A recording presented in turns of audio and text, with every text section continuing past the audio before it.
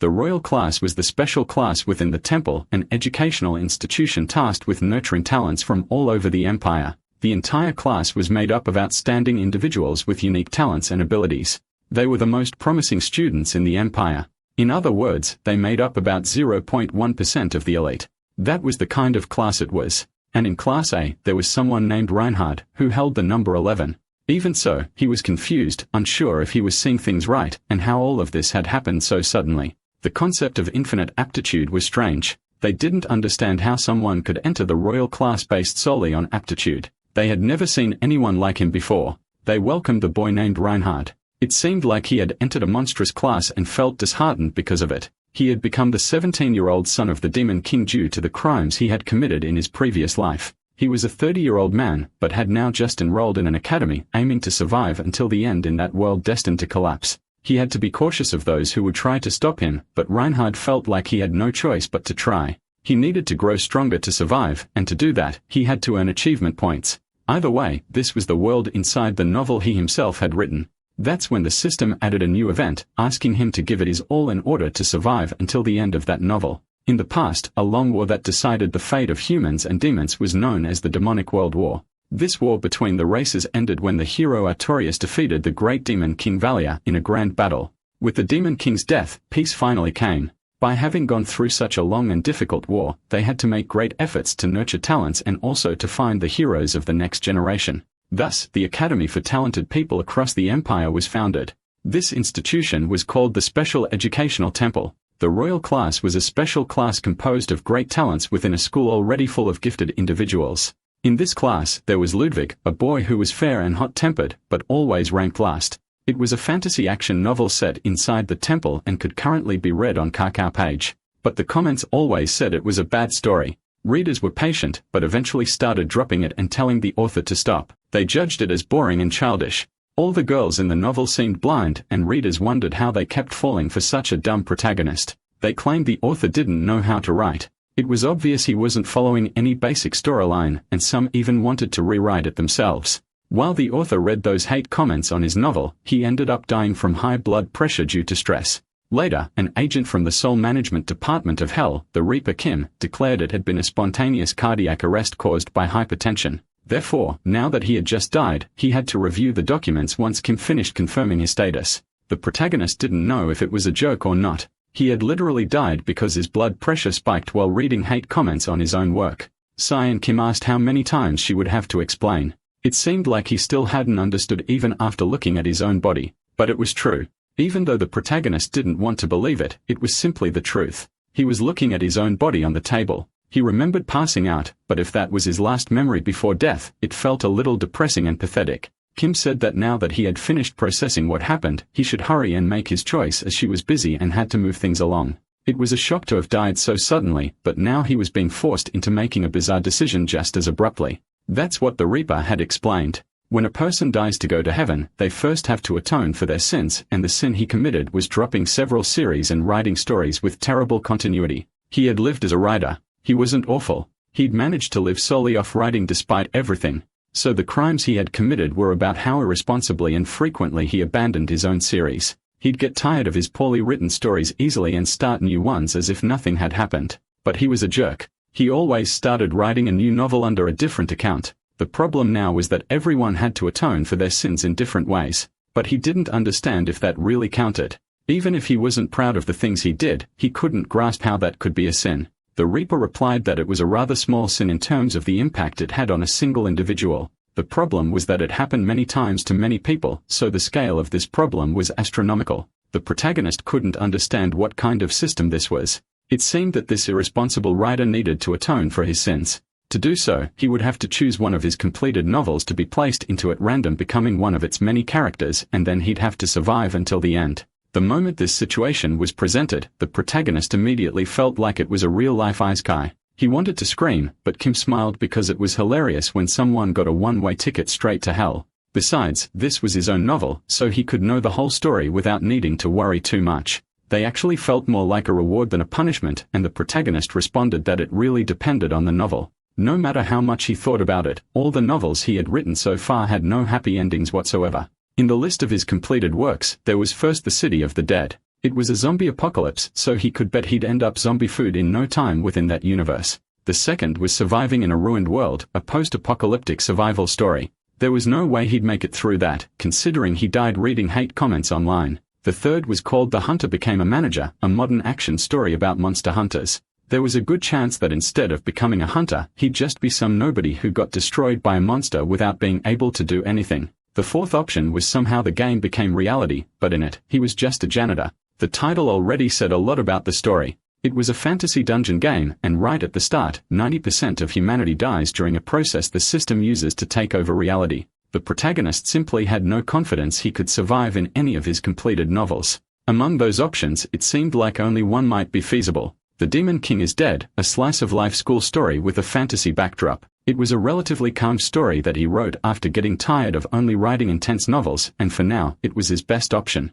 Although he ended up dying because of it, being a slice-of-life story set in a school after a war made it a little better. It was the one with the lowest chances of him dying, a novel where the final boss dies right at the beginning and was made to tell what happened afterward. That was definitely the best option because since it would be random, he didn't even need to be the protagonist to live a decent life. He'd be lucky if he ended up as just one of the students at the school. Even so, he wondered why that novel felt bad. He remembered it was because something happened halfway through, and that's when Kim interrupted, saying that if he took too long, she'd choose for him. She especially liked the City of the Dead, and the protagonist immediately begged for The Demon King is Dead. Kim sighed and agreed that they could go with that choice, then wished him good luck, which confused him all of a sudden. She simply clapped her hands and the whole setting changed. But when he saw his own appearance, the protagonist suddenly looked completely different. He was in his room right now and wondered what kind of luxurious room this was, noticing there were also horns on his head. Besides that, he was wearing fancy clothes. It was kind of shocking that he was really inside his own novel. He wished he could talk to the Reaper even if he'd just been thrown in without any explanation.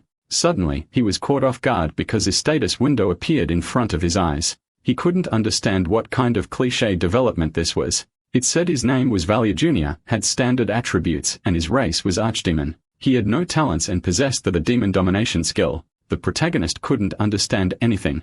It seemed like he was a low-level demon king. The novel's title was The Demon King is Dead, and yet he was a demon king. It felt like something had happened that he didn't even expect, but it wasn't even possible. The random character he had become wasn't so random after all. Suddenly, he heard a loud noise, and a huge explosion occurred, sending Valia flying far away. It was a massive shock that an explosion had happened right before his eyes, and the system began a prolonged event called destruction. The defeat of the demon army was imminent, and he had no power at all, but he had to give it his all in order to survive. Valia's mission was to escape from the Demon King's castle, and if he could manage that, he would earn a total of 100 points. After that scene, out of nowhere, a body appeared in front of the protagonist, and he noticed that several monsters were dying around him. To summarize the events, he ended up inside the novel. The Demon King was dead exactly as planned, and as a result of the random character selection, he arrived in this place. Right in the middle of the collapsing demon realm, as a character who had never even appeared in the novel, 17 years old and with no combat skills. He ended up becoming the son of the Demon King, the same Demon King who was killed at the beginning of the story. It was Valia Jr., the prince of the crumbling demon kingdom. Valia ran as the castle collapsed, calling that damned Reaper a huge scammer for deceiving him. Even though Kaiman said he would become a random character inside the novel and might even get a reward for it, he still didn't understand why he had to be the Demon King's son, and the reason why the castle was collapsing was pretty obvious. The Demon King and the hero were in the middle of their final battle. That was the prologue scene he had written himself in a novel called The Demon King is Dead. In the novel, both the Demon King and the hero died, and the war ended with the humans' victory. And now he was the Demon Prince Valia, which meant that the moment he got captured, he would certainly be killed. While running, he paused for a moment because he needed to think about it and wondered how he could survive in such a horrifying situation. There had been a system window next to him for a while now, something he had never added in his novel. But according to the cliché status screen of that world, he was now Valia Jr. and had those attributes available. The protagonist didn't know the exact standard, but there was no way he could consider the available stats to be high. Being the final boss as the Demon King would have been much better. He could have fled or tried to make a deal. Anything would have been better than the current situation. Valia had no special abilities that could help him survive or escape. The only useful thing was the fact that he could understand the language of this world. So his only remaining option now was to escape. He hoped he could find something useful inside the storage room he reached. The protagonist entered hoping to find something helpful, but it was shocking that there was only junk inside that warehouse. That's why they were losing to the Imperial army. There was nothing in there that could be of use. While searching, Valia suddenly found a book of magic scrolls. In the novel, he had written it so that even someone who couldn't use magic could activate them just by opening the scroll. He opened the book and checked. The things he was looking for should be in there somewhere. While searching, he ended up finding a teleportation scroll, a movement spell that transports the user to a specific location. The magic scroll had teleport inscribed on it, but at the rate the castle was being destroyed, he would end up buried in the ruins. First, Valia had to try to get as far away as possible, so he attempted to use the teleport to get out of there. But he ended up still in the same place and wondered why it wasn't working yet. Due to a magic movement barrier, the system notified him that the spell he tried to cast had been immediately cancelled. Valia realized he was completely screwed in this situation. He didn't even have time to search for other ways to escape. He wondered if he should try begging for them to spare his life. That's when he suddenly found another spell in the book called camouflage. Camouflage was something the user could use to change their appearance and disguise themselves as something else. The protagonist didn't know if disguising himself as a human would actually work, but he would try anything he could. He still had doubts about whether it would succeed. Nevertheless, Valia Jr.'s escape plan from the Demon King's castle had begun. The first thing he had to do was disguise himself as a human with a camouflage spell, infiltrate the human prison, and be rescued by the Imperial army along with the other prisoners. Later on, he could find an opportunity to escape, and his survival mission would be a great success. The best way for Valia to survive in this situation was to be rescued by the Imperial army. So he entered the prison cells after using the disguise spell. However, he didn't understand why it was so quiet inside. He wondered if he had entered the wrong place. That was when he stopped and noticed a horrible smell. It was the smell of blood, and he felt like he had just stepped on something while walking. That's when he realized it was his severed hand, and he fell back screaming. He had come into contact with a dead person's blood. The protagonist froze at the sight of that horrific scene. For some reason, all the prisoners were dead. He had never written anything like this in his novel. It was supposed to be a simple romantic comedy, and he wondered if he should just run away again. But Valia didn't even know what he could do after escaping. He had to do something. That's when he noticed someone was there. It had to be a survivor.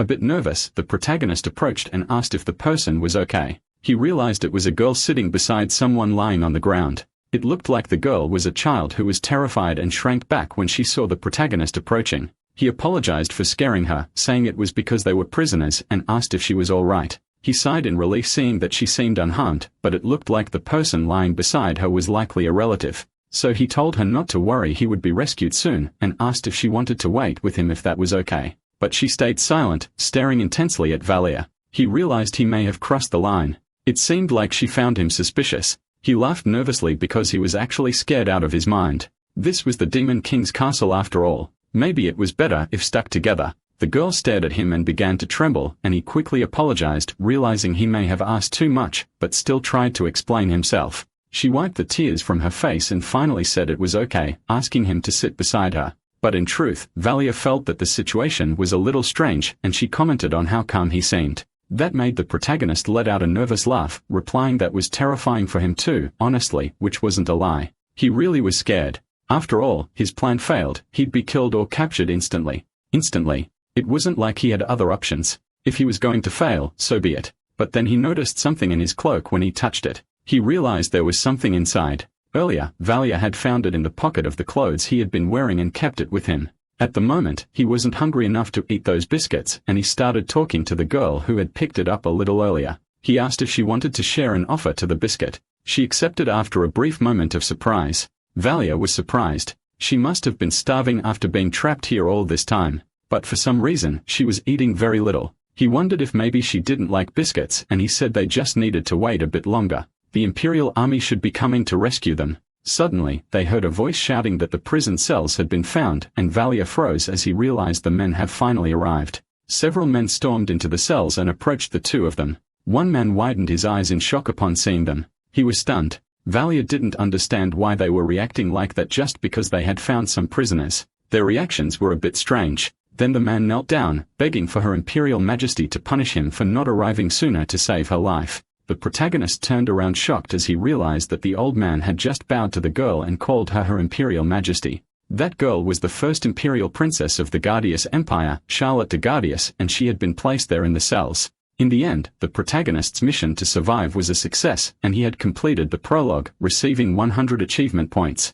Later, at the military base of the Imperial Army, several soldiers were injured. Fortunately, being rescued alongside Princess Charlotte, who had been with him, turned out to be a good thing. But the situation was tricky. Charlotte began eating a whole plate of food, and he had been rescued by a nobleman alongside the princess, who happened to be with him. But in the end, he was still a demon deceiving others with a low-rank spell called camouflage. If, by any chance, the princess's mage claimed they might have been cursed by demonic magic and used a spell on them, that would be the end. Moreover, Charlotte had asked her men to take care of Valia first because he was her savior. The princess was taking care of him far too well. In short, they were paying way too much attention to him for him to sneak away unnoticed. And there was one more thing. Charlotte de Gardia is the girl in front of him was a character who never appeared in his original novel. He had never written about her before, and during their meal, a man approached, apologizing for the interruption. Since they were at a military base, this was the best they could prepare for Charlotte to eat. She smiled and thanked Lance for the hospitality.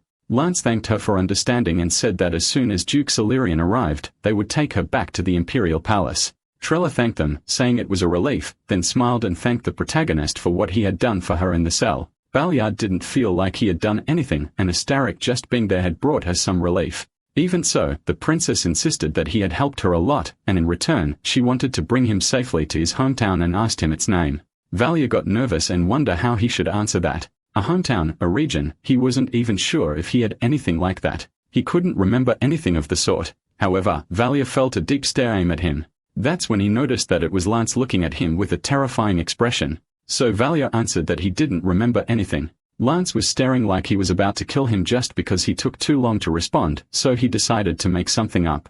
She was shocked and began to cry, and Valia wondered how the princess could believe that, asking himself if she was too innocent or just an idiot. To say something like that, Charlotte imagined that he must have gone through many hardships while imprisoned, making Valia sigh in relief because she was so naive. Wiping her tears, Charlotte declared that he no longer needed to worry about it. She swore in her name that she would help him recover his memories. He bowed and thanked the princess, and Lance was surprised that Charlotte had made such a promise. But she was determined to keep it. She couldn't go back on her word and asked if they planned to let her become a liar. Lance stammered in denial, and even though Valia felt like a liar, he was grateful for her intentions, even if it was impossible to keep that promise. That was because Charlotte would die. In the original novel, there was no description of the Demon King's castle prison conditions. A backstory he didn't know must have been automatically generated for the structure and realism of this world. If the princess's existence was one of those elements of realism, then Valia couldn't predict her future. He had never written her story to begin with. But knowing Berthas, the prince he had written, he would never let competitors live if they stood in his way to the throne. That innocent girl probably didn't even know her own fate. Even her life was on the line, and Valia wondered what he could do for her being so weak. In truth, the princess dying and him escaping the danger would be more fitting, but he would become a real bastard for that. The protagonist wondered what kind of thoughts those were. A child's life was at risk right now. He wished he could tell her that her life was in danger. If he could push her away by doing that, she might be able to help if something unexpected happened. Sighing, Charlotte said she felt indigestion from eating too much and asked Lance to call a doctor for her. Lance stammered that he still had to ensure her safety, but the princess asked if there was any reason to be in danger now that the Demon King was dead. Finally, Lance agreed with her and decided to leave to call a doctor, which made her thank him for his concern. Then Charlotte turned serious and began with an apology, which left Valia completely confused. She looked like a completely different person now, especially because Charlotte stated that it was her fault he was going to die. She couldn't share details about the Imperial family, but there was a high probability that she would be assassinated in the near future if things continued like this. The one responsible would be her half-brother, Bertus de Guardias. Most people on this base were probably his allies. And the fact they were keeping her there without letting her leave meant they had no intention of sending a message saying she had been rescued. Thinking back, Valia realized that Charlotte had been covered in a thick cloak when she was rescued. People likely didn't know there have been any survivors among the prisoners in the Demon King's castle. She knew they were probably waiting for orders to get rid of her quickly. They might poison her and claim they found her dead in the Demon King's castle. If Charlotte died like that, they wouldn't let the protagonist escape. He'll be quietly killed to eliminate the evidence along with her. Valia stammered and asking if they should try asking the knights for help, but she replied that it would be useless. There was no one she could trust, and the protagonist wondered if that included Lance too, who was a complete checkmate. However, Charlotte assured him he didn't need to worry. After all, she had sworn on her name that she would help him recover his memories. Then she said they needed to escape from there. She intended to draw their attention, and Valia felt that they really didn't have much time. The protagonist ended up agreeing with her idea and ran off to carry out the plan. Even so, we suddenly received a major task from the princess, and Valia was surprised to find out she actually planned to escape. Charlotte said there was only one way to get out of there alive, and he asked how that could be possible. She replied that they had to bring Sir Francis there, and Valia asked who exactly that was. She apologized, realizing she should have explained more. Charlotte asked if the protagonist remembered the knight who saved them from the Demon King's castle earlier. Valia realized she meant that scary guy from before, and she explained that William Francos was one of the few people from the neutral faction. He was loyal only to the Imperial family itself, and Valia understood that he must be someone trustworthy. If he had been on the prince's side, then both of them would have been dead in the Demon King's castle from the start. But Francis saved them anyway, which meant he was an excellent knight with strong loyalty to the Imperial family. Valia thought that if someone truly neutral supported Charlotte, then he might have a chance to survive as well. With that, the protagonist decided to follow her words, and the princess thanked him for believing in her since now they could return safely together. Then she suggested they could escape even with a tight security, and he asked how they were supposed to do that. She began explaining the plan. First, she would become the decoy, and Valia was worried because that sounded dangerous. She said it was, but she'd be fine at least until someone arrived who could decide her fate. So he had to hurry. Charlotte held his hands since they didn't have much time, and Valia could feel her hands trembling. Given the situation, he agreed. He had no choice but to cooperate with the Imperial princess, and so she walked out of the tent in front of the guards. They told her it was dangerous and that she should stay inside the tent, but Charlotte said she wanted to see the barracks. That was a bit troublesome for them, but the princess insisted. She was the Imperial princess and wanted to see the barracks. They had no authority to stop her. They kept insisting they couldn't allow it. Their duty as knights was to keep her safe, but Charlotte kept buying time. Valia managed to slip out of the tent unnoticed, but he wondered where Francis had gone while searching around the base. Suddenly, a man approached and asked what he was doing. The protagonist replied that he wanted to speak with Francis. The knight said that Francis had just left for the Demon King's castle and asked what business Valia had with him. Valia froze when he heard that the plan was ruined now that Francis had gone that far away. The man explained that it was something Lance had requested. So Francis had gone to take care of the remnants at the Demon King's castle, and the protagonist immediately understood Lance's intentions. He was the knight on the princess's side. It was possible he had foreseen the plan and made his move first. So now, there was only one option left. The knight asked again what Valia wanted with Francis. If he didn't answer, he report him, and the protagonist stammered because it was an emergency, catching the man off guard. He stuttered, explaining that Francis was in danger. Valia wasn't going to let this man stop him over something like that. The knight exclaimed that they had to rescue Francis immediately, or at least that's what Valia hoped he would say. Instead, the man asked what the protagonist was talking about. Valia thought it would be too convenient if he believed him just like Charlotte had. Slowly, Valia answered that he didn't know all the details, but something involving Francis and Her Imperial Highness was happening. For the safety of Charlotte and Francis, they have to bring him back right away. Though, clearly, someone like him had no reason to be trusted. But the man said he believed Valia, which shocked him, and added that he was saying he believed in a nobody like him. The protagonist stammered, asking if he'd really do that. He knew he shouldn't be saying this, especially since he hadn't given any reason to be trusted. The knight laughed, saying it was true. But if he had to give a reason, maybe it was because Valia was so desperate that any stranger could see it. Valia got nervous hearing that, but the man said he understood. Part of it was just intuition, telling him it was true. He also thought Francis might have predicted something like this. When he told them to stay on alert, he said someone might show up. Valia was surprised and wondered if Francis had known about this the entire time. He'd always known what could happen to the princess. Even so, the protagonist questioned why he had left and gone to the Demon King's castle. Instead, he should have stayed by her side to protect her. The knight then said they should get going and asked if he had ever ridden a horse before. Valerie replied that he had never ridden a horse, but the man answered there was nothing to worry about. His steed was excellent. With that, he turned around and asked him to follow. They could leave once he found his course. Valia had no choice but to ask Francis directly. The man finally introduced himself as Darius, and the two walked off, unaware that Lance was secretly watching everything.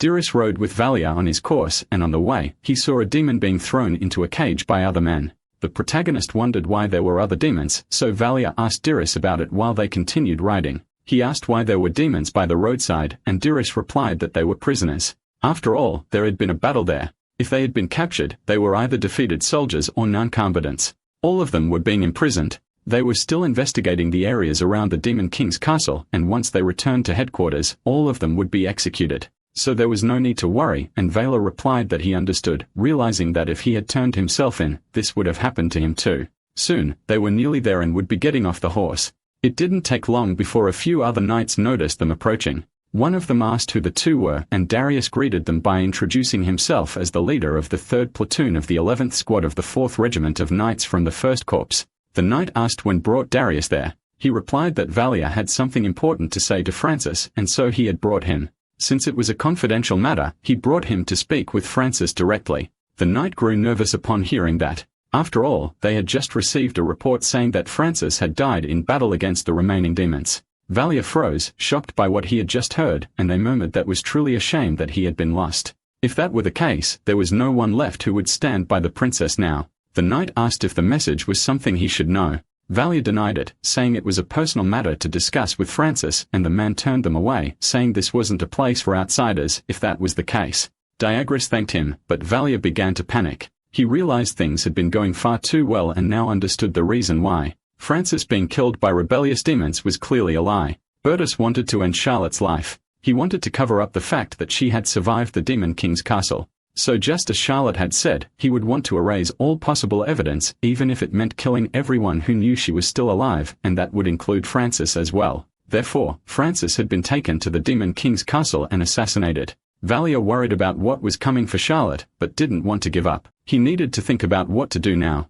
That's when Darius told him that this time he needed to tell the whole truth. The real reason he had said Francis was in danger, and the princess as well, made the protagonist fall silent, hesitating. He wondered if he could trust Darius. According to Charlotte, most of the military was on Prince Bertus' side. So he didn't know if Bertus' influence had already reached a lower-ranking officer like Darius, but he had no one else to trust. After that, Valia ended up confessing the truth from when he was imprisoned with the princess and how Francis had saved them. Darius reflected on what he heard, responding that if things were really as Valia said, then Francis had been killed by knights rather than in battle against demons. Valia agreed. He believed there was a high chance that was what happened. Darius then asked if he intended to save the princess. If that was the case, then it was all right. Darius declared that he also intended to save the princess's life, and Valia was quite surprised. The man said he was part of France's group, so it made sense that he would join forces and trust the protagonist to keep Charlotte safe. If Darius said so, Valia felt relieved. He still couldn't trust him completely, but at least he might get some help to escape. But Darius said it didn't make sense for them to be there at the Demon King's castle. They should go back to save the princess. From the outside, the protagonist finally had the opportunity to see the Demon King's castle. However, Valia asked Darius to wait because he had a good plan, and so they entered the castle again. The knight said that the idea of searching the demon's supplies for items that could help them escape was actually smart. But he noted that when they reached the room, it had clearly been a while since someone had been there, and Valia tried not to look too guilty since he was the one who had checked the room earlier. Even so, there had to be something useful if they took a good look. Darius replied that the demons must have looted the place after the Demon King died. Anyway, all demons were damned, selfish, and disgusting, and the protagonist tried not to react to the comment after everything. Setting aside the fact that he was the one who had stolen the stuff, Valia suggested they should take a look around. That's when he found something, and Darius was surprised that he found something useful so quickly. The protagonist tried to act casual since he had already seen everything before, and they realized it was a teleportation scroll. Darius noticed it was one that used demon magic. Valores said they should grab as many scrolls as they could in case they came in handy. He also laughed, pretending it was just coincidence, as he found a book full of scrolls. If they put them there, it'd be easier to grab them when needed. Darius thought about how she had heard Valia was a prisoner, but even so, she wondered how he knew where the scrolls were. Soon, they managed to gather everything, and Darius said they should hurry back in time. She asked if Valia could remember the way they came, and while the protagonist was pointing it out, suddenly the knight told him to be quiet and led him in another direction. Valia was confused, but then Darius whispered that there were others nearby. Knights had entered the supply room. They were talking among themselves, saying they saw the other two entering the castle, rats hiding inside the Demon King's castle. These were knights of the Silurian Duchy. Darius whispered that things were really getting complicated. That was Bertus' maternal family and one of the strongest noble families in the empire. They wanted to put Bertus on the throne. Because of that, most knights from the Silurian Duchy weren't common-born knights. In fact, all of them were high-ranking knights with noble status. That's how the protagonist had written it. Bertus killing Francis for not obeying him was likely part of all this too. If they tried to escape in that spacious castle, it would become a problem. The knights didn't think they needed to worry since they find the two hiding soon enough. Valeria wondered if they really would find them so quickly and how that was even possible. Then one night's eye began to glow. The man confirmed their location, stating they were behind a stone statue. You could hear their breathing from there. Valia was shocked that they could even be heard, and the men raised their voices, saying they knew they were hiding. One of them drew his sword and said it'd be better if they just came out obediently. And so Valia and Darius emerged from hiding with no other choice. The knight muttered that the princess was truly pitiful, dragging innocent people to die with her. Darius shouted that he was a bastard, asking if he couldn't even see how disgraceful he was trying to kill the princess. But to the man, it didn't matter what some unknown brat like him said. He didn't feel good about killing a young civilian, but it was all for the sake of the Empire's future, and Darius told the protagonist to stay back. Valia grew tense. He had gone through so much just to escape the Demon King's castle. And now that he was back, it seemed like he was going to die. To die again like this, it hadn't even been a full day since he lost his life due to high blood pressure. Suddenly, the protagonist turned and noticed there was a gargoyle statue beside him. In manga and games, they started moving at moments like this. And that was exactly what happened. The soldiers froze as the gargoyles suddenly started moving. The commander of the knights was defeated by the gargoyle as it suddenly lunged at them. Valia wondered how that happened. He had only thought that maybe it could move, but he didn't understand what triggered it. Darius didn't know what happened either, but this was their chance to win, and she grabbed Valia's wrist so they could run. While the gargoyle handled the soldiers, the two of them ran and took advantage of the opening to survive. They got a horse and began rushing away. Darius asked why the gargoyle moved, and Valia said he didn't know either. But, obviously, it was a lie because the protagonist remembered the status window he saw after arriving in this world. And in it, there was a skill called D-rank demon domination, perhaps because he was the Demon King's son. He was certain he had awakened the gargoyle unconsciously using the D-rank demon domination skill. He just hoped Darius wouldn't suspect anything, but Darius said it was a good thing since they managed to escape safely. Still, Valia was worried because they had almost died when suddenly, Darius noticed a new problem. The other soldiers were already chasing after them on horseback at full speed, trying to catch up. The soldiers shouted that they needed to hurry before Darius and Valia could escape the forest, and things got complicated. There were so many men that Valia told Darius to grab his waist. Darius didn't understand what the protagonist was thinking of doing. The protagonist mentally begged for something decent to appear because he didn't want to die there now. That's when he stopped and saw something important, so Valia used the scroll from the book to cast acceleration, refusing to let things end like this. First, he used acceleration to increase the speed of their horse and create a good distance from the enemies chasing them. With that, they managed to widen the gap thanks to the magic, and Darius sighed, barely believing Valia could know such a spell. Because of that, the soldiers couldn't catch up, but then he choked mid-breath because an arrow flew right past his nose. Now they were using the distance to shoot at them while they were running. Darius said they weren't going to go easy on them. Valia needed to use something better to deal with Solarian's knights. The protagonist chose something that caught Darius off guard. He said that spell wouldn't work on knights trained and galloping. He thought it was completely useless. Valia knew that well. It was because of the traits he himself had written for them. It would have been ridiculous for knights to die from just one spell. He had written a galloping class at the temple, so Valia had no intention of using that spell in the knights. He couldn't believe that a trait he had given to his characters was now causing such a huge problem for him. Instead, the protagonist used an illusion spell on the horses. Fortunately, only the knights were trained against illusions, not their mounts. The soldiers couldn't understand why their horses had suddenly stopped running, and it wasn't just the horses themselves. Valia was glad to see that it worked because the horses were struggling to move and start running again. Next was the charm spell. He kept using different spells against the horses to make them stop chasing them. He only had 2 spells left, but when he looked for the mind control one, he realized the race was over. Darius said their horse was exhausted. At that pace, Solarian's knights would catch up to them soon. Valia wondered what he should do.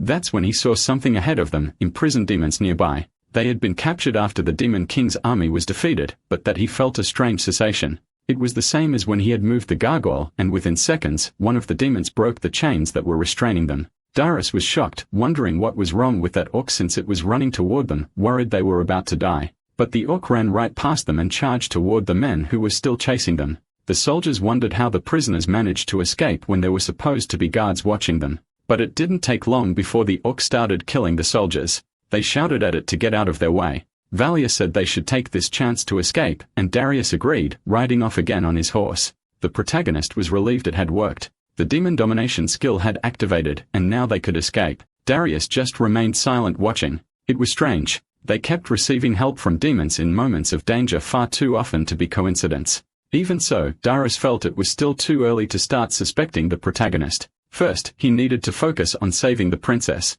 Soon, the two of them arrived at the military base, and Dyrus introduced himself, saying he needed to report at Charlotte's tent. The soldier asked for his affiliation and questioned how a mere lieutenant dared to ask to see the Imperial princess. With Dyrus remaining silent, the soldier asked if he really thought he would let him enter with that boy. He let it slide this time but told them to leave. At that, Dyrus said it was time for Plan B and immediately drew his sword against the soldier to force him out of the way. Other soldiers approached, asking what was going on, and Dyrus complained because they had ended up getting caught. Even so, he let Valia go ahead so he could save the Imperial princess, and the protagonist entered the tent just in time to see two men standing with her. They questioned who he was, making it clear that they were told not to let anyone else inside. Trella was surprised, but Valia shouted for her to close her eyes, using a flash spell to blind the two men. Then he asked the princess to follow him, grabbing her hand and using his mass teleportation to escape to the Imperial capital, Guardian. A great light burst out, and Valia completed the prologue sequence, earning the advanced special trait Historical Turning Point. An important character who wasn't alive in the original timeline, Charlotte de Gardaes, had survived, and the future was drastically changed because of that, thus ending the prologue. The Imperial capital Guardian was the place where the main story of the Demon King is Dead took place. Guardian had been modeled after Seoul, the place where the protagonist was born. Charlotte and Valia arrived there after successfully teleporting. Since he was the one who had written every detail about this place and it resembled Seoul, he thought he'd feel emotional upon arriving. But he couldn't have been more wrong. There was no way he could have written about such a massive place with so many details. The protagonist wondered how anyone could write a city that big. Then Valia calmed down, realizing he couldn't get lost in writer mode and needed to focus more on the Imperial princess. Trellette asked if this was really the Imperial capital, even though they had just been inside the Demon Roan's encampment. It seemed she was confused about the sudden teleportation destination, and the protagonist decided he should explain when it happened. Valia apologized for bringing her to the capital without a proper explanation, because when he arrived, Francis had already died. Trellette was shocked and asked if they had really made it there just with Valia's power. He denied it, saying that wasn't exactly it. They were helped by someone else. That person was Darius, who had also appeared via teleportation, relieved to see they were safe. Valia was relieved that Darius made it out unharmed, and he said he was fine. But if he'd been delayed even slightly, he would have died. Their plan B was something they created in case they failed to infiltrate due to the strictness of the guards. First, would buy time by drawing attention. Valia would enter the tent and escape first with Charlotte, then he would escape with the remaining teleport scroll. They were lucky there was even one scroll left, or else Darius would have died. Then Charlotte asked who this man was, and Darius bowed, saying he was a lieutenant. It was a great honor to meet her. So he asked to explain all the events that had happened up to now. He thoroughly explained everything to Charlotte, from Francis's death and the infiltration of the Demon King's castle to the moment they almost died being chased by the Knights of Solarian. Coincidentally, a gargoyle had stopped the Solarian Knights inside the castle, and one of the demons went into a frenzy and bought time for them to escape. There was also the convenient fact that they reached the Imperial capital thanks to the teleport scroll they had found in the Demon King's castle. Even Valia, if you were in Darius's shoes, would found all those coincidences suspicious after everything. The fact that the protagonist was always at the center of the solution made him seem very suspicious. And from the way Charlotte was speaking at Valia, it was clear she was suspicious of him. It would have been even stranger if she fully trusted him. She had been raised in the hellish environment of Imperial politics. Honestly, that was better. If he stayed near her for too long, his identity would soon be exposed. During their walk, Valia knew this would be his last chance to escape safely, so to be separated from the two of them in the middle of the street. Alone, the protagonist felt he was facing one hell of a dilemma. He had almost died several times already, and even after saving Charlotte, he couldn't receive any reward because he was a demon in disguise. Now he was starving too, but no one would donate even a coin to help with that. If he had known this would happen, he would have written in a convenient trait, like demons being able to sustain themselves using only mana. Suddenly, Valia received a system notification stating that with new traits, demons could now be nourished solely by mana. But that was a trait that required 100,000 achievement points, and the protagonist was extremely surprised. The system congratulated him because he had earned the authority to interfere with the world of the Demon King is Dead. His failed novel had been classified as a profane abomination of alphabet soup, and Valia was both shocked and offended at the same time. It felt like the system was throwing the truth in his face while mocking him just to make fun of him. The system explained that his actions could alter the main story, and additionally, he would receive conquest points as rewards for the events he faced. He could also receive conquest points by completing challenges, so he could check the list of active challenges, which would be updated periodically. The system displayed all the challenges. It started with slapping the Emperor on the cheek, which offered 10,000 points. Another was getting imprisoned in Guardian's jail, which gave 1,200 points. He could then escape from prison for 2,000 points. Then he could pickpocket a knight without getting caught for 100 points or buy a 100 square meters house using only money from begging for 1,000 points. The list was so random that Valia wondered what kind of bizarre and difficult missions these were supposed to be. As a reward for completing the prologue, the special ability to use conquest points was unlocked. The system showed the point spending options. He could use revision to change world traits, give himself talents, or alter elements of the story. There was also preview, which could be used to check how his actions, decisions, or use of revision had altered the timeline. He also received a warning that interfering with major events or with main characters might be impossible or might require a large amount of points. Using the ability in a way that might cause a trait collapse could make it fail to activate. If he wasn't aware of a potential trait collapse and tried to use the ability, there would be a penalty. Valia felt it was getting too complicated as the system went on to explain that traits, once added or pre-existing, could not be removed. The system showed that he could directly interfere with the world's characteristics through the use of conquest points. Important events might be unchangeable or require a large amount of conquest points.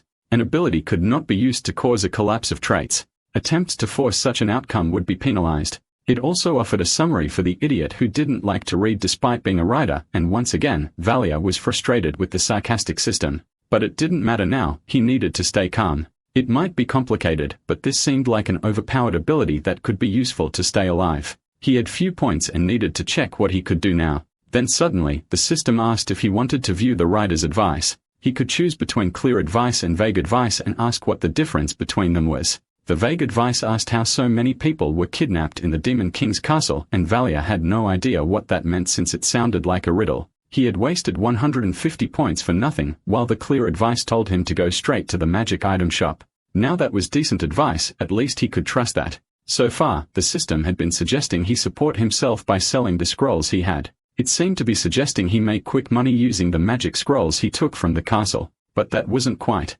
Actually, and Valia headed to the Alagard district, the commercial area, where a man asked who he thought he was trying to fool. Another laughed after seeing the pages of the scroll he offered. Was the first time he saw someone trying a scam like that. Someone else said that if he had that kind of artistic skill, he should go to an art academy instead of wasting time with this. All the vendors thought he was just some crazy kid trying to scam them with fake scrolls. That was strange. The system had told him to go to a magic item shop, but, apparently, it wasn't so he could sell the scrolls. Valerie arrived at a fourth store to try selling a magic scroll, now even hungrier after walking so much. He just wanted to sell it already, and the man asked back if he could perfectly copy that scroll. The protagonist was confused. Judging by the fire symbol, it looked like a fireball scroll. The vendor said he had good drawing skills. Maybe they could split the profits 50-50. Now Valia understood what he was talking about. The man said that if he could bring a copy of it by the next day, he could pay 5 silver coins and even laughed at him. It was obvious the vendor thought the scroll was fake, but Valia agreed to try copying it anyway. Still, 5 silver coins was nothing. He would just try to resell it to someone else instead. He wasn't confident in his drawing skills and wondered what would happen if the buyer tried to use it in an emergency. He didn't want any more guilt on his conscience, but it was strange that people couldn't recognize the scrolls he had taken from the castle. If they couldn't recognize them, Malia could only sell the fireball scroll and end it there even without expecting much. He visited the shop and walked in, asking if anyone was there, but there was no one sitting at the counter to greet him. The shop was a complete mess. It looked like they weren't even open, and Valia didn't notice someone approaching from behind. Soon, he turned around and saw a woman smiling at him, asking if he was a customer, what brought him there, whether he needed a scroll or a potion. He replied that he came to sell a scroll, and she smiled saying it was mean to play tricks like that on adults. Valia grew tensed under her gaze. The girl said she normally didn't buy scrolls, but she couldn't let him walk around with something dangerous, offering 2 gold coins in exchange.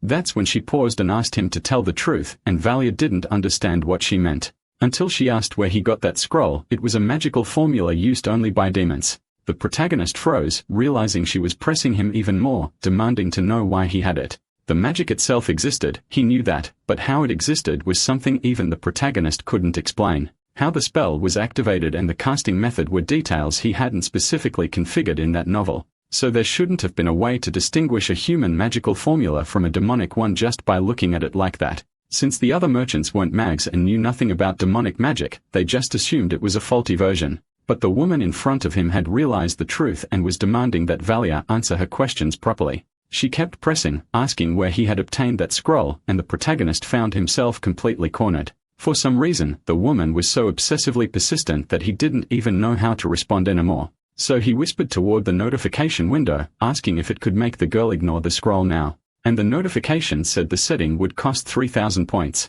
He muttered under his breath that the notification was completely useless. The woman asked what he was doing talking to himself, and Valia wondered if he really needed to tell her everything. So slowly, he began to try to answer, saying he had gotten it from the Demon King's castle. She shouted, asking if he thought that was a valid excuse, demanding the full truth before she hit him. Valia gestured for her to wait, saying he was going to tell everything as it happened, and then he explained a bit of the situation to her. But the girl felt he was lying. If he had rescued the Imperial princess, he should receive an extraordinary reward or an amazing title. Valia said he wasn't lying. There had been a confrontation with the Knights of the Silurian Duchy during the escape. The Imperial Prince, Bertus, might even try to kill him, and she hesitated, feeling like the story seemed a bit too made up. The protagonist sighed. His acting had been flawless. After all, she was a specialist at making up ridiculous stories. Then she smiled and asked if, in the end, the Demon King was dead, whether it was him or the Imperial Princess. It must have been harder for the two of them suffering under him.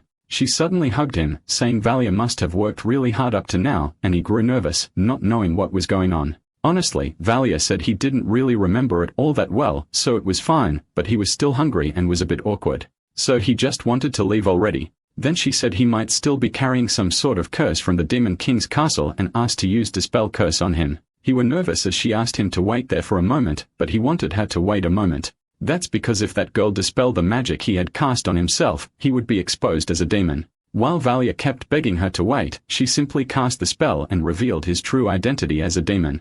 Now he was in serious trouble, and he gave a nervous laugh, asking what had just happened. However, the girl called him Prince and wanted to know if he didn't remember her by any chance, but Valia had no idea who she was. Suddenly, she used a spell in another language, and the protagonist was surprised to realize that she was a vampire. Even so, she kept asking if the protagonist really couldn't remember her. They couldn't just leave things like this. She wanted to start by moving him to another location. If they stayed there, they would end up being discovered by others. They should head to a room on the second floor to continue the conversation, and Valia agreed even without knowing what was going on. In the room, she said he must be hungry, but at least had some snacks to offer, and he thanked her for the offer. The girl continued speaking formally with him and yet ended up being casual even after everything. Then, she apologized for repeating herself, but it really did seem like Valia had lost all of his memories. He replied that aside from the fact that he was a demon prince, he couldn't remember anything else that had happened. And she said that was a good thing. The fact that he had brought that dangerous scroll to her, among so many others, was incredibly lucky.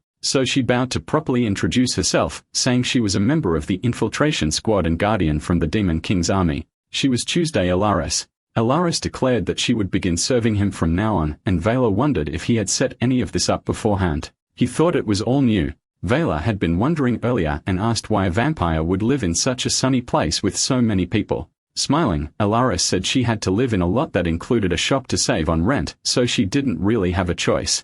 Valia felt sorry for her, but Alaris said there was something else he needed to know. There were more demons there than in the Imperial capital. Now that the protagonist stopped to think about it, she had mentioned before that there was an infiltration squad. One member was active under the false identity of Count Argon Pontius. He was Sarkavar, a doppelganger. Another member had a residence near the Bronze Gate by the Iron River, a werewolf, a demon known as the Mad Dog of Irene. He was the demon who personally kidnapped the Imperial princess. Sarkar was exceptional at transformation magic. Using his face-changing arts, he was able to infiltrate the human world with ease, and Volia realized that he was the one who kidnapped Charlotte. It was better to be very careful around that person, and the protagonist asked more about the one called Mad Dog. She was a woman who led one of the gangs that ruled the underworld of Guardian. Using her excellence in hand-to-hand combat, she had built her own force in a short time. Valia couldn't understand what was up with this group that was supposed to be an infiltration squad. They seemed more like gangsters. Still, he wondered how the Mad Dog of Airing had managed to form such a huge gang with her at the center.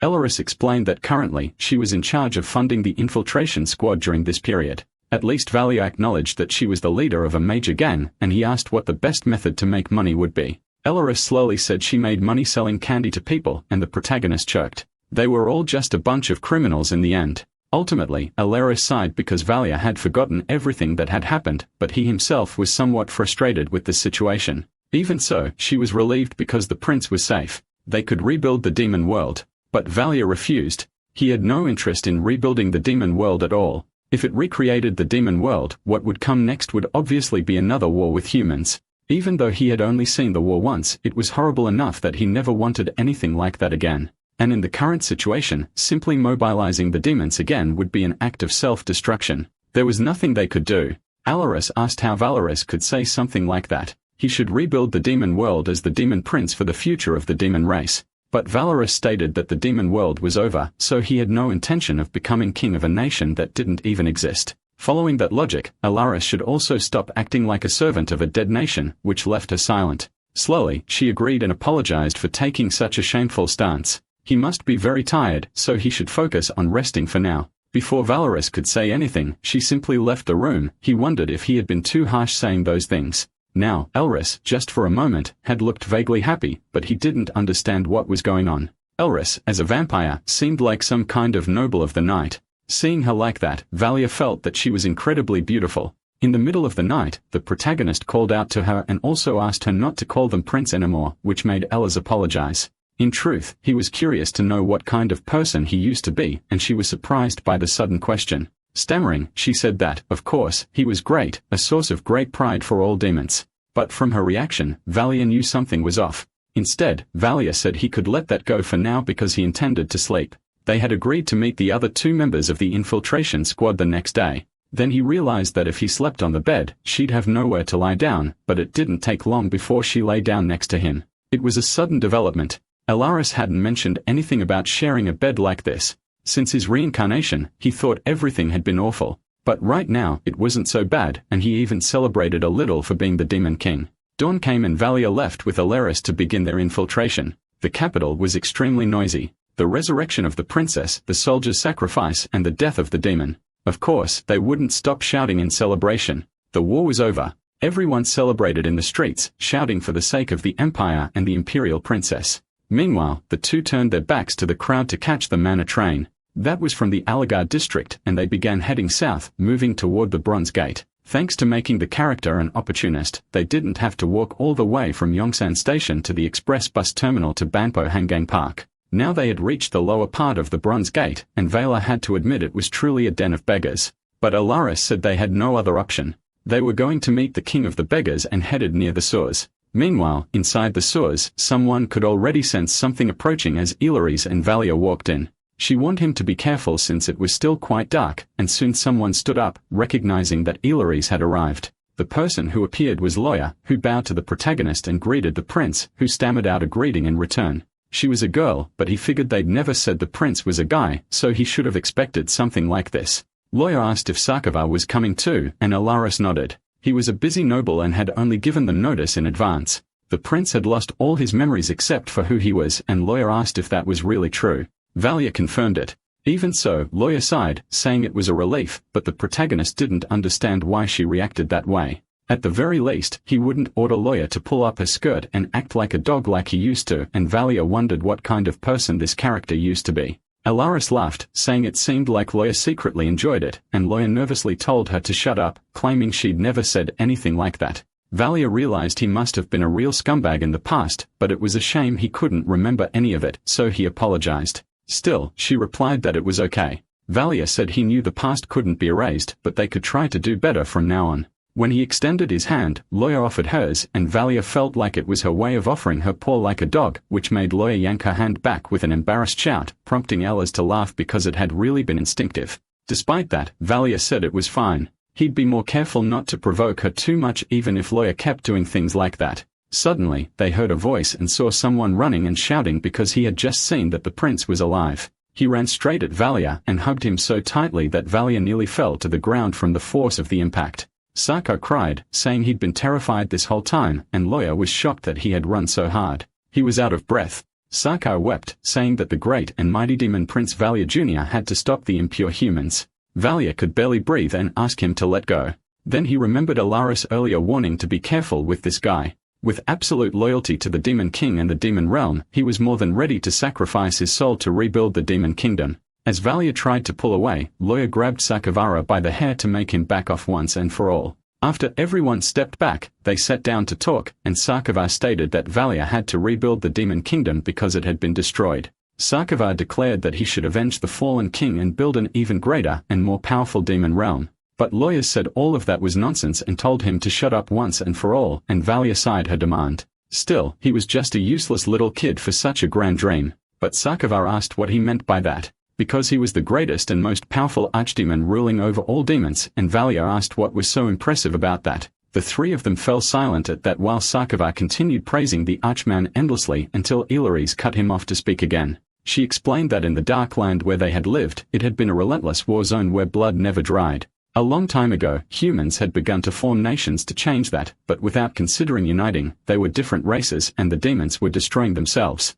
Until the day special demons stopped the Great War and united the Dark Land, this demon interfered with the minds of others. They gave him the title of Ardaman out of respect, and it later became the name of the Demon King species. Valia understood better now and asked what he was supposed to do, wanting to know if they even had a plan for that. For now, Sakai said he should focus on getting stronger, returning to the Demon Realm and gathering all the demons. The protagonist replied that it wasn't the worst plan, but it was way too risky to do that immediately. They were in the heart of enemy territory, the Imperial capital, and he would stay there to learn the culture and customs of humans and also formulate a strategy. Sakavara even cried from emotion.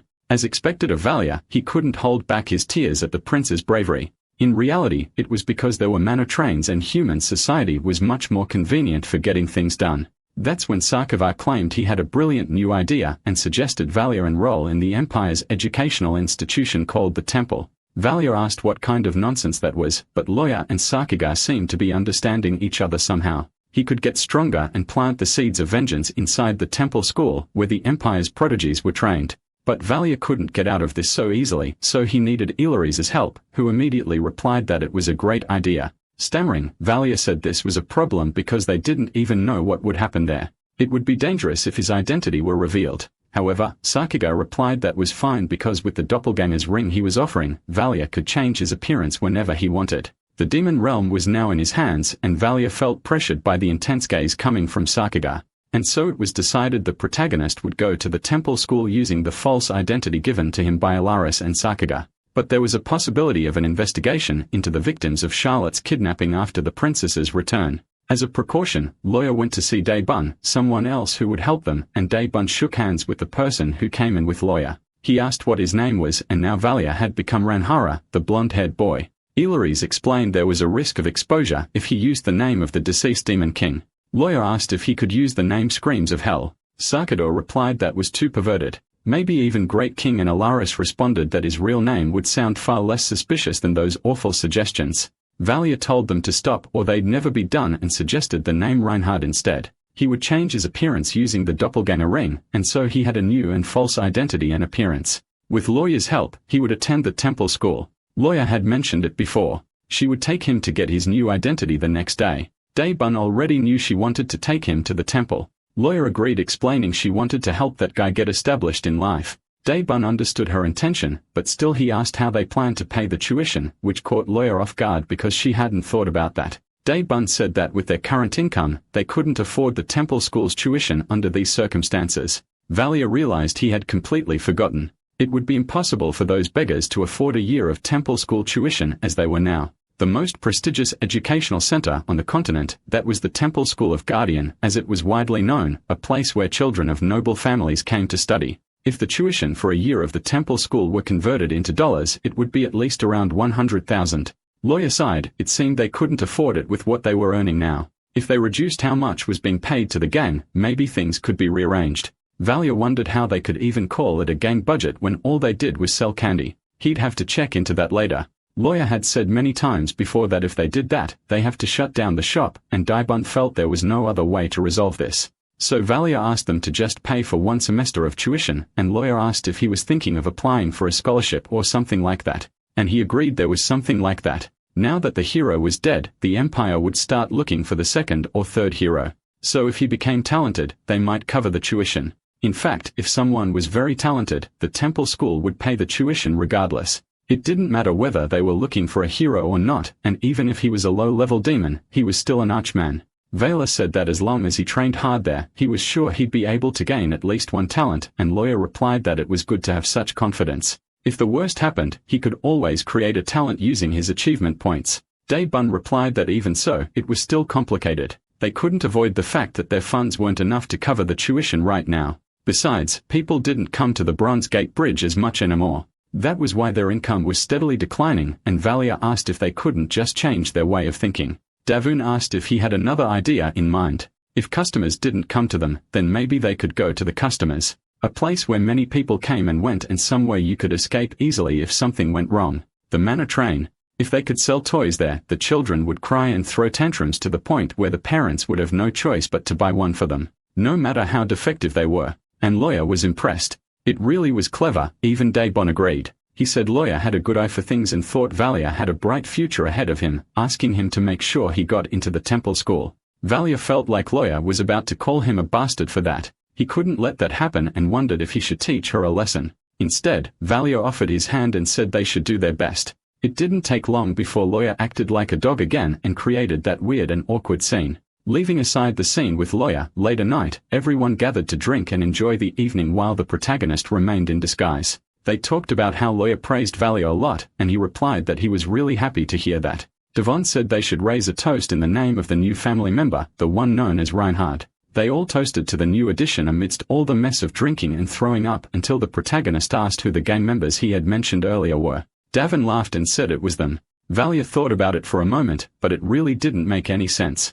Lawyer made money through the large organization she built with pure violence, and thanks to that, she was able to sponsor the Infiltration Squad, a magical item shop, and a noble. They were even able to sustain themselves without worry. It was clear to Valia that Lawyer was hiding something. Laughing Dae-bun pointed to the intersection up ahead where there was a roundabout.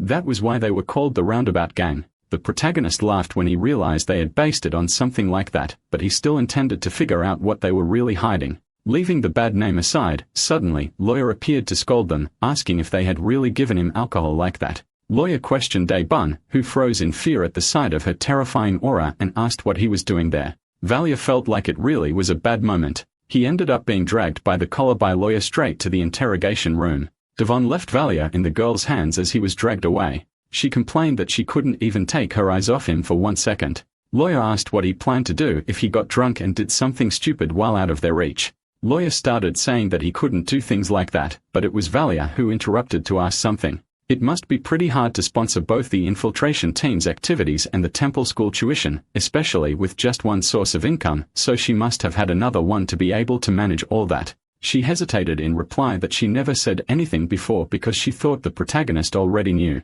It hadn't been her intention to hide it. Even so, Valia asked if she was doing anything that could hurt people, and Lawyer said no, but admitted it could happen sometimes. To be honest, selling candy was just a front for the group. The gang helped Guardians Thieves Guild collect information while disguised as beggars. Valia felt that they were like a fantasy version of the Beggars Guild from the Hao clan in a way. It was almost funny if it weren't so strange. Lawyer said that if he commanded her, she could tell him everything, but she didn't think he needed to know much about that matter. He could just forget all of this after entering the temple school. After all, if Valia managed to earn a talent and get a scholarship, it would be for the best. He wouldn't have to get involved with the Rotary Gang's money anymore. There was nothing left to do but go to sleep without asking anything else. All because Lawyer didn't seem like she was going to say anything more, and the next day, they still had to go to the administrative office of the Imperial capital with Demon. Getting an ID was even easier than Valer expected. Demon smiled because he had business there, and obviously it would be easy. So while they were in the city, Valia noticed the temple school enrollment office. Demon said that every time he came there, it looked bigger than before. It was impressive because there were still only rich people trying to send their children to the temple school, but that wasn't exactly it. Valia replied that this must be the counseling office. If you took the test there and they confirmed you had exceptional talent, you could enter without paying. Demon realized that was where they evaluated talents, but Valia still knew they needed to go to the other side, so they headed in another direction. They followed along as numbers were being called, and when their number came up, Valia and Daboon went to the reception. The receptionist asked if they knew that this was the enrollment window, and Daboon got nervous trying to respond. Valia said he was there to pay his tuition and enter the school, and she sighed at his words. There were always people like them who thought they could enter the school for just one semester. Valia asked if that wasn't allowed, and the receptionist laughed. Normally, when that happened, the children who entered the school tried to borrow money from other kids. To prevent that kind of situation, they didn't allow students to register with just a semester's worth of tuition. Valia sighed, realizing he hadn't counted on that, and finally said they should leave if that was the case.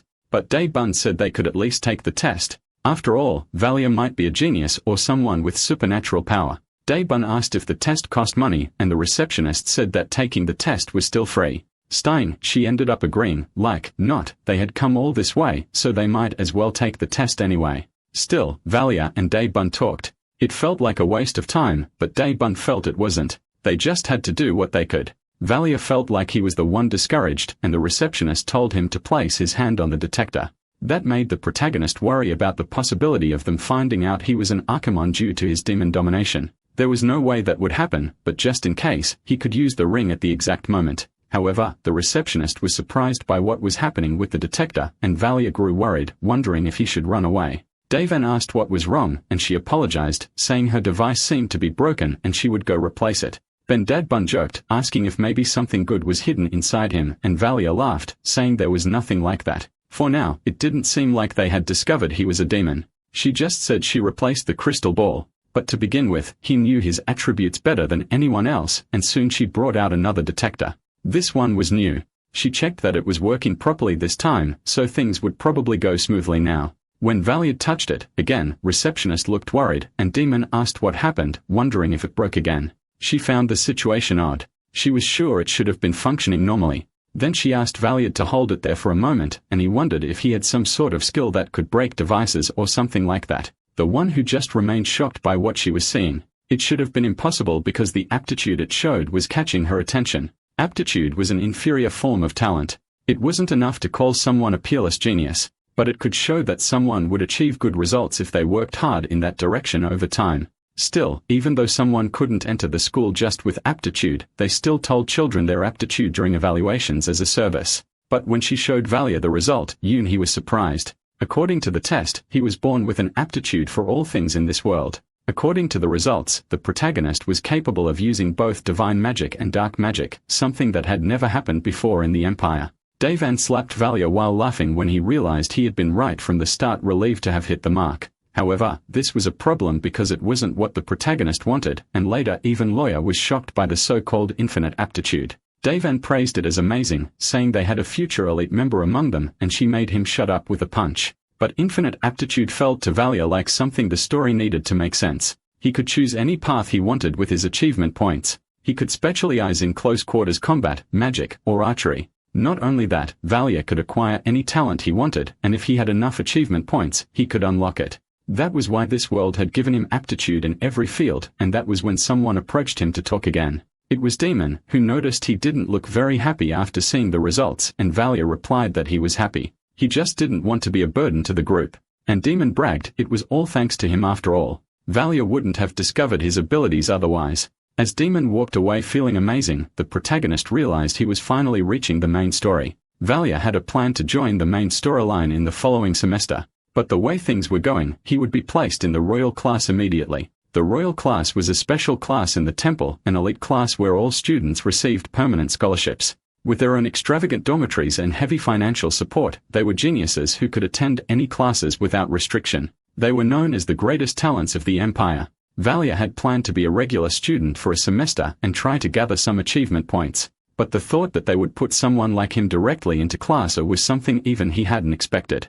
Even Alaris was surprised when she heard about it. Classa was the top elite even among the royal classes. However, Valia didn't look happy about it at all, and Alaris asked if something else was bothering him. When he thought about it, Classa would probably be mocked by the main character very soon. The main character of the novel, The Demon King is Dead, was Ludwig, a transfer student from Class 1B. Ludwig turns against Class A, which mocked Class B for being inferior, and he befriends his classmates while progressing through his journey. In other words, most of the students in Classa were arrogant and had huge egos after all. Infinite aptitude was something that made Valia happy. It was good to be highly evaluated, but it also made him feel a bit pressured. Helaris reassured him, saying he would still do well and didn't need to worry, and the protagonist smiled at the thought. He could already imagine the villains he would meet in Class A. If something were to happen, he wouldn't survive on aptitude alone. Yahello said they would also do their best to support Valia as much as possible. The temple allowed students to leave campus. Valia asked Yahello why she wanted him to go to the temple so badly. She hesitated without answering. Then the protagonist said that if he really became as powerful as Sarkova wanted, changing his mind and starting a war could truly happen. Finally, she replied that she believed if he spent enough time with humans, he might start to love them too. Valia asked if it wasn't something she would regret later, and she said she would deal with those problems when they came. For now, she prepared some clothes and snapped her fingers, making a suitcase of clothing appear. Valia needed more than just his current school uniform. But beyond all that, she also offered a red stone necklace and placed it around his neck, asking him to keep it with him. Valia asked what it was, and Alaris asked if he remembered what she referred to herself as Tuesday. Valia remembered. It was the first time he went to the store, and she nodded. A long time ago, there were 7 vampire clans called the Seven Knights. The Monday and Sunday clans disappeared long ago, so their magics were forgotten. But the other 5 clans specialized in elements corresponding to their names and passed that down through generations. What she just offered Valia was a treasure of her clan, the symbol of the clan leader called Tuesday, and it was her flame. The protagonist asked if that meant she was the leader of the Tuesday clan, and Ilaris confirmed it was the case. He then questioned why she would give him something so important, and Alaris explained that just like the ring Sargard, Gatham had the power of doppelgangers. This was similar. This necklace allowed him to use as much fire magic as his magical reserves could handle. She suggested she could give it a try, and Valia was surprised to see the power of that small red stone on the necklace. He stood up, deciding to cast fire magic with his own power. But when he tried, for some reason, the power was very small and weak. It was almost like using a flint, and Ella's hoped he wouldn't get too used to Tuesday's flame. Valia asked why that was, and she explained that the more negatively he felt towards someone, the more power the item would provide. She hoped he now understood why she had given him Tuesday's flame. Valia felt he understood the reason she gave it to him. Even if she didn't want him to hurt anyone, she was also worried about her own safety. With that, he thanked Alaris, promising he'd do his best to keep that in mind and try not to use the necklace until he graduated. Ella smiled at hearing that, thankful that the prince understood, and Lawyer also offered something to the protagonist. For a moment, he didn't know what it was, but she explained that was a pouch with money equal to his allowance. It was supposed to be his tuition, but now that he had a scholarship, he could use it however he wanted. Unlike the others, money was all Lawyer had to offer. Valia thanked her, saying he would use the money wisely, and she asked him to have a good night's sleep. Valia got annoyed because Lawyer started telling him to take care of himself so much that he was being treated like a real child. It was only recently that the protagonist remembered a crucial issue about that novel. That story, The Demon King is Dead, was a slice of life, a nice relaxing story he wrote to please fans tired of dark and tragic endings. But he had no talent for wrapping up a happy story. He ran out of material to write very quickly, and the story lost its purpose. So he ended up doing that, and now he wondered if that was the real reason his story ended up flopping again. It was something that happened toward the final parts. In the middle of the story, a portal connected to another world suddenly opened, and thousands of monsters came through. The world would begin to be annihilated, and now he realized he was in serious trouble if things were heading toward that outcome. Knowing that Valia wondered what he should do, maybe he could take the chance to run away. He could flee and wait for the end to come. However, he asked himself why he had to suffer for his own stupid decisions. When he thought about escaping, he remembered those who tried to care for him and felt he needed to pull himself together. No matter what happened to the world, he was the one most responsible. He had to take responsibility. He needed to go to the temple and get stronger to earn even more achievement points than he already had. After all, he'd need to use the revision to stop the portal from opening or to fight against all those monsters. Whether it was the destruction of the world or anything else, he had to do something to fix the situation. Time passed, and soon an announcement was made for the new students at the temple, telling them to have their student ID and admission letter ready. The new students of the royal class were expected to be present in the dormitory hall at 1 p.m. Valia was stunned. He only realized it once he had arrived in the capital. To think his lazy descriptions had been materialized like this was impressive. He wondered how much money they had spent on all of it. Inside the building, it was even more impressive than usual, and he wondered how he could find his room in a place so large. As he walked, suddenly, a girl approached him to talk. She recognized him as the new student, and Valia greeted her. She introduced herself as Cyrus and Owen, the class president of the royal class. Cyrus knew he was probably looking for his room and asked if she could help requesting to see his ID. Valia handed it over, and she saw that his name was Reinhard with no surname, and he was part of Class A. He had been assigned to room A11. She explained that he should head in the other direction toward Class A's hall and reminded him of the announcement he heard. There would be a welcome party for new students at 1 p.m. Attendance was mandatory as they would explain the rules the newcomers were expected to follow. Valia thanked her for the help, and Cyrus moved on to assist other new students. He then went toward where room A11 was located. It didn't take long to find the room, and he used his ID card to access it, just as he had been instructed. He was surprised and wondered if it was some kind of magic too, though these things barely surprised him anymore. What his room was supposed to look like, he couldn't remember at all. He didn't usually write down things with such small details. However, he was caught off guard because the room was enormous and luxurious, even bigger than he expected. He wondered if all students got rooms like this. First, the Imperial capital, then the temple, and now the room. Everything was so fascinating and almost felt terrifying. Suddenly, Valia noticed a wrapped gift package. He opened it, wondering if it was for him. There was no way they paid that much attention. He decided to check what it was. Inside, there was a map, dormitory rules, some candy, a notebook, and a pen. It was surprisingly kind. He still had some time and could memorize all the rules and the things he was supposed to use there. While writing, he tried to recall things about Class A and Class B until an announcement came saying that all new students needed to go to the main hall. Valia was surprised because time had passed quickly. He could only clearly remember the names of a few characters, but it should be enough. He had things somewhat organized in his mind to know who was who, and soon the protagonist stepped outside to meet the other students. Even with all the preparation, he could only recognize a few of them, and he felt a bit nervous until he noticed some senior students from the royal class watching from above. They all had terrifying expressions. He was surprised to see how many had shown up, and it was a considerable number. No one would think the seniors would take interest in the new students, and Valia wondered why they had come. Suddenly, someone stomped hard on the protagonist's foot, and he fell to the ground in pain, turning around to complain because they should have been more careful. But he was caught off guard when the person bent down to apologize and check if he was okay. The person helped him up while still apologizing, but Valia was too stunned staring at the guy. After all, it was Ludwig who introduced himself with a smile, and the protagonist used the name Reinhard to introduce himself too. Ludwig and Valia shook hands, and the protagonist tried not to get too tense while looking at the main character of his own story. Ludwig noted that the welcome party would start soon, and it was upon seeing Ludwig that Valia finally felt, for the first time, like he was inside his own story. Sears announced through the microphone that was about to begin and asked all new students to take the seats in the center of the hall. Class B was supposed to have 10 students, but he could see 11 now. It seemed they adjusted the numbers because he entered through a special admission. But the thought that Valia would become the last in class made him nervous. He could already imagine the students pressuring him, wanting to know if he was the infinite aptitude guy. He was that guy with all the hype, but with a fragile body. People probably wouldn't even believe someone with no visible talent had made it into Class A. He was sure that exact scenario would happen. It was the perfect setup for something like that to unfold. Soon, Sirius said they should begin introductions, and Valia felt like he'd be better off in B11. The first person to introduce himself to everyone in Class A1 was Bertus de Guardias, which was a complete shock for the protagonist. He was originally supposed to enroll under a fake identity, but there he was. And another girl introduced herself as a 4, Harriet the Saint 01. There was also Care, who was 810, and finally, Valia introduced himself still using the name Reinhard. All around him, people whispered about him being the guy with infinite aptitude, not understanding how someone could enter the royal class with just aptitude. Valia sat back down after his introduction, trying not to feel nervous.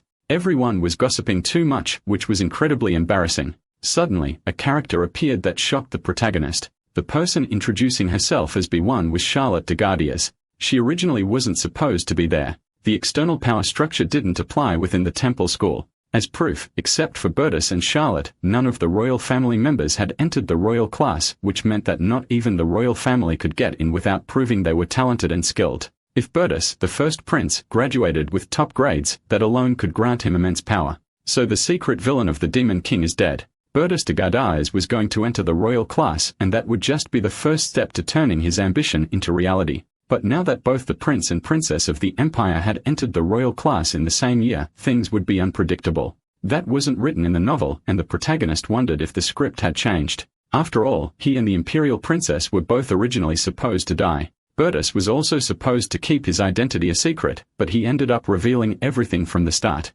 Just imagining all of that as acting, even though he was the creator of that character, gave him goosebumps just from watching. The original Bertus awakened 3 talents after Duke Solarian invested in him, talents that after thorough research, the Empire deemed absolutely necessary. All of it was so he could reach the Supreme Class, a talent related to combat, magic sensitivity, and mana control. Without one of those three, it was impossible to become a member of the supreme class. With them, Bertus, after fulfilling the necessary conditions, became a sword master. But that couldn't have been different from the novel. The problem was Charlotte de Gardez, the first princess. It was just Valia's guess, but he believed both Princes Bertus and Charlotte were in the royal class. But it seems she ended up in B1. Her talent was lower than Bertus since she wasn't in Class A. But judging solely by ability, Bertus would never be in A1. It would have been problematic if both princes were in the same class. However, the school faculty thought it would be dangerous for both princes to enter the royal class for the first time. So when everyone finished introducing themselves, they could focus on talking about the royal class rules.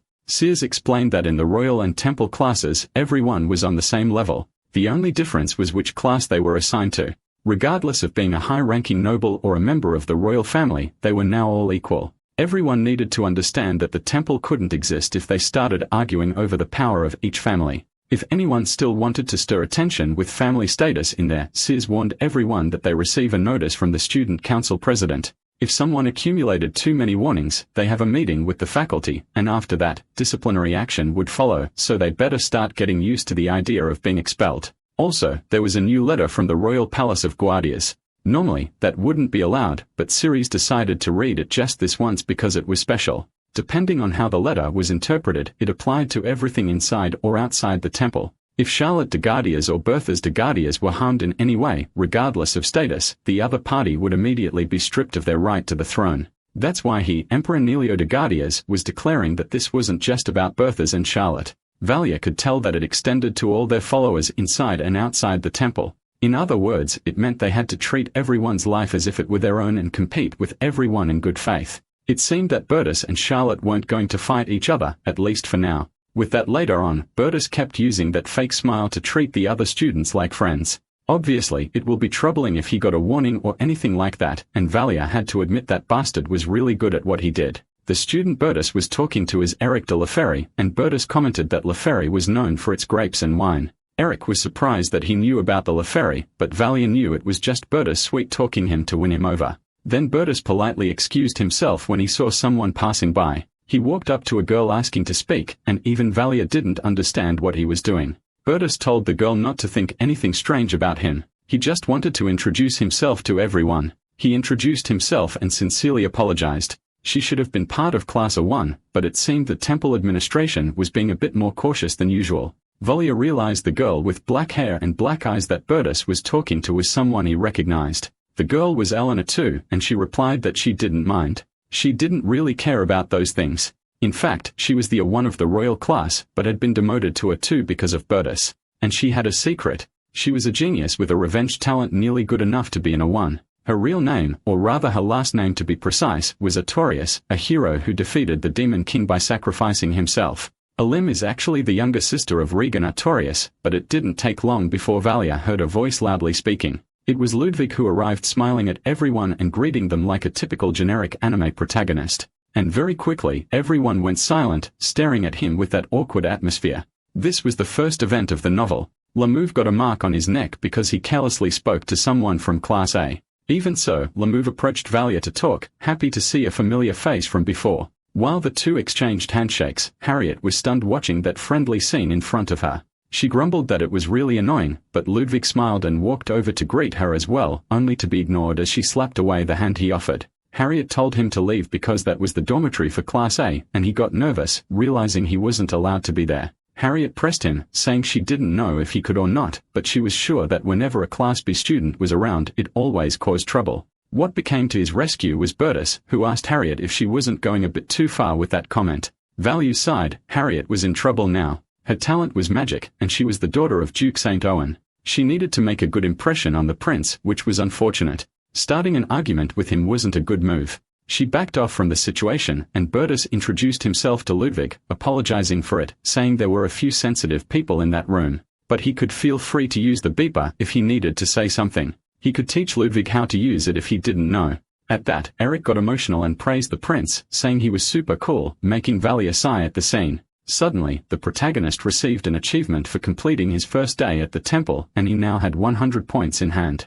Valia was shocked that he got 100 points just for watching Ludwig get belittled by the snobs from Class A. But what surprised him even more was realizing he could actually get much more than that, up to 800 points. There was also a talent list. Swordsmanship, archery, and magic sensitivity would each cost 1,000 points. Weapon mastery would cost 10,000 and magic 20,000. Valdir felt like he was being mocked. He had a very small amount of points, way too little. And even the system told him to shut up and stop being greedy for wanting more, which made him sigh, realizing he could only accept it. Even so, he decided to check the subsections about supernatural abilities. Valdir wanted to use magic, but there was nothing he could do now. However, supernatural abilities were extremely weak at the beginning of their manifestation. They were hard to control and required repetitive training.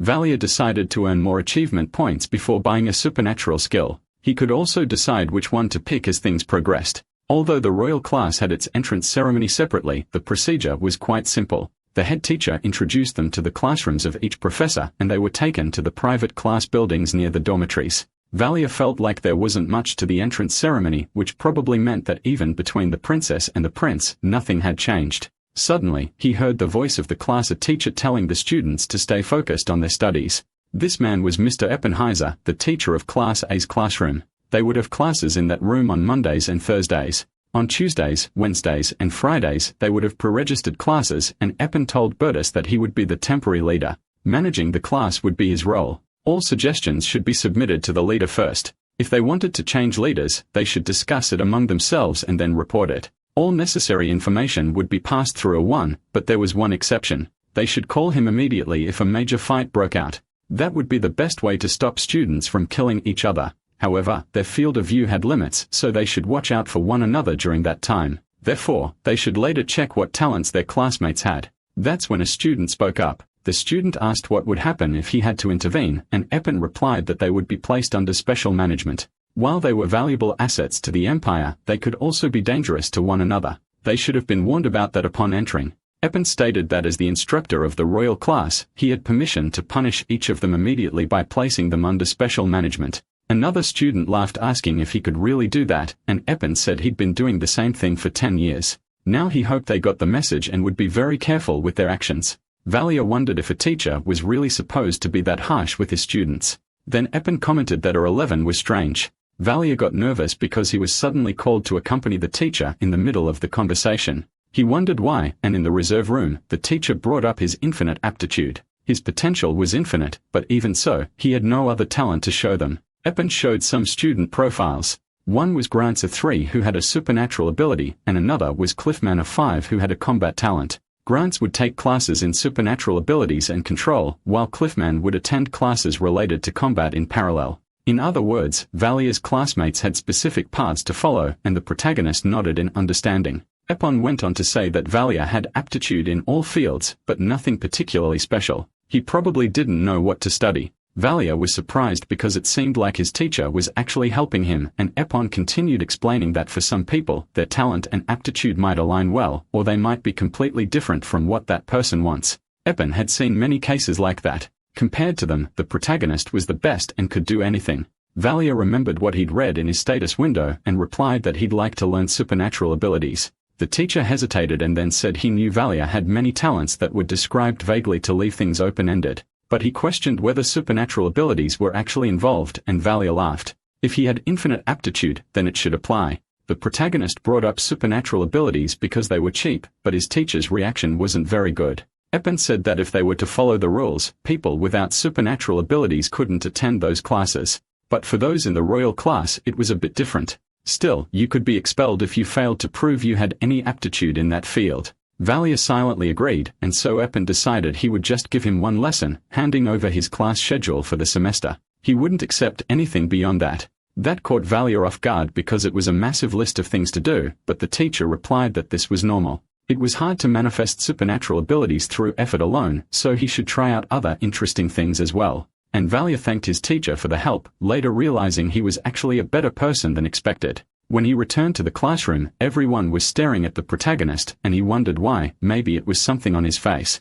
Then suddenly, one of the students started provoking Valdir because it looked like he didn't have any talent.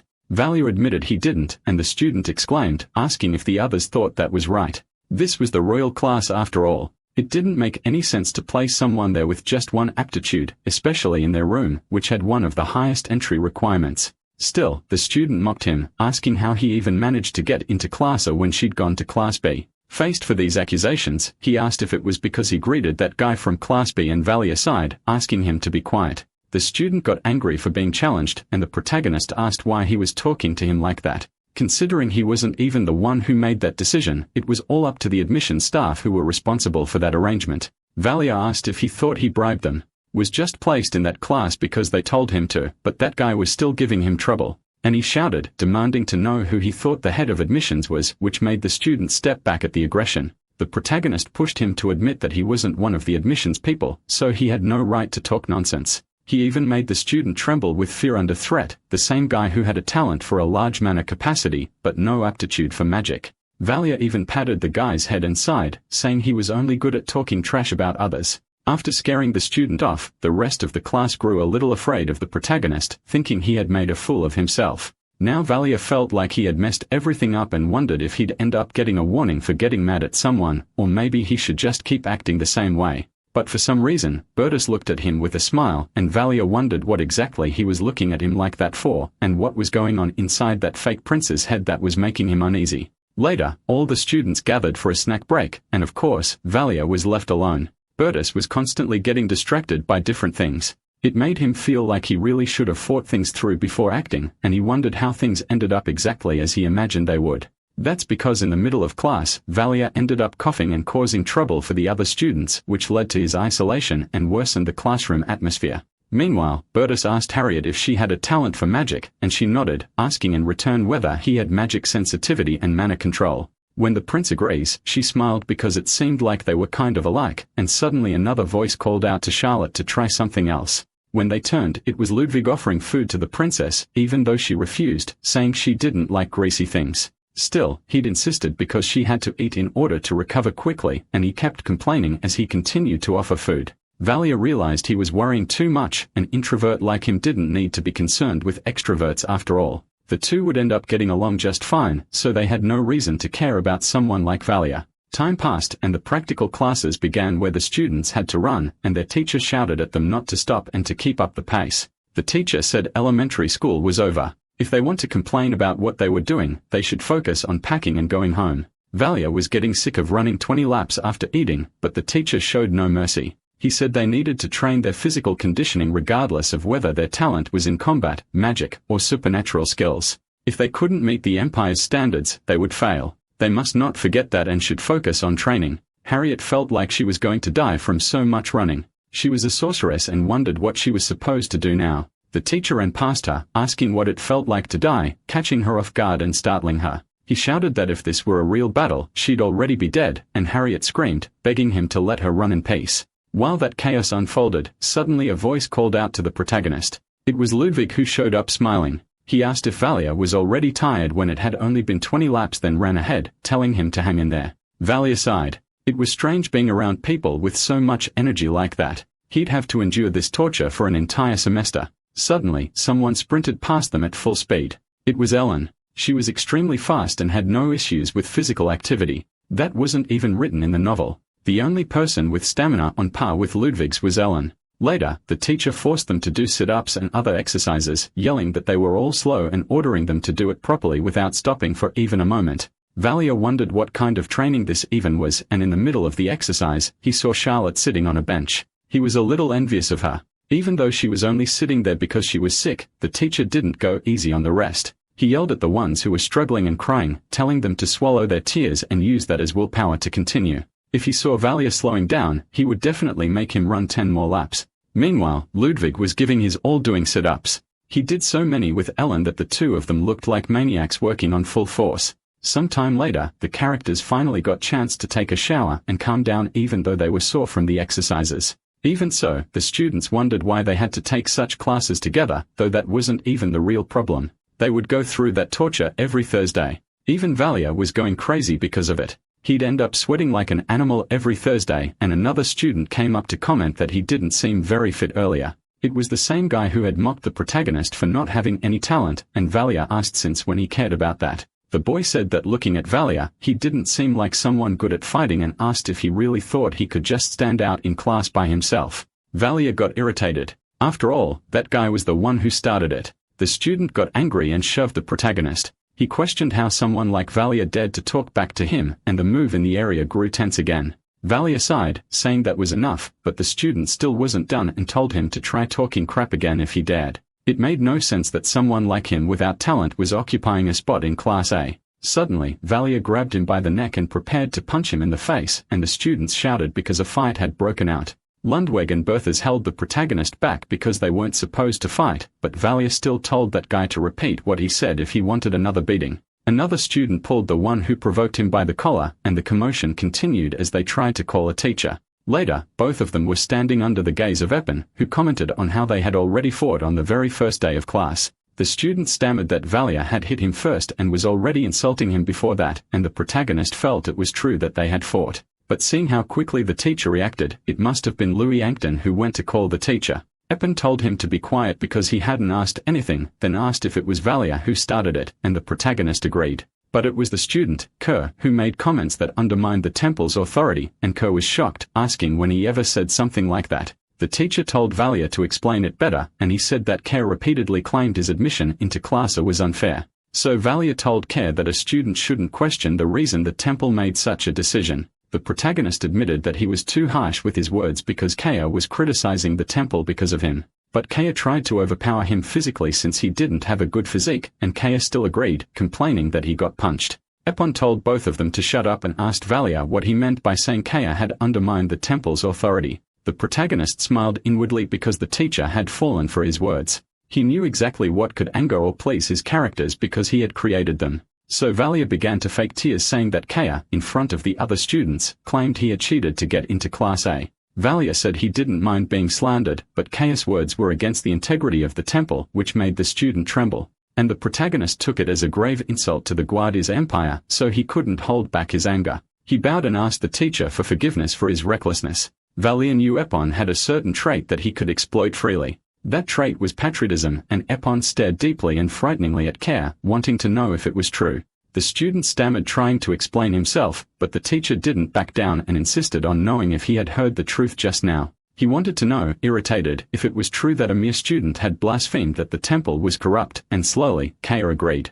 Eppenhauser was a patriot and took great pride in the Guardia's empire and the temple. He was very sensitive to topics involving slander against the empire or the temple. However, at the same time, he was a fair teacher to all his students. He would realize that Kerr said all that, think it through, and judge the situation accordingly. Then the teacher said that Kerr should stay while Valia could leave and return to the classroom. When he got back to class, everyone was still staring at the protagonist. It seemed the rumor that he had no talents had spread to both Class A and B. And besides that, the protagonist had completed a challenge that required starting a fight, earning 200 achievement points. Still, Valia had no idea what that was all of a sudden. Good thing he didn't have to beat up the prince. He still had other challenges, like ranking first in the physical integration test and earning 4,000 points. Maybe it would be possible if he broke Ellen's and Ludwig's ankles. But there was another challenge to rank in the top 10 of the midterm exam and gain 3,000 points. It was something that was impossible even in his previous life, but there was also another reward because he received a love confession. Valerie was frustrated because it was the kind of thing the system seemed to think would never happen. Still, there were other challenges, like writing a love letter to a classmate and getting rejected, skipping classes for an entire day, getting punished by his teacher, and spray painting the temple's main street after curfew. Every challenge in that system was stupid. It was all designed to try and get him expelled from there. Suddenly, Eppen returned to the classroom, telling everyone to be quiet, and he was accompanied by Kerr, who remained silent. From his expression, the protagonist didn't think he'd have to worry about Kerr coming after him again. Once everyone was in their seats, the teacher told Bertus to collect the pre-registration forms. While he did that, Eppen said that those who still had questions should remain there. Otherwise, they could head to the dormitory after turning in their forms. They shouldn't forget to ask permission from their teacher or house head to go outside. As they left, the students walk out grumbling after being worn out from the training. Half of them had already made their decisions, but Valia was still in the room when he heard some cursing from outside the classroom. The protagonist recognized Eric's voice. If it was him, there was only one reason he'd be acting like that. Eric was yelling at a girl who had stumbled right in front of him. The girl with red hair and red eyes who would stand out anywhere. Scarlet, the symbol of strangeness. Eric shouted that he didn't want to see her in front of him anymore, and the protagonist remembered writing that she would suffer bullying just because she had red hair. Let him knelt down to check if she was okay. According to Elaris, while she was once a symbol of courage and bravery, that had been changed into something else. It had become a symbol of strangeness since Artemans had red hair and red eyes. Because of that, she was abandoned by her parents and lived on the streets, unlike Valia. She endured the bullying because she got nowhere else to go besides the temple, but being abandoned and bullied just for the color of her hair was horrifying. Soon enough, she would become friends with Ludwig and wouldn't be bullied anymore, but Valia wondered if he should interfere. It seemed like it was time to pick his first talent, and he wondered which one to choose. Maybe he had left something out before because it was too powerful. In his room, Valia was shocked when he saw it again. There was auto-suggestion, a talent he had set aside, but it was still on the list. And there was only one reason he had left it out. It was so good it could be considered cheating. He could become capable of doing anything by hypnotizing himself. It was something that existed but had never been used. So it looked like they had recycled the idea. It was good that it cost only a few achievement points because it probably wasn't an evolvable ability. However, when you look closer, he noticed a symbol next to the skill and was surprised. It was locked and at level 0. But now Valia understood why it was so cheap. It looked totally rigged, and he complained that the system was such a scam. Most people had supernatural abilities as their talents and their powers had already awakened. But sometimes, although very rarely, some people had dormant abilities still hidden within their bodies. In other words, Valia had bought a dormant supernatural ability in the system, and to awaken it, he had to go through an extreme situation. In other words, he would need to experience a major crisis to force it to awaken. Valia wondered why that hadn't happened already after going through trauma. Now he couldn't even buy another ability since his points were at 0, so the only thing left to do is go with the second option. That was to earn many achievement points to get more talents and not to put himself in an extreme situation just to awaken something quickly. It was important to gain more achievement points so that at least he could get a talent he could use now. But earning 200 points for being rejected after writing a love letter to a classmate felt like too much. That involved his pride. It seemed like the system wanted him to confess to someone from elementary school just to go through such a humiliating trauma. However, Valia stopped to think better and realized that receiving a love confession might actually be good too. On the temple's main street inside the large educational complex that was the temple, there was more than just the school. Because of the large population along with the students, the existence of shopping center that was only natural. Restaurants, cafes, clothing stores, arcades, an expanding area that had everything one could imagine. That was why it was a place temple students often frequented, including Kaya and the other students. Kaya's friends offered him things to eat and tried to help him relax. Koga and Koga were commoners while Eric was a noble. Eric agreed with Koga. Koga couldn't keep thinking about Valia all the time. Instead, Koga tried to make his friend eat. He couldn't stay in a bad mood forever and even teased him to eat, and Koga sighed as he started eating again. Those three were supposed to become friends from the beginning, but they ended up getting close much faster than in the original novel. The reason was the talentless but hot-headed Reinhard, who started the semester as an annoying person. Kerr's friends asked why he got punished and what had happened inside the teacher's office. Hare replied that he didn't know. Valia was yelling some things, but he didn't catch everything. Overall, it seemed like he ended up insulting the temple school. Eric didn't understand. After all, it was the protagonist who mocked a royal class because he entered it without having any talent.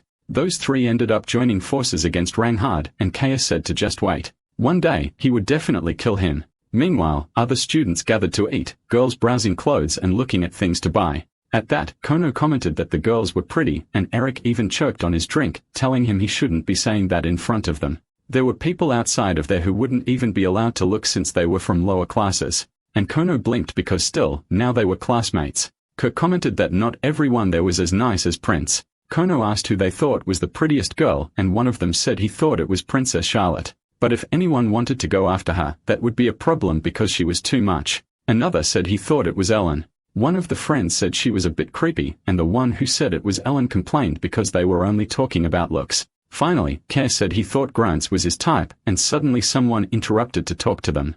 Eric grew nervous because someone might catch them red-handed talking about the girls from the royal class. The one who appeared was a girl with silver hair who asked if they could talk for a bit, and Kano fell in love instantly. She asked if the two of them could talk outside, and he agreed right away, leaving the other two silent, just watching the scene. Then the girl handed a letter to Kono, saying she didn't know his name, but had fallen for him the moment she saw him and wanted to know more about him. The girl asked if Kono was dating anyone, and he quickly said no, which made her ask what he thought of her.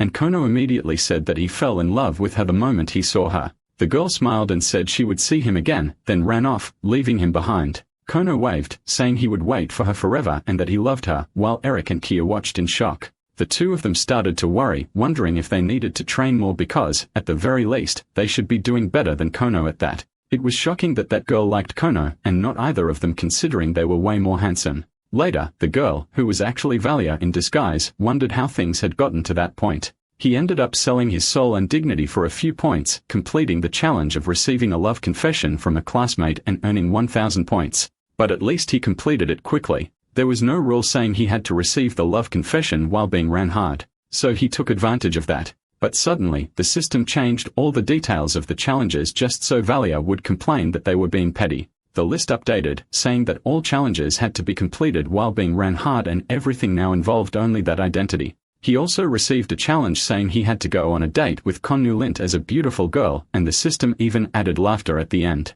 Valia felt they were trying to make him die of embarrassment and sell his pride this time, but he wondered if it was really okay to deceive the heart of an innocent boy. Kono was stupid like that, but deep down, he wasn't a bad guy. But now wasn't the time to be thinking about that. He could buy a talent if he earned another 1,000 points. The current challenges could come with serious punishment. Maybe skipping class for an entire day. So a challenge that was just embarrassing but wouldn't get him punished seemed the most reasonable. He'd already sold his soul once, so doing it twice wouldn't be anything new, and writing a love letter to a classmate just to be rejected shouldn't be so bad. The protagonist felt like an idiot, still wondering whether he should deliver that letter or give up on the idea. To begin with, he had sold his soul for points, and now he was having to crush his dignity for more points. But he needed to gather his 1,000 points quickly so he could buy his next talent. He had chosen the person carefully so he could endure a bit of humiliation. There wouldn't be any rumors if he got rejected because he was sure that person couldn't care less afterward. The person he chose was Eleanor Torius, who was training with a wooden sword when Valia arrived. He approached to talk to her, wondering if she would get so angry that she'd hit him when he confessed. But it was all for his achievement points. It was for a future investment, and Valia handed her the letter saying he had written some things he was feeling. The girl took the letter, read it, and rejected him, and he accepted it without thinking too much, completing the challenge quickly and earning 200 points. He'd always known it would go like that, and now he wondered if he should just give up and walk away from everything this time. The next day, they had fencing class with a teacher who was yelling at them to be more firm. Fighting with a sword in hand meant the enemy was close, so they had to put more strength into their wrists. But Valia felt like he was going to snap at that rate. Ellen was clearly the same as the day before and couldn't care less about the rejection. Even during the previous theoretical fencing class, he kept trying to convince himself that he was doing it for the achievement points, but his mind was going crazy. All because after the confession, he kept thinking about Ellen, even though he didn't actually like her. Everything got worse because the fencing and practical classes were combined, and the instructor came after Valia because she noticed he was distracted. She yelled at him, telling a protagonist to stretch his arms more. He should stay in that position because he could barely stand upright. On the other hand, Ellen was perfect as expected from a student of the royal class. Even after striking dozens of times, her consistency remained near flawless. While Ellen was being praised by one instructor, Valia was being scolded by another, telling him to stretch his arms. The teacher remembered that there was another student from the royal class in this lesson. Reinhard surprised the instructor.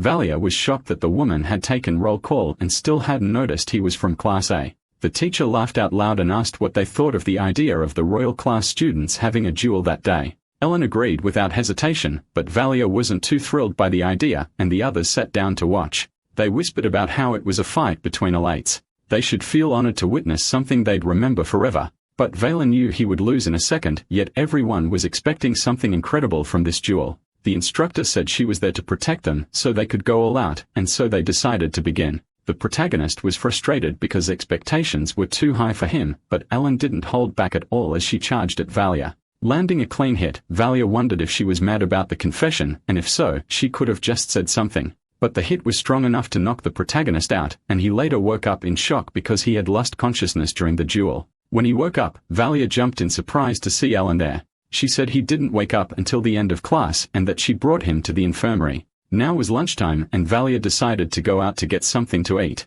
But since he could manage on his own, Ellen held him up. He said she didn't have to do that, and Ellen mentioned that if she had blocked with her sword, she could have slid along his body and struck his neck. She hadn't realized he was that inept at fencing, and Valia wondered if she was saying that because she felt guilty. Then he stepped away since he could walk on his own now and suggested they could have lunch together since it was lunchtime. Ellen agreed, and Valia thought it wasn't his fault. No matter what happened, it wasn't his fault. He figured he could get revenge for that blow now that Ellen had fallen for his words. With students from all over the continent coming to the temple, it was expected that many traditional restaurants would open. There was also a region called the Orient similar to East Asia on Earth, and one of their traditional foods was cheonggukjeon.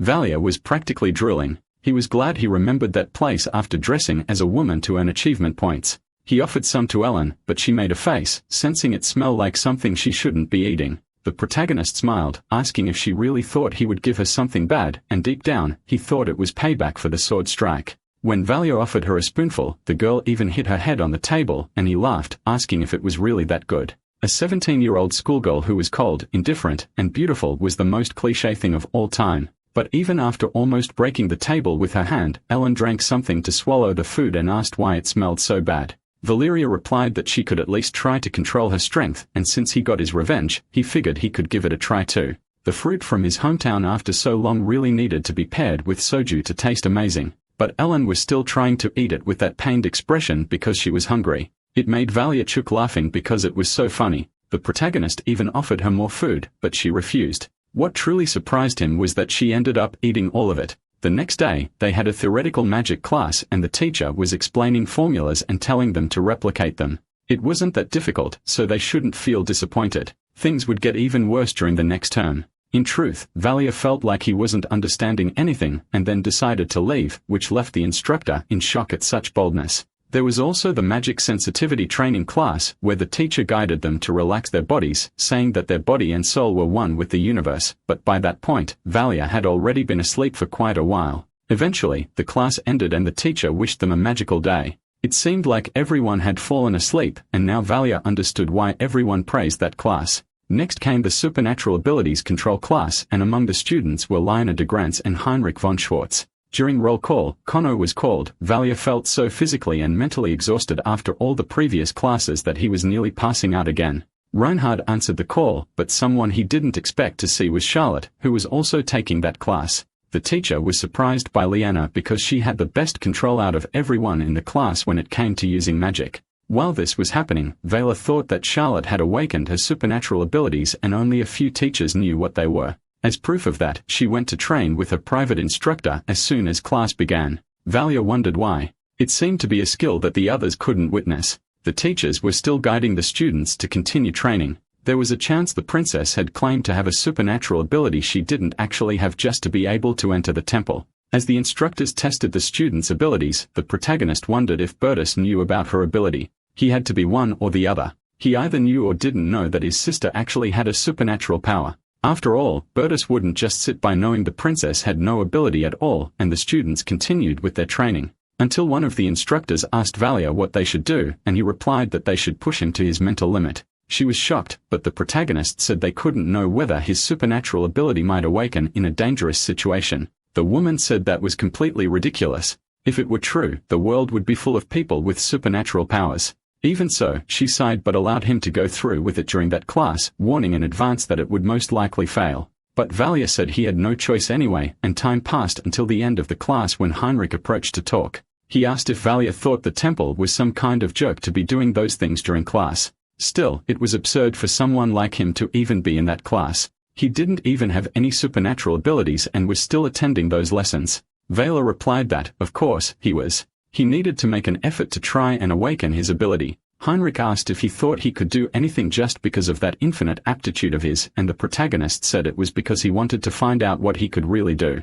But he shouldn't come to supernatural ability classes anymore or else Heinrich would roast him alive. The protagonist laughed at that threat. It seemed like Heinrich didn't even know how to cook a potato and yet was making those threats. Valia asked what ability he had to act like that toward him. He should know that just about anyone was better than him. Heinrich longed to the protagonist after picking a fight, a person like him insulting a member of the royal family. However, Valia laughed because he couldn't use his status inside the temple. He might have forgotten the rules. He could report him to the student council if he didn't apologize for acting like that. Around them, the other students were shocked by Valia's boldness. He began counting to 3 to make Heinrich apologize, but Heinrich became furious enough to start preparing an attack against the protagonist. Even so, Valia simply slapped him on the forehead, which surprised Heinrich because he dared to hit him. The protagonist replied that it was self-defense. Obviously, Heinrich had intended to attack with fire magic before, But before Heinrich could do anything, Valia slapped him again, asking if he really thought he was going to let him act like he was going to keep slapping that face after being threatened with supernatural powers.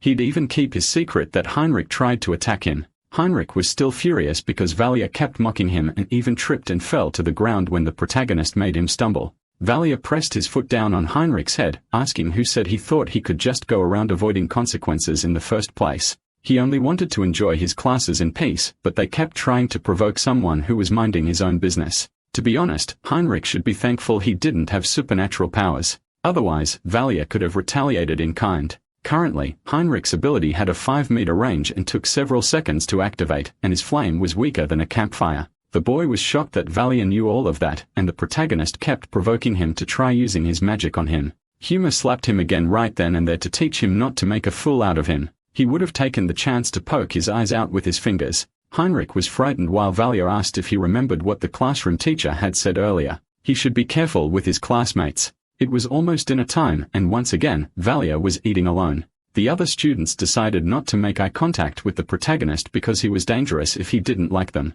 The atmosphere was terrible because of him, but it was impressive how the protagonist had entered his own novel as a bad person. He wondered if he'd end up receiving karmic punishment from Ludwig or someone else, but suddenly, someone approached him. It was Bertus who showed up asking if they could talk, and the two of them headed to a more private spot where he offered Valia some tea. The protagonist didn't feel like he was being called with bad intentions, and it didn't seem like Bertus intended to treat him badly like the others. In fact, there was no way of knowing what Bertus was thinking. He couldn't afford to let his guard down. He wondered if the prince intended to physically suppress him since he was a future sword master or something like that. But Bertha's smile fooled everyone. It didn't seem malicious at all. Bertha smiled and said he brought him there because everyone wanted him to do something about Valia. And since Bertha's was the class representative, he decided to step in. Valia asked what he had done to deserve this. The prince said they were all afraid of him. Bertha's could understand Valia's side. There was no doubt that Kerr also bore some blame for what he said. From what he had heard, the protagonist didn't punch him because he was insulted personally, but because he had insulted the temple. As a temple student, Bertha's had to see everyone there as equals. But it was also true that he couldn't do anything but side with the temple. He was a patriot too. Valia wondered where this was going. The prince was acting a bit strange, and then he smiled and said he actually liked Valia. That only made Valia feel things were getting even weirder. This was certainly scarier than a death threat. He wondered if the patriot talk had really had that much of an impact on Bertus until he commented that Valia had gone a bit too far. Of course, he hadn't done anything to any royal family members or anything like that. There was no way he could mess with a member of the royal family without help. That's why some people were thinking right now that maybe Valia didn't even want attention, or maybe he couldn't use his family name and was hiding his past. For whatever reason, all of this could still belong to him. He asked how many people had enough power not to fear the Schwartz family and Valia's side of the question. And the prince continued saying that everyone thought Valia was secretly a member of the royal family. Heinrich believed that might be true, and the protagonist thought those kids sure had wild imaginations. Then Bertus questioned the protagonist, wanting to know who was supporting him behind the scenes. Valia crossed his arms and replied that it wasn't anything like that. He didn't want to be the kind of guy who beat people up just because someone was backing him. Bertus was totally caught off guard, asking if he really didn't have any other reasons and if he had truly just gotten angry. Valia agreed, feeling that Bertus apparently didn't think he was a royal family member or anything nonsensical like that, but he probably was curious if he was hiding something. Still, if they found out he was a demon, he'd be dead on the spot. So all Valia could do was play dumb, but Bertus burst out laughing loudly at the answer he got. Answering so honestly had been a wise choice. If he'd said someone was helping him, Bertus would have stopped everything immediately. Valia commented that he could have just lied about it, and the prince agreed that was possible too. But there was no way someone who held a cup that horribly could be from the royal family. The protagonist realized that Bertus had figured him out just by observing how he behaved. He was thinking about it now, but the guy was really sharp. Bertus said Valia should have acted even more full of himself and asked if he had at least thought about disappearing without a trace after leaving the temple since he punched a royal. Valia agreed that he had thought about it, but in his opinion, lying to the Prince of the Empire would have been even worse. And from the looks of it, Heinrich couldn't even touch him. Even outside the temple, killing a royal-class student in the capital was unacceptable. And the culprit couldn't be more obvious if Valia died right after leaving the school like that. Bertus said he could still use the name of his Schwartz family to cover it all up, something Valia hadn't considered before. After all, Heinrich had been abandoned by the Schwartz family, but he didn't think this empire could be influenced by a foreign nation. He figured Heinrich would end up paying the price for dishing the prestige of the temple, and Bertus agreed upon hearing that. It was the first time he had interacted with pompous people like Valia. Life at the temple would certainly become quite interesting. The protagonist could hardly believe that the first person in the novel to like him was actually the great villain. Then Burgess asked if he loved the empire, and Valia replied that he did. Burgess asked why, and the protagonist answered it was just for money. They let a poor person live in the palace because they thought you might be worth something. There was no greater reason to love the situation. Burgess was surprised to hear that, as Valia explained, he came from the streets. If that was enough to make someone dislike him, then it was a real shame. However, the prince said he liked him even more. His loyalty was much clearer when seen in such a simple light. Burgess compared it to how ants function.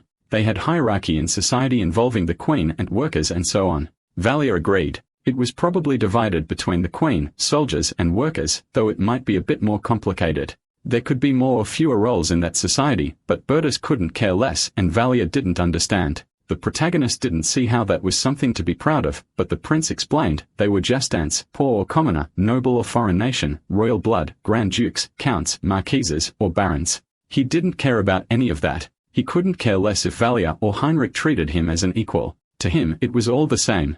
The protagonist agreed it was a good point. He was even impressed by what he said, but deep down, he knew he was a huge idiot. Burgess laughed, asking if he knew what true power was. People with power have the freedom to be jerks. But Valia was just a jerk without any power. His eloquence was different from other people who lived on the streets. Not to mention he was also way too smart for someone poor, and Valia replied that in this world, there were all kinds of people. Still, Burgess intended to figure out what the protagonist was hiding, and finally, the protagonist admitted he truly had no ability at all. So there was no way Burgess would gain anything by becoming his friend or supporter. Someone talented but empty-headed meant nothing to Burgess, and talent wasn't everything a person should desire. To him, it was much better to use clever people like Valia, and Burgess said that given his brain, he thought recklessness might be a problem.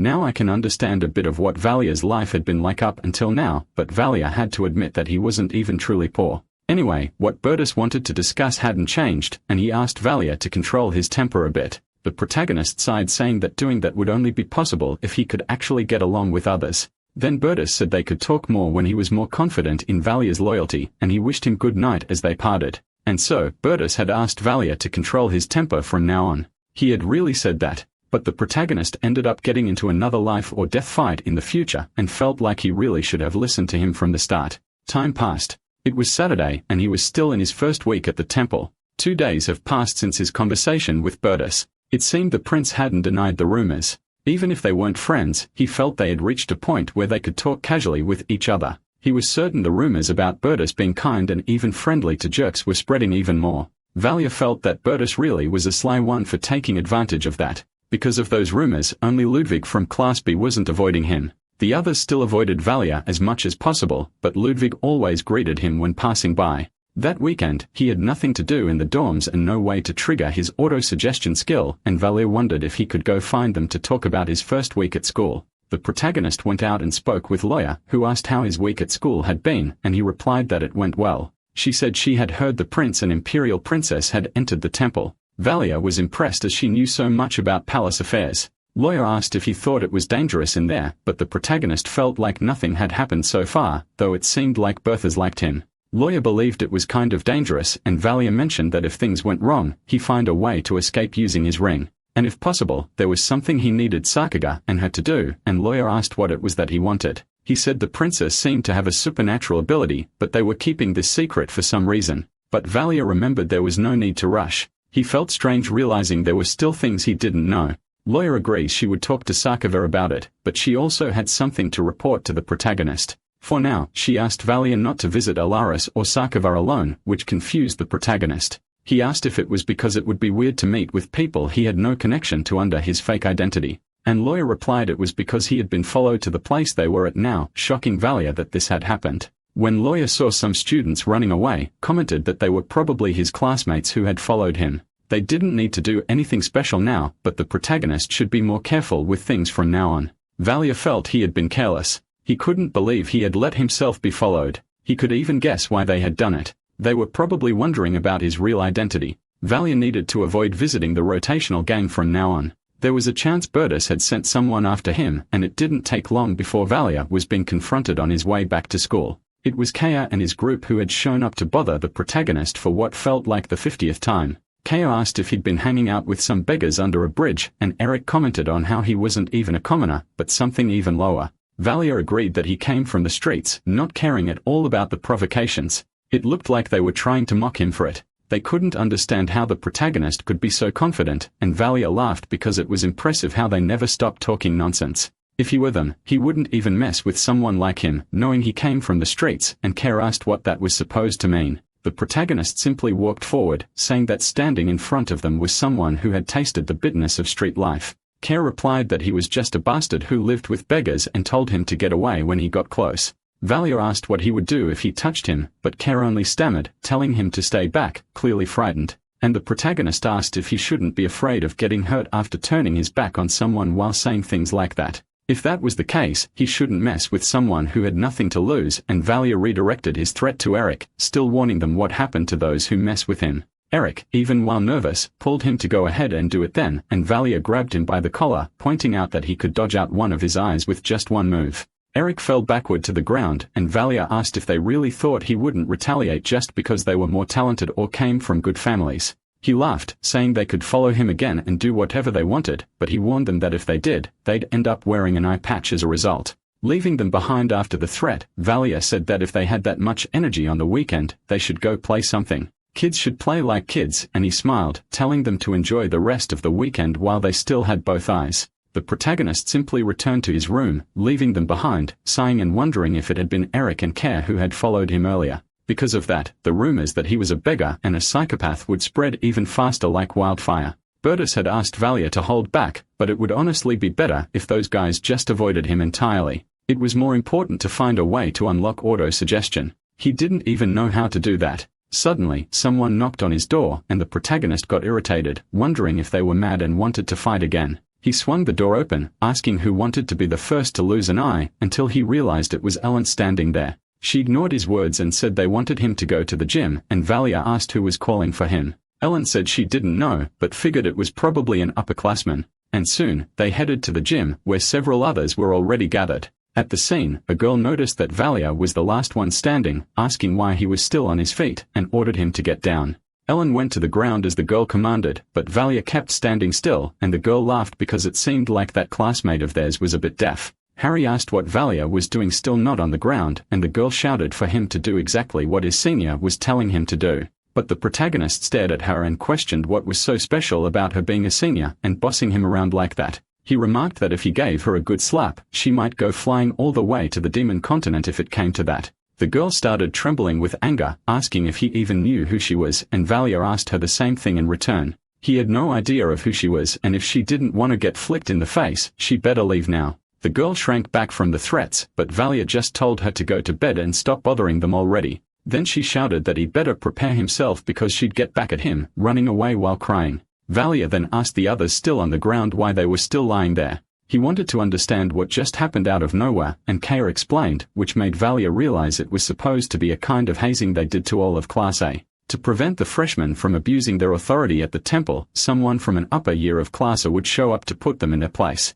He wondered if it was a way to warn them not to lose to Class B. Class A's determination to never be outdone by Class B created that pressure from the seniors. That must be why they did it every year. While the seniors and freshmen from Class B were probably having a meal together right about now, they probably didn't even care about this whole class rivalry. And as the other students were leaving, Harriet told Valia to wait. She wanted to know if he planned to take the blame in case what he did ended up causing problems for them.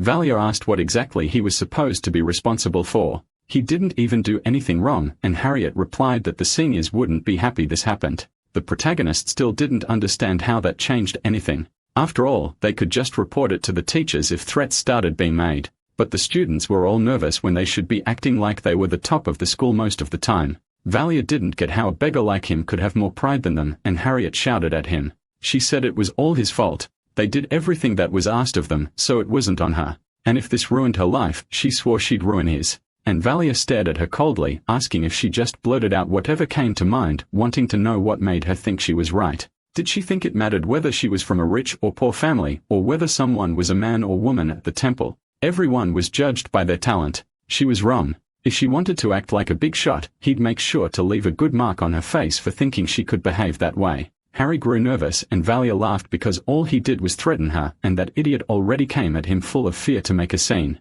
All this from someone who was threatening just moments ago, leaving Harriet embarrassed because she got called an idiot. She started screaming at him for calling her that, but suddenly the doors opened and several people appeared at the entrance. It was a girl from before, now accompanied by a bunch of others, with one guy cracking his knuckles and asking who had hurt her. The girl pointed at Valia, and he wondered if she thought she was some kind of little sister bringing her big brother to solve her problems. The guy asked for the protagonist's name, and he introduced himself as Reinhard, saying he didn't know what kind of noble he was, but it seemed like he didn't understand how things worked around there. Valia said he wasn't a noble, mocking the man, while those around them started laughing. The guy kept pressing asking if he was royalty, and Valia again denied it because he was nothing like that. The protagonist bluntly said he was a beggar and came from the streets, not a noble or royalty, and he was pretty proud to say that. The student asked if he thought he was really that great to go showing off in front of everyone like that. Valia laughed again, asking if it really mattered that much what someone was to be able to do something. Even beggars could have pride. The man then threw a punch at Valia, who managed to block it, but still felt the man was quite strong. The protagonist coughed as the man said that if that was the case, he would beat him so badly he'd never forget the lesson from that day. He continued punching Valia over and over, saying that if he was truly from the royal class, he had to follow its traditions. Back in his day, he would have been dead by now, but he was being merciful by only beating Valia because of it. The protagonist spat blood but tried to fight back, and the man dodged, grabbing Valia by the hair when he realized he was striking back. The protagonist began to be beaten in front of everyone else, but Valia took advantage of having fallen to strike a more painful spot. The man screamed in pain, telling him to let go because he had been nice so far, but Valia laughed, saying he better keep his voice down unless he wanted to become a eunuch. Valia even thought that for a guy still in high school, he was decently sized from what he was grabbing. Then the other seniors ran over yelling at Valia to stop, but he shouted back at them to stay where they were. He said he could crush his balls right there if they kept approaching, and swore he'd take away what made the guy a man. Valia kept threatening and squeezing to the point the guy kept screaming and telling the others to leave. Valia laughed as he continued, and Harriet just muttered that this guy really was a psychopath. After squeezing so much, the man started begging for his life, but Valia smiled and shook his head, saying he had no intention of letting go. When the man finally collapsed to the ground, Valia released him, deciding it was enough, and said they could beat him as much as they wanted. But next time he caught them, they could say goodbye to their next generation. He really would tie them up for good. Valia beat the guy on the ground and told them all to leave, yelling at the other seniors to do it right now. One of the girls helped the guy walk away while cursing at Valia, but he remained completely satisfied messing with them. Then another girl approached to talk to the protagonist, asking if he didn't think he should act with more honor. Valia replied that he was being beaten and had to resort to an unforgivable curse. Of course, he couldn't just take the hits. The girl said she wanted a conversation with him, and since the others had left, he should at least show some respect. Valia wondered how this girl could speak so normally after everything that had happened, and finally sighed, wanting to know what she wanted. She introduced herself as Adriana from a second year in the royal class, and said she knew him as Reinhard. Adriana explained that they couldn't just stop doing what they did because it had been carried on for generations and the upperclassmen pressured them to continue. Rodina, the girl who pressured him first, was soft-hearted, so she must have suffered a lot to keep making the freshmen suffer too. Valia asked why they didn't just refuse and if something was forcing them to act that way. Adriana said that if they didn't, the third years would take their place. As the years passed, it became harder to control the strength of the new students. That Adriana asked if she could act like this in front of them too, because if things escalated, Valia would be the one in trouble. Sighing, the protagonist said he could just tell them to come to him, which caught Adriana off guard. But Valia said he understood the third years were the ones ordering them and told her they could come settle things directly with him. Not that day or the next, but they could come see him on Monday night to be exact. Those third years were exactly the kind of people Valia wanted to see if they could order Bertus de Gardes to do push-ups too, if they thought they were so impressive. Later, Bertus found out the protagonist had used his name to get out of trouble inside. He couldn't understand how Valia could feel so proud about selling someone else's name like that. Bertus knew the royal classes had their traditions and wondered why they hadn't shown up earlier. It seemed they were being cautious around him. He asked what Valia planned to do if they actually did show up on Monday. Instead of forcing them, they'd end up forcing Valia to do what they said. The protagonist agreed it was very likely it wouldn't come at all, but it would be funny if they actually did. Bertus asked why he thought that way, and the protagonist said it would be hilarious if they tried to beat up the Imperial prince. Even so, the one who asked for this would probably be the one to go the most insane, but Bertus understood Valia's game. Still, he was guilty because he had used the name on the Imperial Prince. After all, he introduced him as the prince and not as his classmate. Valia asked if that's really how it worked, worried that Berthas might be angry, and that he might need to use the ring and run to avoid trouble. The prince replied that normally a reasonable punishment for that would be to execute 3 entire generations of his family. But Bertus didn't want to do that. Valia used him once, so it was only fair they used him in return. And he knew Valia had been having some lessons with his sister, Charlotte, so Bertus told him to keep an eye on her and report anything strange. After hesitating for a moment, the protagonist agreed, commenting that despite everything, he was still getting along with others. One way or another, he ended up saving the skins of the students who were being bullied, and that's how the situation turned out. After their talk, Valia went for a walk through the hallway at night. He didn't think calling the Duke's young lady an idiot counted as getting along with her, but the way Bertus called him over for a chat made it obvious that it was Harry who went running to tell him what happened. And on his way, he ended up running into the girl herself who turned her face away, leaving Valia a bit shocked by her reaction. Even so, he wondered what her problem was, laughing because it was pretty cute when she acted so obviously. His reaction made him want to say it, and Valia called her an idiot with a laugh, which triggered an irritated response from Harriet. She exclaimed that you shouldn't call her that, and the protagonist replied that he was just making a random comment, but it seemed like she took it personally. Even so, he said it without thinking, and she still got offended, which made Harriet stammer when trying to respond this time. They said she was smart, but she actually seemed pretty dumb. In the end, Valia thought she really was an idiot. Harriet slammed her teacup on the table and asked if he was trying to provoke her and get punished for using his status. Valia denied it, but she kept yelling at him, not even knowing why she was insisting so much, and shouted that she was not an idiot.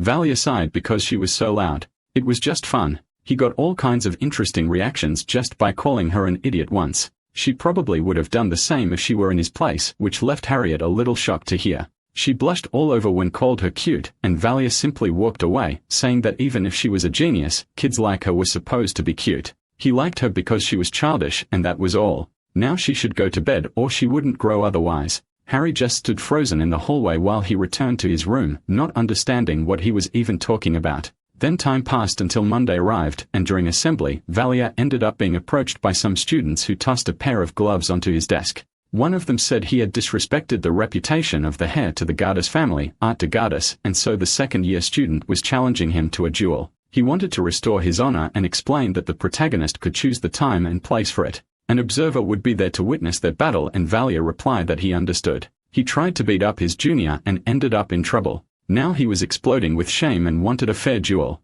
The jab made the others laugh, but Redina jumped in to defend the other guy, calling Valia a pervert for having cheated. Even so, Valia replied that they hadn't been too gentle when that guy completely ignored the weight class and tried to turn him into a pile of meat. The student said that if Valia intended to reject the duel and accept disgrace, then so be it. He would be admitting he was the kind of man who only knew how to use cheap tricks. The two stared each other down for a long while until the protagonist decided to accept, surprising Redina and pleasing the other student. He had no intention of falling for the same trick twice, and he wouldn't go easy on him just because Valia was weaker. He would make sure Valia's body remembered what it meant to challenge the authority of a senior, until later that day when the protagonist was stopped in the hallway by Redina. She wanted to talk to him even though Valia just wanted to see his teacher before the next class started. But Redina got nervous because now was no time to relax. He seemed to be going crazy acting like that. After all, the person he challenged was Art from a second-year student, but Valia didn't seem to care and looked like he had a death wish. The protagonist replies that Art wouldn't kill him, but Redina insists because he himself said he had no skills or talents, yet he was still acting that way. So it was better to just go and apologize to him. Art said he'd forgive him if he went to say sorry for what happened. Valia turns around to leave, saying that life was just like that. People reap what they sow. He ignores her and goes down the stairs. Valia didn't accept the obviously unfair duel because he went mad. He accepted it because he needed a psychologically distressing situation. Also, that he could unlock self-suggestion, the only talent he had. Now he was nervous, but he couldn't leave that skill locked and just sitting in his profile. That's when the system displayed a new event involving a duel with Art de Gardas. He had challenged him to destroy his honor. There was a small chance of victory. The objective was to proceed with the duel, receiving 600 points if he won and only 200 if he lost. Valia realized the system was acting like his defeat was a given. This event would reward him either way. Even though there was a small chance of winning, avoiding the duel wasn't an option in itself, but at least he would be rewarded. Still, he wondered why he was being rewarded for this. Even though he had planned it, it was kind of sad. The duel would take place in 2 weeks and had been scheduled to happen in the training room of the first-year dormitory. They have been informed beforehand that Eppen would be observing the duel, and the teacher said that as long as both sides agreed, there was no problem. They only needed to write down the date and location to make it official. Vela got nervous as he approached Eppen, but he still went to report everything to the teacher. Naturally, rumors had already spread among classes A and B. Ludwig asked what had happened to the protagonist and how he ended up in a duel. He was worried about whether Valia would be okay. Classes seemed to be full of scary people, and in a duel, there was nothing he could do but watch. The protagonist just replied that some things had happened but didn't want to explain. He only found out about the rumors spreading during class. Lettermy asked if it wouldn't be better to just apologize already. After all, he could end up seriously hurt. Valia replied that if it were that easy, he would have done it, but decided to stop talking so he wouldn't run out of breath during their run, not noticing Charlotte's intense gaze. When PE class ended, the protagonist was exhausted. His head was spinning. Ludwig had only made it harder by talking to him during class and stealing his breath away. As he walked, he was suddenly stopped by Charlotte, who came up and handed him a piece of paper before walking away. Valia was completely confused. Bertus had asked him to keep an eye on the princess. It looked like she had something to discuss with him too, and he wondered what this was about. When the protagonist opened the letter, he saw it was a notice saying she'd be coming to his room and he should wait there until after class. Valia didn't understand any of it, but still did what he was told, even though he had no idea what Charlotte meant by that. It'll be the first time they had a real conversation since they met in the demon castle. Even so, her expression didn't seem normal. That's when Charlotte appeared in his room just like she had promised. Valia asked how she could just hand him a letter like that and leave, but she told him to shut up because she knew who he really was. The protagonist gave a nervous smile and asked what she was talking about, but Charlotte sighed, saying that normally she wouldn't want to ally herself with people like him. When she heard he was a beggar, she observed him a bit, found out where he was from, what kind of people he was connected to, which organization he belonged to, and who supported them. Valia realized she was talking about the Rotary Gang. Charlotte didn't discover that he was a demon or something else. The Rotary Gang received support from the Thieves' Guild. Finding out so much with such a small piece of evidence was worthy of a princess. It seemed like nothing escaped her eyes, and she said he shouldn't even think of making up excuses for that gang of vermin. If he did, she could send her guards to the city and start a clean-up operation. Valia sighed and asked what she wanted with all this. She replied that she only wanted one thing and showed a picture of the protagonist's former identity, saying she wanted him to find that person. If he was alive, he should be found. If he was dead, she wanted to know where his body was and how he died. Valia was surprised, but Charlie was still staring at him with that terrifying look, telling him to report the progress of his investigation regularly. That would be his top priority, and he shouldn't even think about handing him over to Bertus. Otherwise, you should get rid of him and his entire organization. Later, in his own room, Valia sighed. He couldn't believe she had asked him to find the guy. It was a bit weird. Charlotte seemed to think his disguise was that of a beggar, and as a former beggar-turned-temple student, she must have thought he was the best choice to track him down. She appeared to be acting rationally, she really wasn't. While speaking, her eyes were shining with emotion. She carefully investigated his past, but it seemed impossible for her to make a truly rational judgment. Charlotte must have become suspicious after hearing from Darius. Rather than appearing in control, she seemed desperate to find someone important to her. It was almost like she was obsessed with finding Valia, but if she gave it a little thought, it would be easier to spot suspicious points about him. The guy who suddenly vanished after saving her from the Demon King's castle, and then an unidentified beggar appearing out of nowhere after another disappeared, it was kind of obvious. Valia was glad she wasn't suspecting him, but seeing her search so desperately made him feel a bit guilty. If Adelaide kept going, someday his head would go flying, and it wouldn't only affect him, but also Elaris, Lawyer, and Sakar. Even so, revealing the truth now would be ridiculous. As he thought, he needed to discuss everything that happened with the others. While he was thinking to himself, Harriet suddenly showed up, calling him a beggar, and laughed because he responded to the nickname. She was obviously getting back at him for calling her an idiot, but Valia just accepted that he was a beggar and didn't really mind it. Then Harriet sighed because he actually was one, commenting that she heard about the duel and that Art was a scared person who would probably beat him up. Valeria replied that that was all it was. It wasn't like he was going to die. Harriet asked if he wasn't afraid, and he seriously answered that he was, which made her question why he agreed to the duel if he was still scared of the whole thing. And he replied that Art could still end up making a mistake, which made Harriet say he really was crazy and that she'd just be watching him get beaten up. The girl walked away and Valia reflected on it, but ignoring Charlotte, what really mattered now was the duel in 2 weeks. At this rate, he'd be beaten to death before awakening his supernatural power, so he had to get stronger if he wanted to deal with the gate incident in the future. Starting from that day, he began practicing his swordsmanship in a training room. The ones who trained there every day were a 5 Cliffman and Ellen. Those two probably hadn't even spoken to each other before. Valia didn't think those introverts would get in his way. If he were writing a novel, he could just say things like he trained all day or felt like he was improving. But since he was experiencing it for real, he had to practice and study swordsmanship, not just swing his sword around randomly. To start, he decided to recall what he had learned during the previous week's swordsmanship class, like he was replaying the memory in his head. Even when he swung his sword, he just ended up falling over because he was terrible at it, and his classmates didn't even pay attention to him. He still had a long way to go in his training, and Valia kept using his sword all day until nightfall when everyone else had already left. He dropped his sword and noticed his hands were full of blisters, wondering how Ellen and Cliffman could swing their swords all day without issue. There was no point in being jealous of them. He just had to get used to it. He couldn't rely on crazy acting forever. Now that he thought about it, the third years hadn't shown up that day. Even if they didn't want to touch the prince, they forced the second years to act on it. But just as he was complaining about it, Adriana appeared in the training room, making him sigh while still sitting on the floor. Adriana walked up and said Redina had asked her to help him, and Valia asked what that girl had said. Redina had cried, begging Adriana, saying that if this continued, he'd get beaten to death, and she wanted her to help him. After hearing that, Valia realized that Redina was a good kid. He ended up thinking he was too harsh with her, which made him feel bad. Adriana could tell he already had something in mind just from his expression, and she knew that he couldn't possibly defeat Art with just 2 weeks of training. He even ended up losing terribly to his opponent and suggests apologizing to put an end to this meaningless fight. Art wasn't as bad a guy as he seemed. Valia replied that he didn't think he was bad or anything like that. He just needed to be beaten up. That's how it had to be, which left Adriana a bit shocked and confused. Then she bent down to pick up a wooden sword and showed him a few moves, which left Valia puzzled as to why she was suddenly demonstrating them. But she handed the sword back to him so he could try the same moves now. Adriana was going to help him with this.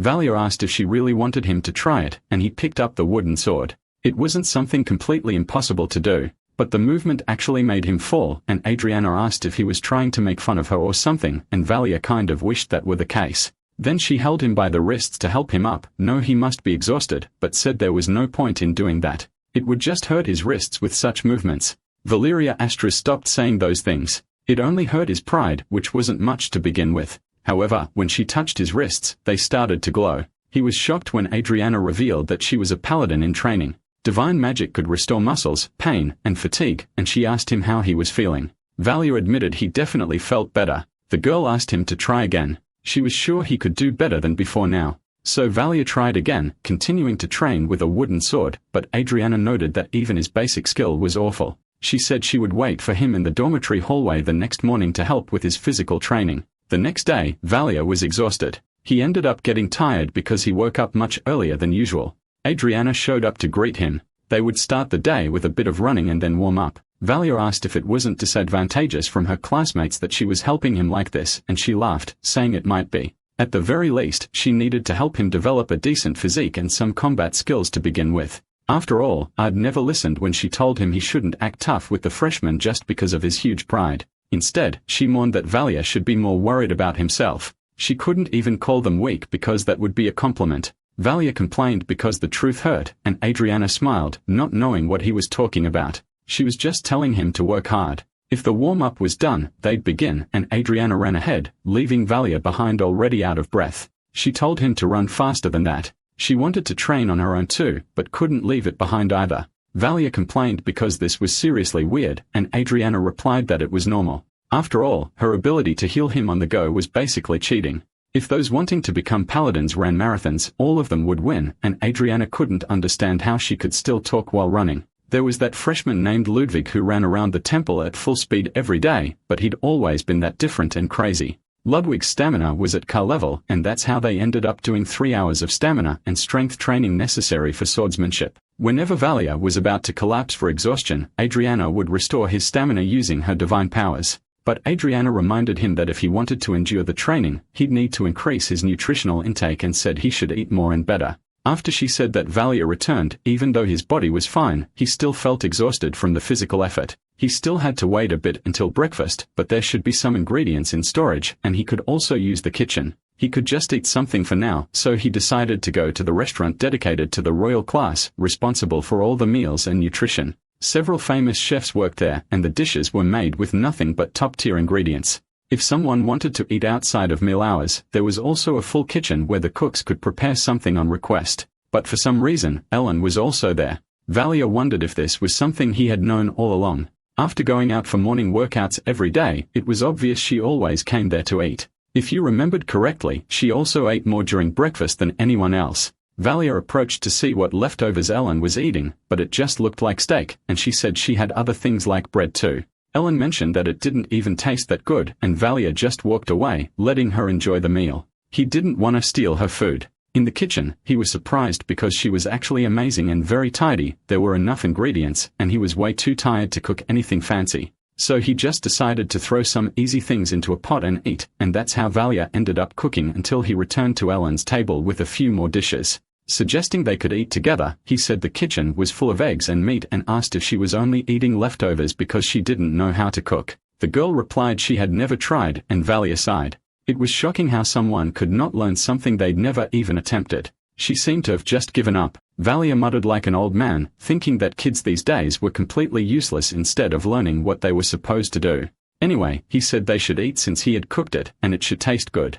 Ellen didn't even hesitate to start eating too. Valia froze, shocked, wondering why she was eating so fast. Usually, people ate more slowly. Even though she agreed, she kept doing the same thing, and he wasn't sure if he should try to stop her somehow. Ellen seemed to have the hunger of 1,000 beggars, but he still let her eat more than half of what he made. Even so, she still looked hungry, and then she mentioned it was true that they still had class together that day. Hearing that, Valia suggested they could eat something together again later, but for now, he'd be heading out. Deep down, he planned to make her eat 2 portions of chani to make her beg for mercy from the awful smell coming out of her mouth. Expecting a big change just from one day was too much, but even so, his strength increased by 0.5 points, agility by 0.3, and stamina by 0.6. And even though he had no idea why, his magic power also increased by 0.1. That duel in 2 weeks would just be a trigger, just a stone in his path, but the only thing he could rely on was this body that could improve as much as he wanted. He couldn't stay a piece of trash forever.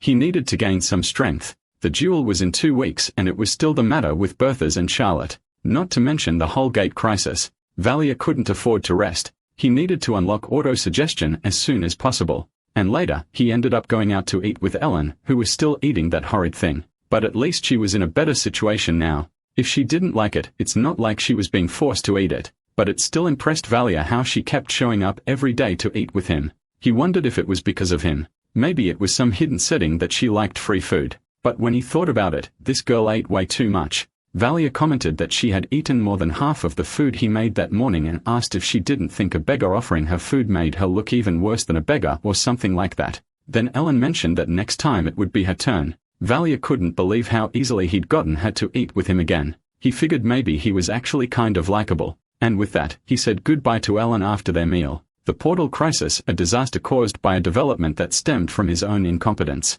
The protagonist hadn't exaggerated everything just to defeat his senior. He did it to survive the portal crisis, an event where countless people die. He was constantly out of breath and felt so miserable that he realized how complacent and weak he had been many times. The more he felt like that, the harder he tried to get up and swing his sword one more time. He had no right to regret his past actions or give in to such weak feelings. Right now, he was just a hot-headed guy, but he could be sure that everyone saw him as completely insane. When he met Ellen again, he was shocked because she was there and with an absurd amount of food. Valia needed to eat something too, so he decided to check what was available so he could eat as well. But to his surprise, the food hadn't been restocked that time. Still, he wondered what exactly Ellen was eating. He walked over to ask, wanting to know if it was raw sausages from the pantry, and she replied that sausages could be eaten as they were. Valia disagreed. They needed to be grilled first, which made Ellen sigh because he was just that annoying. But what shocked him more was that she was completely incapable of using an oven at her age.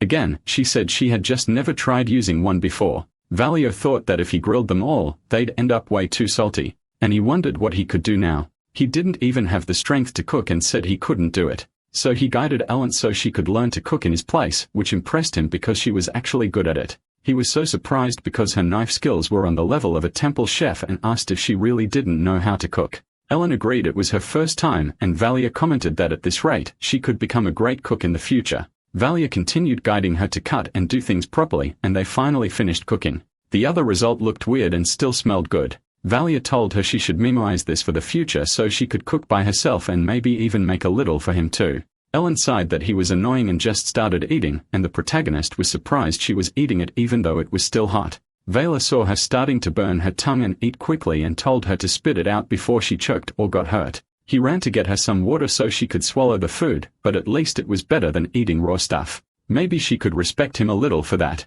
Ellen replied that she was the one who made it, and Valia argued that she only moved her hands, and the two of them had a small argument about the kitchen. Valia wondered why she was picking a fight like that, but in the end, Ellen replied that the two of them actually cooked together. That made him a little move, and he looked away after hearing that. Then Valia left to go back to his room. She reminded him just how insignificant he was. He was getting tired after that exercise routine. When he got back, he noticed there was a maid in his room, and it was strange. After all, it was pretty late. He wondered if Bertus or Charla had sent her to investigate, and he got nervous as the woman approached him. However, she just walked right past him, greeting Valia as the prince, and he got nervous when he realized who she was. In fact, the maid was Sarkar in disguise, and he asked how he got into his room like that. Sarkar replied that it wasn't that difficult. He was going to start visiting him personally from that day on. First of all, Sarkar wanted to report about Princess Charlotte's supernatural powers. He might be able to find something if he took more risks, but he came there because he wanted to report what he found so far.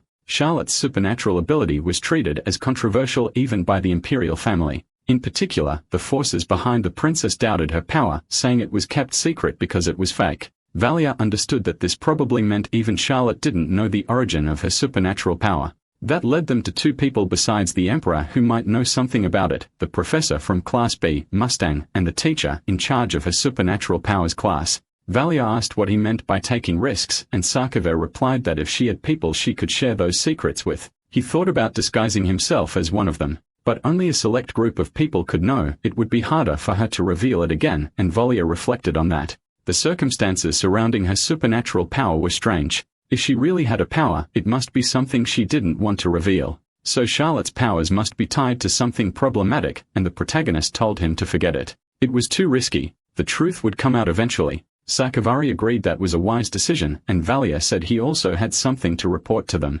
Actually, it was related to the princess. In fact, the princess was looking for him, and Sarkar was completely confused. He hardly believed it. It seemed the temple was far too dangerous for Valia, and Sarkar said he should avoid getting involved with that. The protagonist replied that doing that would get the heads of the gang members chopped off. Sarkar laughed because it was indeed ironic. The death the princess had to Valia had turned into a huge problem in the end. In truth, it wasn't something he should say, but he never imagined he'd end up doing something as dumb as being forced to search for himself. Valia didn't even know what to do now, and the protagonist asked if they could forge some evidence that he died somewhere and report that to her. Sarkar agreed. It was the best option they had to satisfy her. However, they didn't know how the princess would react to it. There was still a chance she tried to get rid of him afterward. But if they didn't do their job properly, the possibility of her disappearing, thinking he was useless, was preferable. Valia agreed that they should act like they were making progress. They wouldn't try anything against them once they saw they were doing something, and they were working on the requests. But the truth was that he didn't want to have Charlotte as his enemy. Merthers would keep paying attention to him as long as he thought he was useful, and Charlotte would leave him alone as long as he made progress in the search for Valia. Working for the hypocritical siblings was far from honorable. If the princess thought they were working for her, she might protect them instead of getting rid of them. The situation wasn't great, but he could try to think positively. At least he wouldn't be stuck between Berthas and Charlotte like that. Valia said that if you think about it, he was in a position where he could use them however he wanted. Sarkar smiled, admiring the protagonist's infinite wisdom, and Valia mentally wished he wouldn't smile in such a creepy way. Later, Adriana didn't expect him to improve overnight, but Valia was actually doing even worse than that. So she healed him again. They should rest for another minute or two, then continue training. A paladin to be training the next demon king with all her strength was almost ironic. In fact, Valia wondered why Adriana didn't use her divine power on herself to train more efficiently, and he asked her that, to which Adriana replied she wasn't sure if that would be heresy. But improving through divine power wasn't exactly natural. It's like getting high to the point of damaging your body. While divine power restores, physical strength doesn't replenish the nutrients you burn during training. That's why she always told him to eat a lot after training. Valia understood. It was like a ticking time bomb. She explained that after reaching a certain level, he need to train without her help too, so he should be aware of the risks. Adriana said they should go back to running now, and that's when Valia stopped and saw that Ludwig was standing up ahead. It seemed like he had also come out to train that morning. Beside him were Eleni and Cessa, known for her musical talent, and Delphine Isadora, known for her archery talent. Originally, there would have been several scenes of them arguing with the guys from Classer over the most trivial things. But since Valia ended up drawing all of Classer's attention, the real protagonist, Ludwig, became more like background decoration. Even though it was interesting to see how the story had changed, like Charlotte surviving and Ludwig's actions, it was still a bit scary. Valia had no idea what kind of butterfly effect this could cause, and so he continued his run with Adriana. Later, he was caught off guard when he heard that Ellen planned to cook that day, and he asked what was on the menu. She replied that it would be meat. She had only eaten it once at home.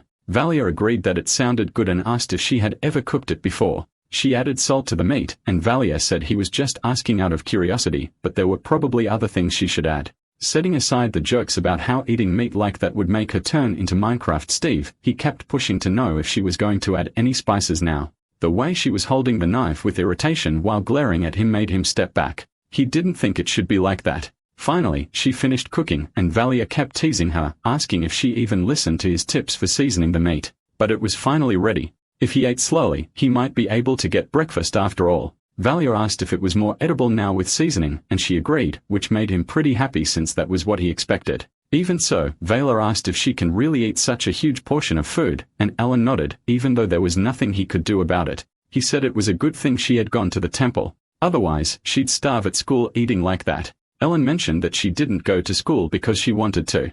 The people from the temple told her to come. Valerie was surprised by the way she started talking about herself like that, and he asked if she was upset by any chance. He laughed even when Ellen said no.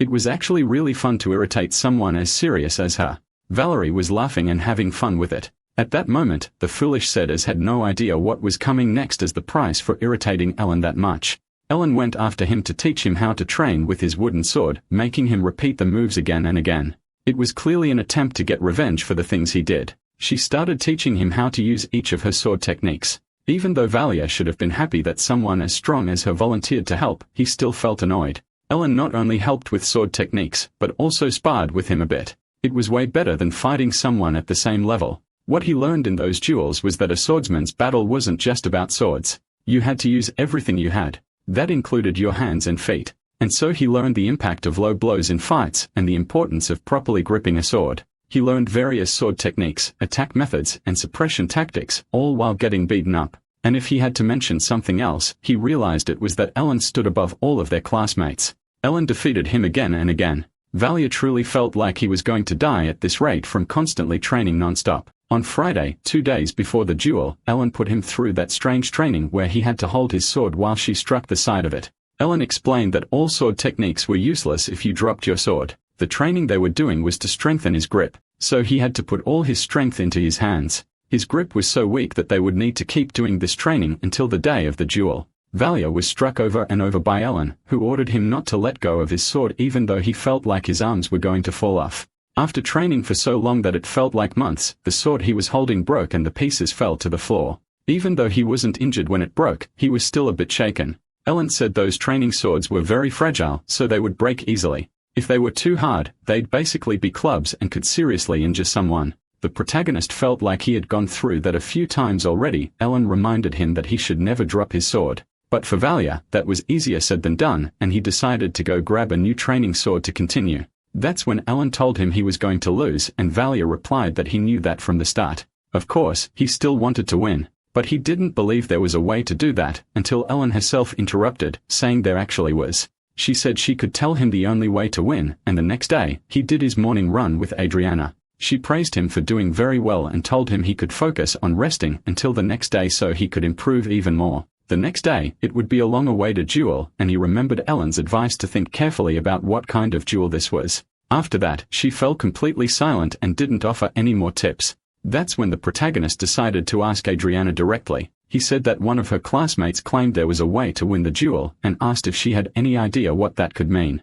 Adriana paused to think and answer that she didn't actually know, and Valia tried to understand how there could be a way to win that not even she knew. But the protagonist decided to let it go. He was caring very little about it now. The time for the duel had finally come. As a result of his efforts during the week of training, he had finally gotten stronger. His stats had increased significantly, and it was all thanks to what Ellen did for him. But what caught his attention was something labeled Combat Capability Plus. Seeing that was a little disheartening even after evolving so much, but even so, he went to the duel location. There were more people there than he expected to watch, and he wondered if they were all first years. Despite that, Lennon was shouting and cheering for Valia so loudly that some students definitely ended up deaf. Aside from Bertus and Liana, all the other members of Class A were there. It seemed even students from Class B had shown up. He was still surprised that so many more people came to watch the duel. Even Charlotte had appeared out of nowhere, which was scary. Harry got his attention laughing because he was clearly going to die that day, so he better be prepared.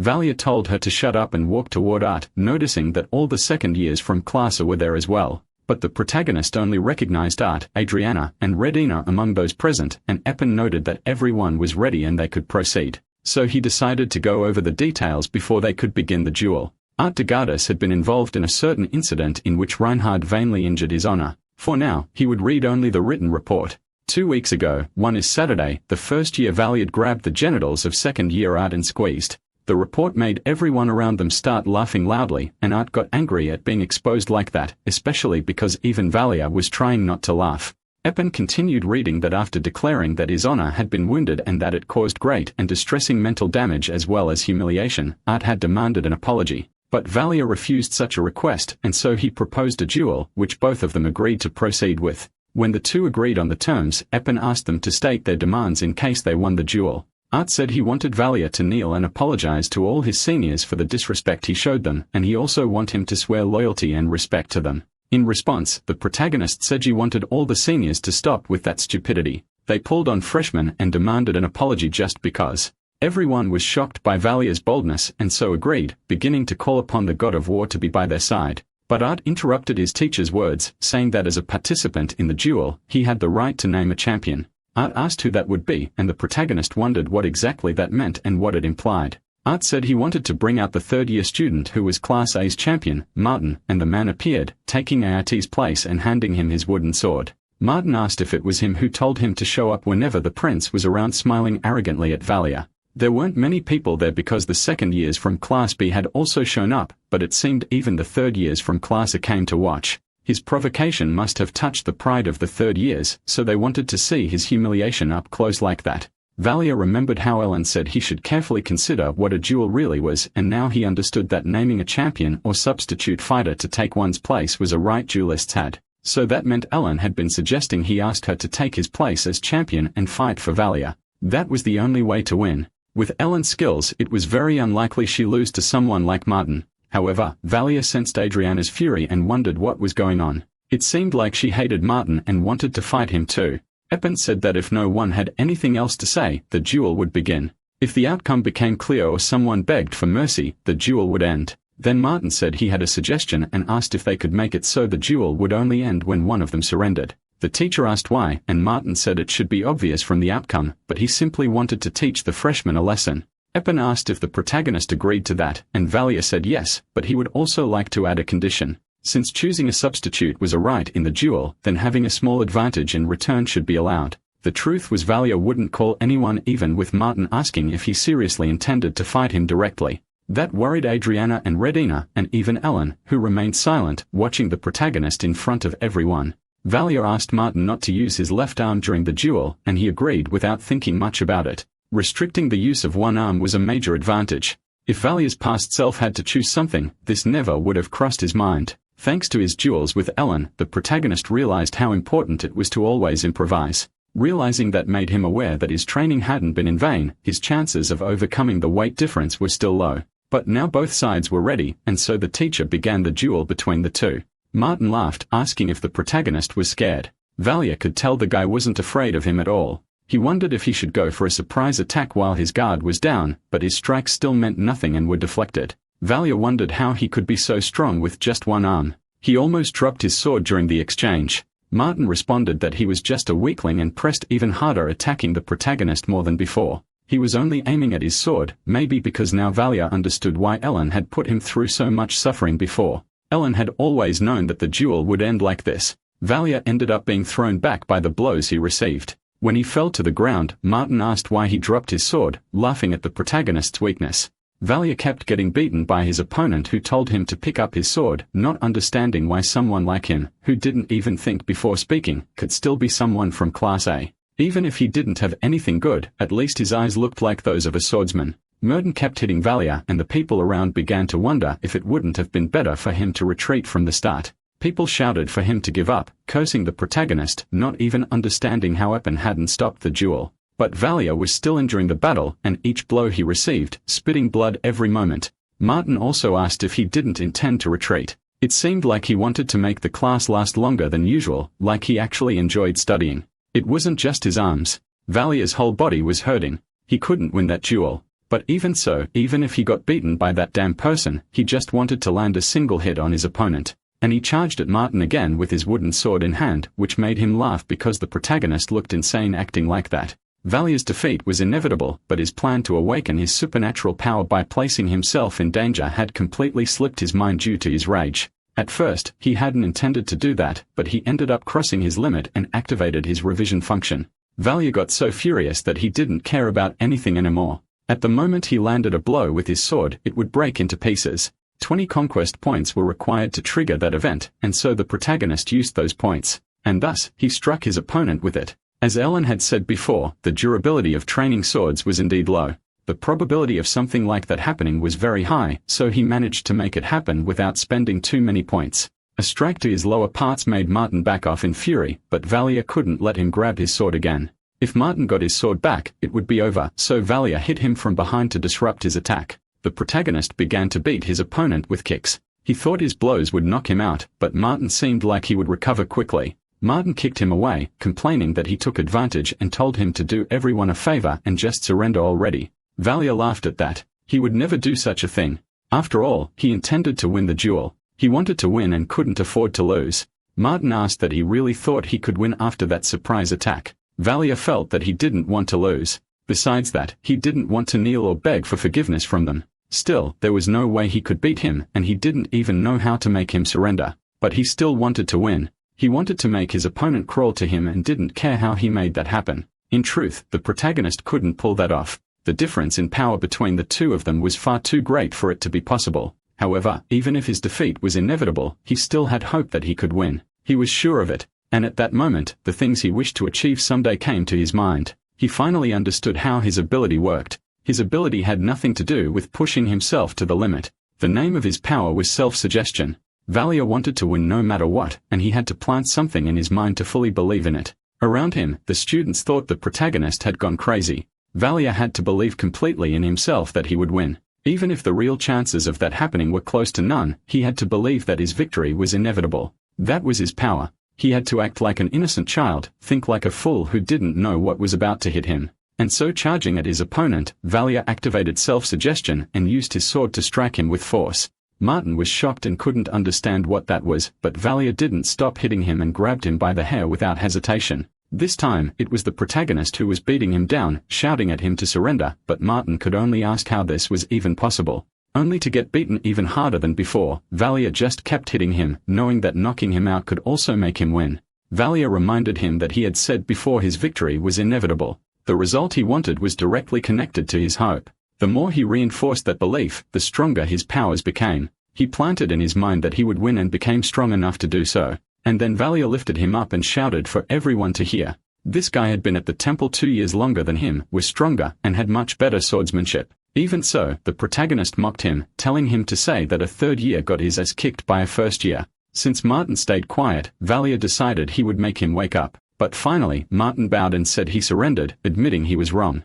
At last, the teacher ended the duel and declared the protagonist the winner. And so Valia completed the mission, earning 600 points for his victory. Even though the protagonist wanted to hit him even more and make him wake up in a strange place, it was Valia who passed out when everything was over. In the end, the one who woke up in an unknown place was him, and since both fainted, he was declared the winner, so the result couldn't be changed. Next to him, Adriana appeared when she saw the protagonist had woken up, believed that it wasn't anything serious and that he was okay. Valia thanked her for the concern and asked what happened. She replied that he ended up winning but passed out right after. He was in the recovery room and Valia was surprised. It was pretty nice that the school had so many facilities for the students. Then Valia got worried because his previous opponent was there too, and Adriana confirmed it. He was in another room and she asked that he really thought they'd put them in the same place after everything that happened. Adriana got irritated. They clearly exchanged glances during the duel and should have known she was ready to fight. Valia gave a nervous laugh, but Adriana commented that he jumped into that fight thinking he'd miraculously awaken his power.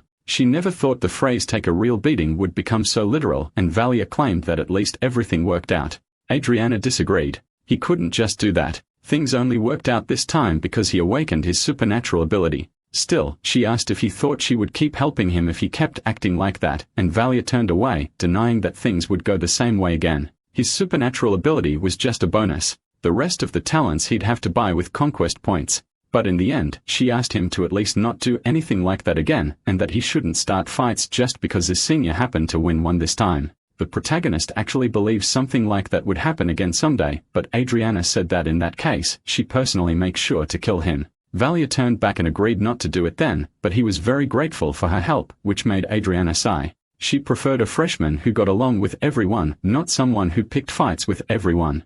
Valia laughed because he thought it'd be hard to change that, so he suggested she give up on him. Even after slapping him, Adriana stayed with him until he woke up. Sometime later, Valia was treated and released by the nurses, and when he left, he had a talk with Professor Eppen. The professor admitted he found the whole auto-suggestion concept interesting. They felt one of his aptitudes might involve supernatural ability, but after that, Jewel confirmed it was now clear that he had awakened his power. It was foolish to duel against a senior, however. Given the results, his actions were justifiable, and Valia responded that he did all that because he wanted things to get better. The professor said that if talent didn't come only from effort, then luck also had its part in it. But at that point, Valia wasn't authorized to use his abilities to attack others, and the protagonist even smiled, promising not to do anything wrong. When he left the room, the protagonist thought that it wasn't obvious when he used his power, so, of course, it would be hard to detect it. But even though he acted like an idiot, he himself wasn't actually one. Though we figured everyone must be surprised about the duel.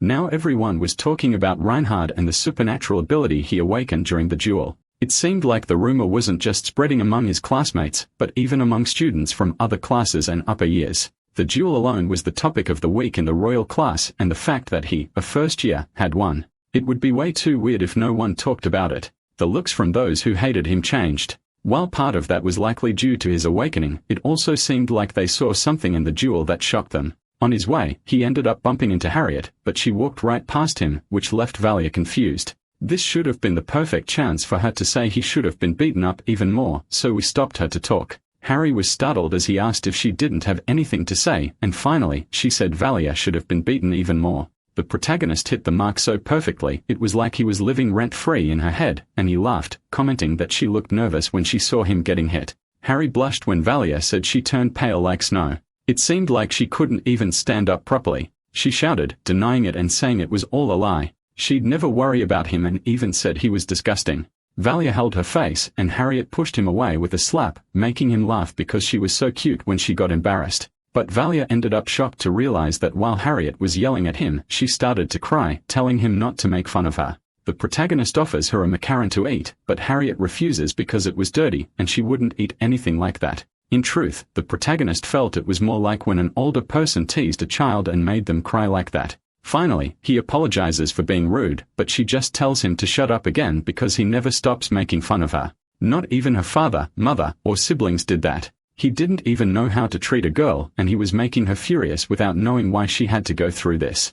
Valia says it was because she also laughed at him, calling him a beggar, and Harry complains that he really was a beggar. Sighing, the protagonist says he wasn't teasing her that much. He actually thought she was cute. After all, he had said it before. He just told her she was cute. It was a compliment, but even so, she kept complaining. Harriet says he pinched her cheek and laughed at her, and Valia replies that it was because she looked really cute that way. So she sighs and agrees as long as he never dares to touch her with those dirty hands again. Then he insists she eat the macaron, and she agrees as long as he stops pushing her so much. The two sit in silence for a moment, and Harriet asks if he didn't get pretty hurt in that duel earlier. Valia agrees because he was still feeling pain even now. Harriet says it was all because he fought someone like Martin. If he hadn't awakened his supernatural ability, he never would have been able to beat him. But Valia says, sometimes you just don't want to lose to anyone, and you get this urge to beat someone no matter what. It was that upperclassman who awakened that inside him. The girl reminds him that he could have died, and Valia agrees that could have been the case.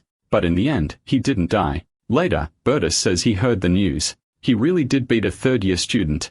Valia replies that his supernatural ability manifested just in time, and Art approaches, realizing he seemed a lot better. The protagonist asks what he wants, and Art apologizes. He lost the duel, so he admitted his mistake. From now on, he wouldn't make absurd demands anymore, nor mock, or be violent toward the freshman again. The protagonist realized that just like Adriana had said, Art really wasn't a bad guy. Maybe he had no choice but to choose Martin as his champion. Rodina also seemed like a really kind girl, actually. It must have been tough for her to have to discipline the freshman before. He was sure they forced her to do it on purpose, knowing she was the type who wouldn't hurt a fly. Being forced to do something she didn't want and then getting insulted by a freshman. If you were in Art's place, he would have been furious too after everything. Now Valia felt like he went too far and apologizes to Art because he also said a lot over-the-top things. Everyone was surprised by his sudden humility, but Art thanked the protagonist for acknowledging that. Now he planned to apologize to Redina later as well, but first, he'd focus on classes. And Epon announced that the Victory Festival would start the following week. As everyone should know, the victory in the Demon World War was a historical celebration, so the temple would be closed during the commemorative month. However, considering enrollment and the academic plan, it would only be closed for 5 days next week. Still, the students celebrated. At least it would be 5 days, and that was something. They were relieved thinking they have to run every morning. Valia felt it would be a good opportunity to visit Elaris again after a long time, and suddenly someone announced that her 11 wouldn't participate in evening classes. The protagonist was confused, but the teacher just told him to follow, and he didn't understand anything, wondering if he had done something wrong. In the end, the two of them just sat on the wooden bench outside to wait right there. Valia wondered if it was because it was cold that there was no water in the pool, but thinking about it, they could have just heated the water with a man of stone. It must have been some kind of script error, and the protagonist asked if the temple didn't have hot water by any chance. If they made an indoor pool with hot water, it would be possible to have swimming classes, and Epon agreed that was true. But the maintenance cost would be too high. And realistically, no one would want to swim in the same water all year round. That's why it was so expensive. Epon asked why he was interested, and Valia said it was just curiosity, but he still wondered why the pool was closed even though it was outdoors. The teacher asked if he wanted to take swimming lessons even in winter, and Valia muttered that he thought so even if Epon found it strange, though she didn't seem to have bad intentions. That was when the protagonist realized the teacher probably thought he just wanted to see the girls there in bikinis. Anyway, Epon said she would be arriving soon and leaving right after, and Valia asked her to wait a bit because there must have been a misunderstanding between them. But the one who appeared and interrupted the conversation was the supernatural abilities teacher, Rolendria, who was happy to see the protagonist after some time. She never thought he would awaken his natural ability, had never seen people of that kind before, and Valia replied that it was a surprise for him too. Rolendria mentioned that cases like his were very rare, so that day would be just another test instead of a real class. Then she timed him while he moved, getting surprised because he made it in 8 seconds, while it used to be 8.3 seconds. It was a new record. After using auto-suggestion, it had taken him exactly 8 seconds to finish. She became worried because she thought the ability might affect external things, but it seemed to be limited to enhancing his physical abilities. It was the first time she was seeing something like this, a supernatural ability that influences reality according to the user's will. But Valia felt like he was going to go crazy at that rate. Auto-suggestion was the ability to manifest the real effect of one's own suggestion. If he thought he was an athlete while running, he could become one, but it would depend on the skills level. Basically, it was similar to having a winner's mindset. It had to be something at the level of your father was definitely the president. Rolendria asked what was wrong, and Valia replied that it was honestly getting a little hard to handle all that. She said there was no need to feel down. His ability was really good. The protagonist felt like it wasn't all that great. Rolendria mentioned that, of course, the changes weren't that obvious at this point, but there was something else worth noting. He was very good at using his supernatural ability. He could use it almost instantly, even if the effect was weak. She could assume that Valia was already quite familiar with his capabilities even before awakening the ability. It was as if he had a natural gift for auto-suggestion. The protagonist felt like it was a compliment, but for some reason, he felt offended. Anyway, the test ended, and now he could participate in the regular classes, so Valia went back to lying in his room. That ability he had wasn't all that different from 8th grader syndrome, and he wondered what he was doing. Suddenly, he was surprised to realize he was getting a call at that hour, and when he answered, he heard a voice asking him to go to the main hall. It was Charlotte, who needed to ask him something right away. The two met, and the princess asked how he felt during the fight, what it was like to suddenly become a supernatural ability user, and Valor replied that it had gone fairly well. It heard the name was auto-suggestion, and asked if it was the kind of ability where you could be anything you wanted. The protagonist agreed that it worked more or less that way, and Charlotte asked where that boy he was looking for was. Maybe if he believed he knew, he could find out where he was, and Valia replied that he couldn't do that, but he could still try and see if it worked. Charlotte offered him something to hold, and Valia could tell she was in a hurry. But if he could do that to buy some time, it would be better. The protagonist took a picture of himself, and Valia wondered if Charlotte was always carrying that image around. Now he'd have to lie about it, and he said he could see a crumbling castle, and Charlotte quickly asked what he meant by that.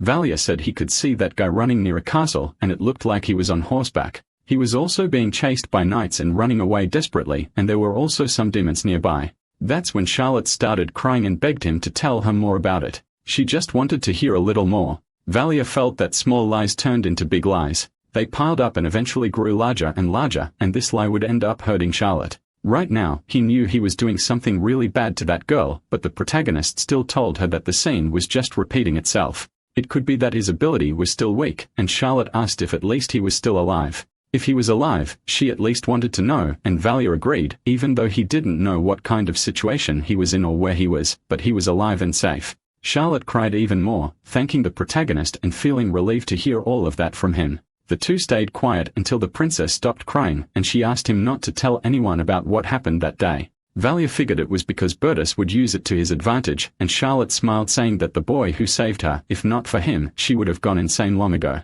She wouldn't have even managed to escape her prison. When she thought she would lose her mind from being in a place filled with death and blood, he showed up. He told her everything would be alright, and even said there were people who made sure humanity had won the war. He tried to comfort and calm her somehow, saying he had lost all of his memories and didn't know who he was or why he was imprisoned. He seemed calm, but Charlotte knew he must have been scared in that situation too, yet even so, she was the one trembling even more. They tried to soothe her just because someone was crying that hellish place, so she promised to help him recover his memories. Therefore, for the sake of that promise, she wanted to be able to meet him again, and Valia asked about that. That guy must have suffered a lot in the demon castle. Maybe it was too painful to recover the memories from those days.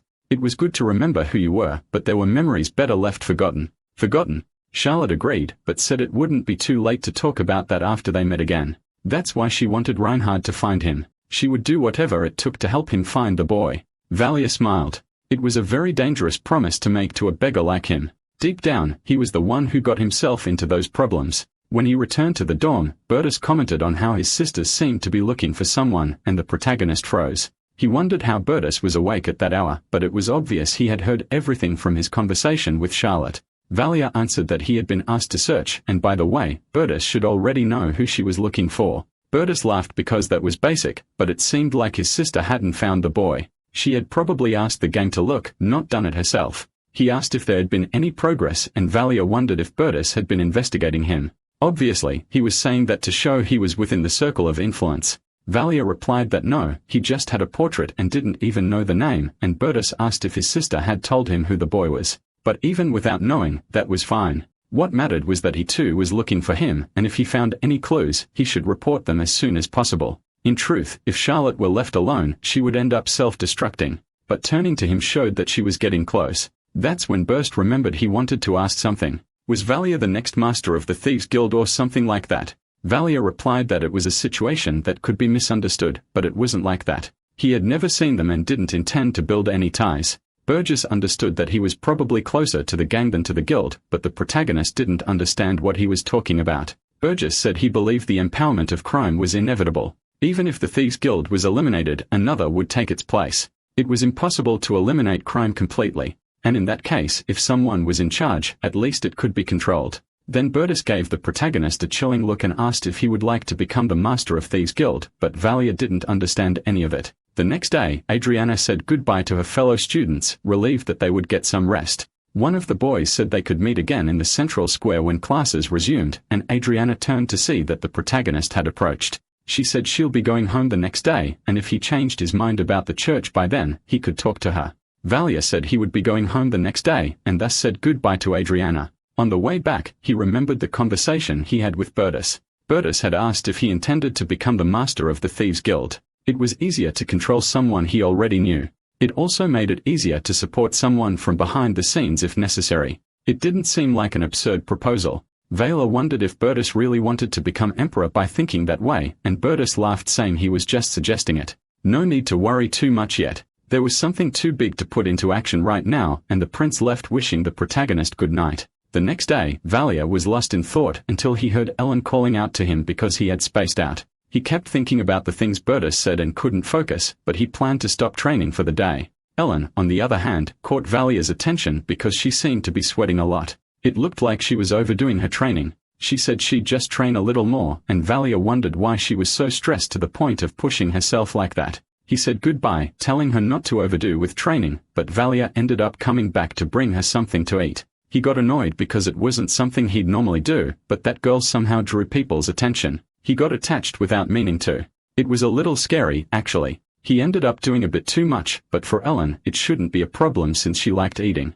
When he got to the training room, Ellen was collapsed on the floor, looked like she had fainted during training. In her dreams, Ellen remembered her past and how she begged her brother not to leave. She questioned why he had to sacrifice himself and what she was supposed to do about them. But even so, he left despite her pleas for him not to.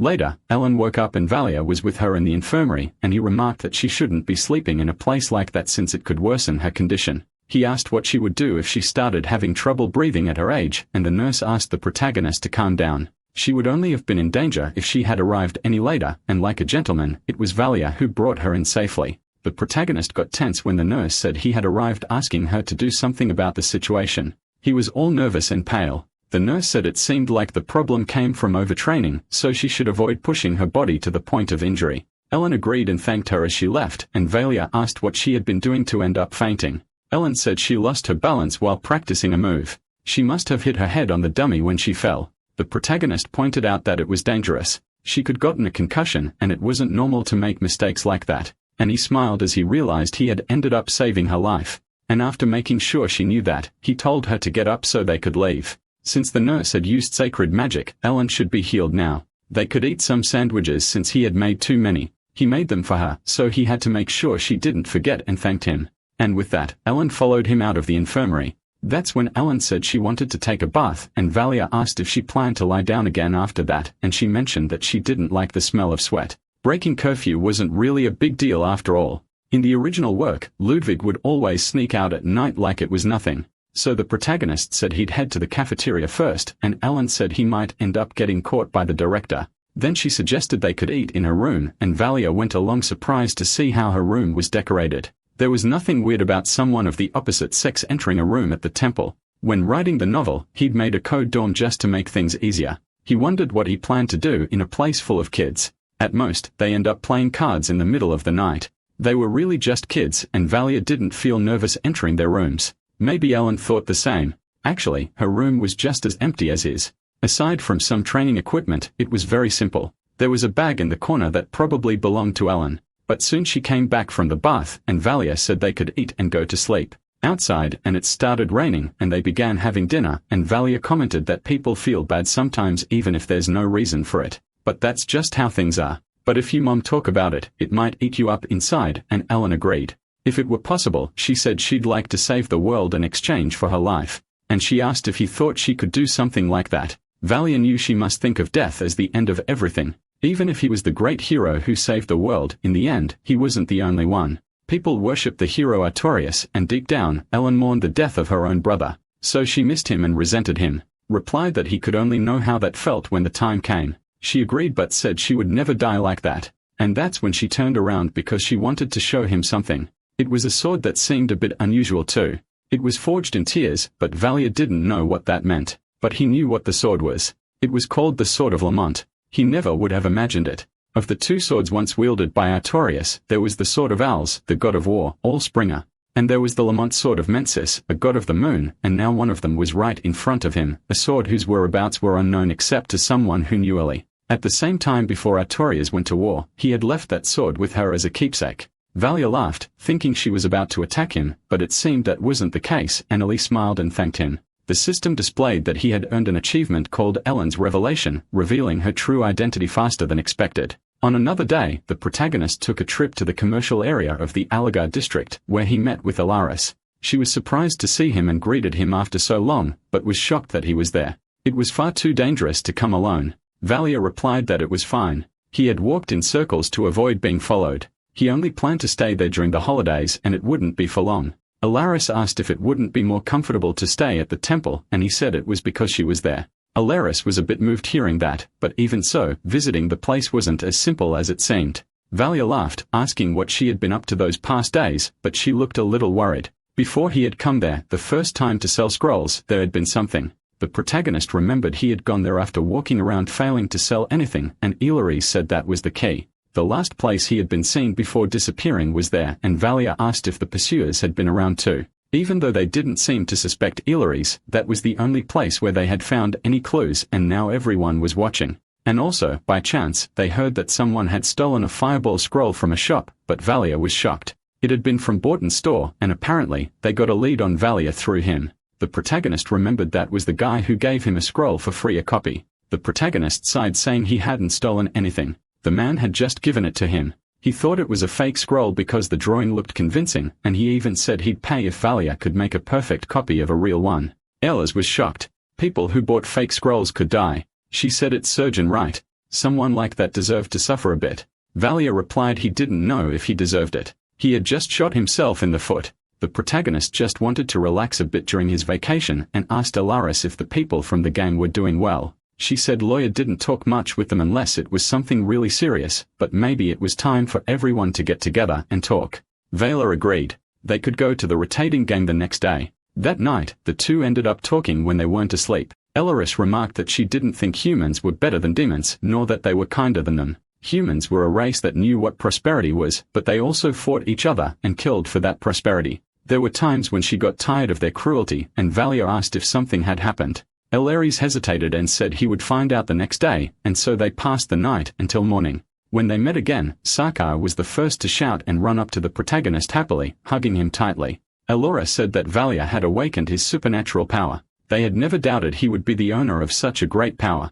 The protagonist, nearly crushed, pulled him to stop. It felt like his ears would bleed, and he wanted to get away. Lawyer asked how life was at the temple, and the protagonist replied he didn't even have time to get bored. Then Alaris asked what it was that he wanted to tell them, and Valia recounted his duel with Martin, which shocked the other three. Alaris looked disheartened and reminded him not to resort to violence, but there was nothing to be done with someone like Martin's temper. Sakavara, on the other hand, found it incredible. It was coldness, pride, and battle spirit all rolled into one in his opinion. Lawyer yelled because she had told the prince to stay calm after entering the temple, and Vala smiled, showing that he hadn't used that necklace from before. Alaris was a bit relieved about that, but the protagonist knew they also had something they wanted to share. That was because Alaris had told him the day before that they wanted to talk about something else once they were all gathered. They grew tense when Valia insisted, but he didn't understand why everyone suddenly seemed so serious. Sarkavar said there was a rumor that during the Victory Festival, imprisoned demons would be sold on the Imperial black market.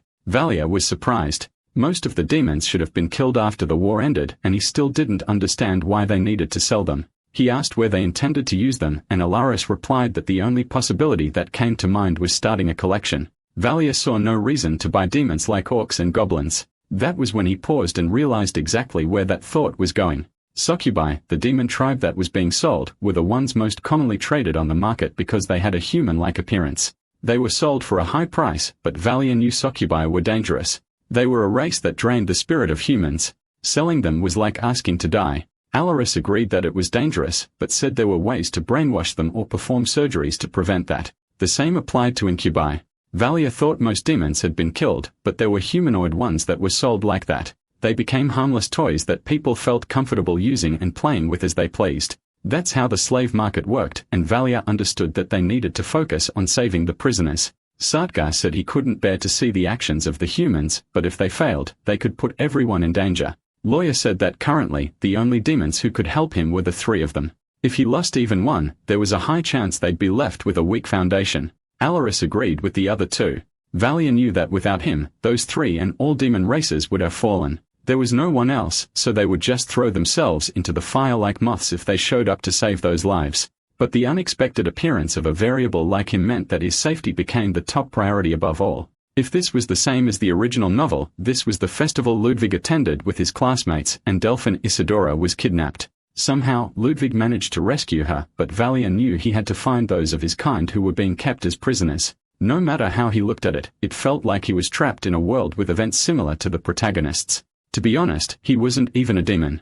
Deep down, he was just an old man, and he wondered if there was any reason to risk rescuing the prisoners. He didn't even know why he was trying to rebuild the demon kingdom in the first place. He wasn't a good person to get involved in life or death matters. He wasn't that kind of person, even knowing those people wanted help, and Alaris apologized for worrying him with that. Despite everything, it seemed better to just leave it alone, but Valia interrupted, saying that as with all living beings, exhaustion was the cause of all illness, and lack of sleep was the biggest cause of chronic exhaustion. Alaris didn't understand anything he was suddenly talking about, but the protagonist continued, saying that, as expected, he liked to sleep peacefully. Finally, he said they should try. Alaris was so shocked, she asked him to repeat it, and Valia confirmed they should find a way to rescue the prisoners. They should do something stupid. Alaris said that before that, there were 3 things the protagonist needed to know. First, the location of the black market. Second, the number of prisoners. And third, the level of security. Information about the black market only circulated among the nobles, so it might be difficult to get it on the streets. Since this was the type of intel Sakara specialized in, he decided he'd be in charge of investigating it. Valia understood it was a secret market, so they need a way in. Sakara said they didn't know who was selling, but asking a noble might lead them to it. Valia asked about the people running the black market, and Sakava replied that it wasn't too hard to figure out. The power to divert prisoners halfway in the capital meant that the plan had been made long before the Imperial army returned, which meant they had already spoken to whoever was in charge of the prisoners. Furthermore, if not even all the commanders knew, someone close to total authority had to be involved. Alaris agreed with Sakava, and Valia realized that both the unit commander and the general commander must know about it. In the protagonist's opinion, things seemed to be getting more complicated than before. If there were just a few commanders, they could steal the prisoners. But since this story was circulating among the aristocracy, it would be even harder if the Imperial family got involved. If that were the case, even Bertus and Charlotte would end up caught in the middle. Alaris agreed that they couldn't rule out that possibility. He wondered if the 2 of them could really know about this. It wasn't something organized by a group like the Thieves' Guild. It had been planned by the Imperial family and those under their wing. And if that was the case, the security would also be extremely tight. They would have to break through the defenses, rescue the imprisoned demons, and hide the ones they saved somewhere. It was far too reckless. Valia asked if it would be possible with magic, and Ilaris said there would need to be mags on her level. There could be barriers that would make the use of magic difficult, but the more he thought about it, the more he cooled down. It really was an impossible mission, and Alaris asked why he needed to do it while the black market was still open. Vaila questioned that, and Alaris explained that when the black market opened, it would be the worst possible day to rescue the prisoners. Alaris mentioned that it would be easier either before the auction or after the sales had ended. Before the auction, security would be lower than on the actual day. And after the prisoners had already been transferred to their new owners, each noble would have to look after their own, making it easier to rescue them. Everyone stood silent and realized she was absolutely right. Sakaga mentioned that those participating in the auction would pay enormous prices. Lawyer agreed they would go through great trouble, but she wouldn't kill those people. Valia said it was a method that could work, but Sakagra pointed out that it might take some time to get a list of everyone attending the auction, but they could rescue anyone in the meantime. It would also be less risky, but the rumor that prisoners were disappearing or being stolen would end up spreading. After rescuing a few, the nobles would strengthen their security. The trio continued to talk while Valia remained quiet, thinking. If Alaris's method worked, people would assume some kind of criminal organization had stolen the demons. That could cause a huge stir in the Empire. Just knowing that free demons were hiding in the capital would be a major threat to the Empire and its security. Because of that, a large number of guards would flood the city, and news like that would surely reach the temple. However, Valia had written about a similar incident in the original novel. Alaris had come up with that method even without him around. The reactions from Sakava and Lawyer were equally positive. If they did anything, it would be following that exact plan. The demon trade in the black market, their rescue, all of it would have happened even without Valia's presence. The protagonist didn't understand the causality, but he knew the result, and it was very likely that the operation would fail. They had to prepare something even better, but there didn't seem to be a way to move all the prisoners at once. Unless that problem could be solved, then Valia had an idea, and he asked if Alaris could use mass teleportation magic. Alaris asked if he meant the spell itself, and she said she could use it, but it took time to cast. Valia asked how long, and she answered around 30 minutes. It seemed impossible to just teleport everyone out at once and vanish. A place with a barrier that prevents teleportation magic users shouldn't be all that common. Alaris reminded him that, as she had said earlier, it was likely an anti-magic barrier would be deployed, and Valia suggested that maybe it wouldn't be at the auction house itself. Then he asked how many people she could teleport, and she replied that her limit was about 20. If it were at night, maybe up to 50 people. Valia thought Sakibian and Kyubi were humanoid demons. That wasn't a high number. But most of the prisoners he saw when he escaped were humanoid or large, and Lawyer asked if he was thinking of another method.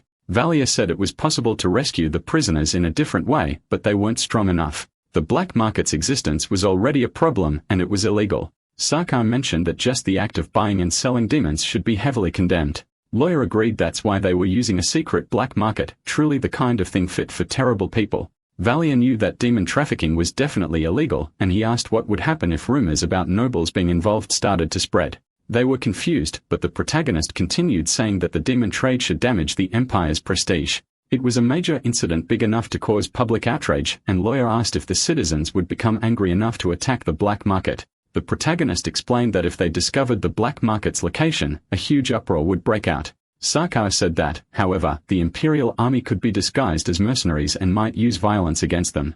Valia agreed it was true that the Empire held overwhelming power, but it wouldn't just be the citizens who were furious. It would also end up offending the beliefs of the most powerful people, and Alaris asked what he was talking about.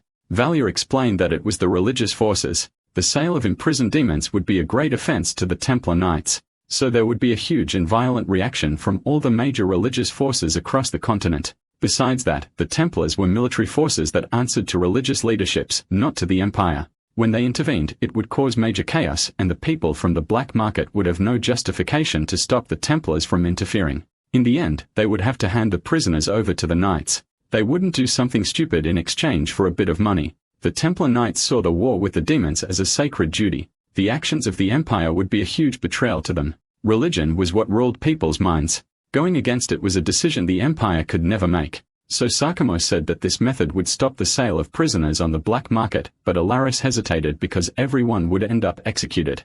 Valia agreed, but said the Templars would take time to organize the prisoners during that period. After all, you would be living proof of the betrayal against the Empire. So the Templars would try to get something out of the Empire as an apology. And if they changed the location of the auction, even better, since they wouldn't have time to prepare countermeasures against magic. So at that moment, Valia said they should extract the prisoners using mass teleportation. Of course, all the prisoners who exceeded the limits of Elris's magic would end up dying in the process. But it was the best thing he could think of at the time. Then Lawyer suggested that instead of mass teleportation, they could use a teleport portal. Valia asked about that, and Lawyer said she thought what he just mentioned had a high chance of happening. That way, if they could use a teleport portal and all go together, surely everyone could survive. Valia asked if that would only be possible if the teleport portal took them to the Templar Knights. Sarkar said there were excellent teleport portals in the capital. There was even one close to the Templar headquarters. That teleport portal should be used during the prisoner transport, so if the convoy arrived before the Templars, it would cause some confusion.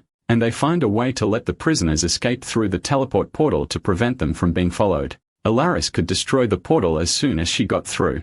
Valia realized that teleport portals were bidirectional. If one portal broke, the other would break as well. Actually, the protagonist was enjoying this. Lawyer would be in charge of handling the chaos. Alaris decided to help her, and Sakuga said he transform into one of the soldiers who patrol the portal. Valia felt like a lot was needed to make this plan work, but he trusted that things could go well. However, if any sign appeared that something would go wrong, he would use revision to fix the situation. That night, Alores thanked Valia, and he asked why. After all, they were the ones responsible for solving everything. Alores thanked him because he trusted them to do something so dangerous. She was truly grateful for his trust. However, he asked if she was really at peace with all this. No matter what they did, someone would end up getting hurt during the rescue. It could be the Templar Knights or someone else. Ellis had killed many people in her life. She had done it for so long that she got used to it and became completely tired of it. That's why she appreciated Valia's concern, but said he didn't need to worry about her, and so they fell asleep. Time passed and the Victory Festival began. The day when the streets were full of happy people, but also the day of the rescue mission. That was the headquarters of the Merchant Guild, and they were all watching from the rooftop where the prisoners were being held. Their goal wasn't to capture corrupt nobles, but to rescue the prisoners. Even if everything went well, all they could do was save those who were in the black market. With that in mind, it would be better to start the plan now without waiting for the auction to begin. According to the information gathered by Sakuga and Lawyer, there were about 100 prisoners. The black market was located in the Merchant Guild, in the Bucket District or somewhere else in the map of district. What they had to do now was make sure everyone knew about it. And there were two ways they could do that. They could send a letter to stir up chaos inside, or they could take advantage of the gossipers and spread a rumor, but it would be hard to find the exact location of the black market that way. In the end, they decided to send a letter with all the details, so they mailed it to the Templar Knights HHU, and fortunately, it was received. And now they were heading toward the black market, and Valia commented, impressed by how good the invisibility magic was. He couldn't believe that no one had noticed they were on the rooftop of a house, and Alara smiled at that. But if they entered an anti-magic field, the spell would disappear, and people with sharp senses could detect them. So they had to be careful. Suddenly, Lawyer felt the scent of the Templar Knights getting stronger. She thought they wouldn't come that day, but it seemed they had received the letter. It looked like they were going en masse to the Merchant Guild HQ and the rest of the main street. Valia asked if they were trying to resolve things in secret. It was kind of strange. It would be more honorable to attack the black market with everyone watching. They had received information that the black market would open that day and that the demon prisoners would be sent to the auctions there. One of the guards got nervous when a knight approached, saying that if it was a lie, the Templar Knights should issue a formal apology to the guild. So they should cooperate with them, and Lawyer reported that the Templar Knights and the guards were arguing now. And it didn't look like the guards were going to let them through easily. It didn't take long for the guards to finally start acting. The Templar Knights were entering the guild right where the prisoners were being held, and Valia realized it was time for the big show to begin. If the Templar Knights executed them, which was the big fear, it would create a huge problem. But he didn't want that to happen, so he planned to use some things in his favor. Then the protagonist opened the system and was shocked. That was because the review function could no longer be used, meaning he wouldn't be able to prevent the execution of the prisoners. With the extermination out of the Templar Knights' hands, he wondered if there was anything else he could do. If this continued, all of them would end up being killed. When Vela froze in shock, Alaris asked what was wrong since he had turned pale. The protagonist stammered that it was nothing and commented on the possibility of those people deciding to kill everyone. Then, lawyers said the Templar Knights were arriving. They decided to go ahead with this considering everything that happened. The prisoners were living proof that it was possible to put a collar around the Empire's neck, and that was why they couldn't kill the prisoners. Valia mentally begged them not to do anything foolish. The Templar Knights were bringing the prisoners outside. It was the same number of demons they had estimated at the beginning. Judging by their appearance, they looked to be in good condition and apparently hadn't been tortured. Alaris commented in amazement that it was exactly as Valia had said. It was a huge relief, and the protagonist nearly fainted from emotion. He wondered if the content of his review and the future were actually the same thing. If this was going to happen anyway, maybe that's why the review didn't work. Valia thanked God for such kindness. Lawyer mentioned that now that they had confirmed the prisoners' whereabouts, they could proceed with the teleportation portal. They got to arrive before the Templar Knights, and they ran across the rooftops toward the group. Sarkar may have some trouble, and suddenly they heard voices asking if anyone would end up discovering them. They said they just used the excuse of doing research. The problem was what those merchants had planned, monopolizing them like that and selling them in secret. Other members of the Allied forces were doing something similar, but at least they had some excuse. So no one would say anything if they managed to grab a few. Valia tried to understand what those two people were talking about. But Alaris and Lawyer remained silent. It seemed that even the Templar Knights were deeply involved in the matter. Now he understood why they wanted to wander back and forth. The Templars were supposed to be the last ones who'd want to do this. Valia wondered if he had overestimated their faith, but Avriana was still smiling, thinking she could live full of grace and belief.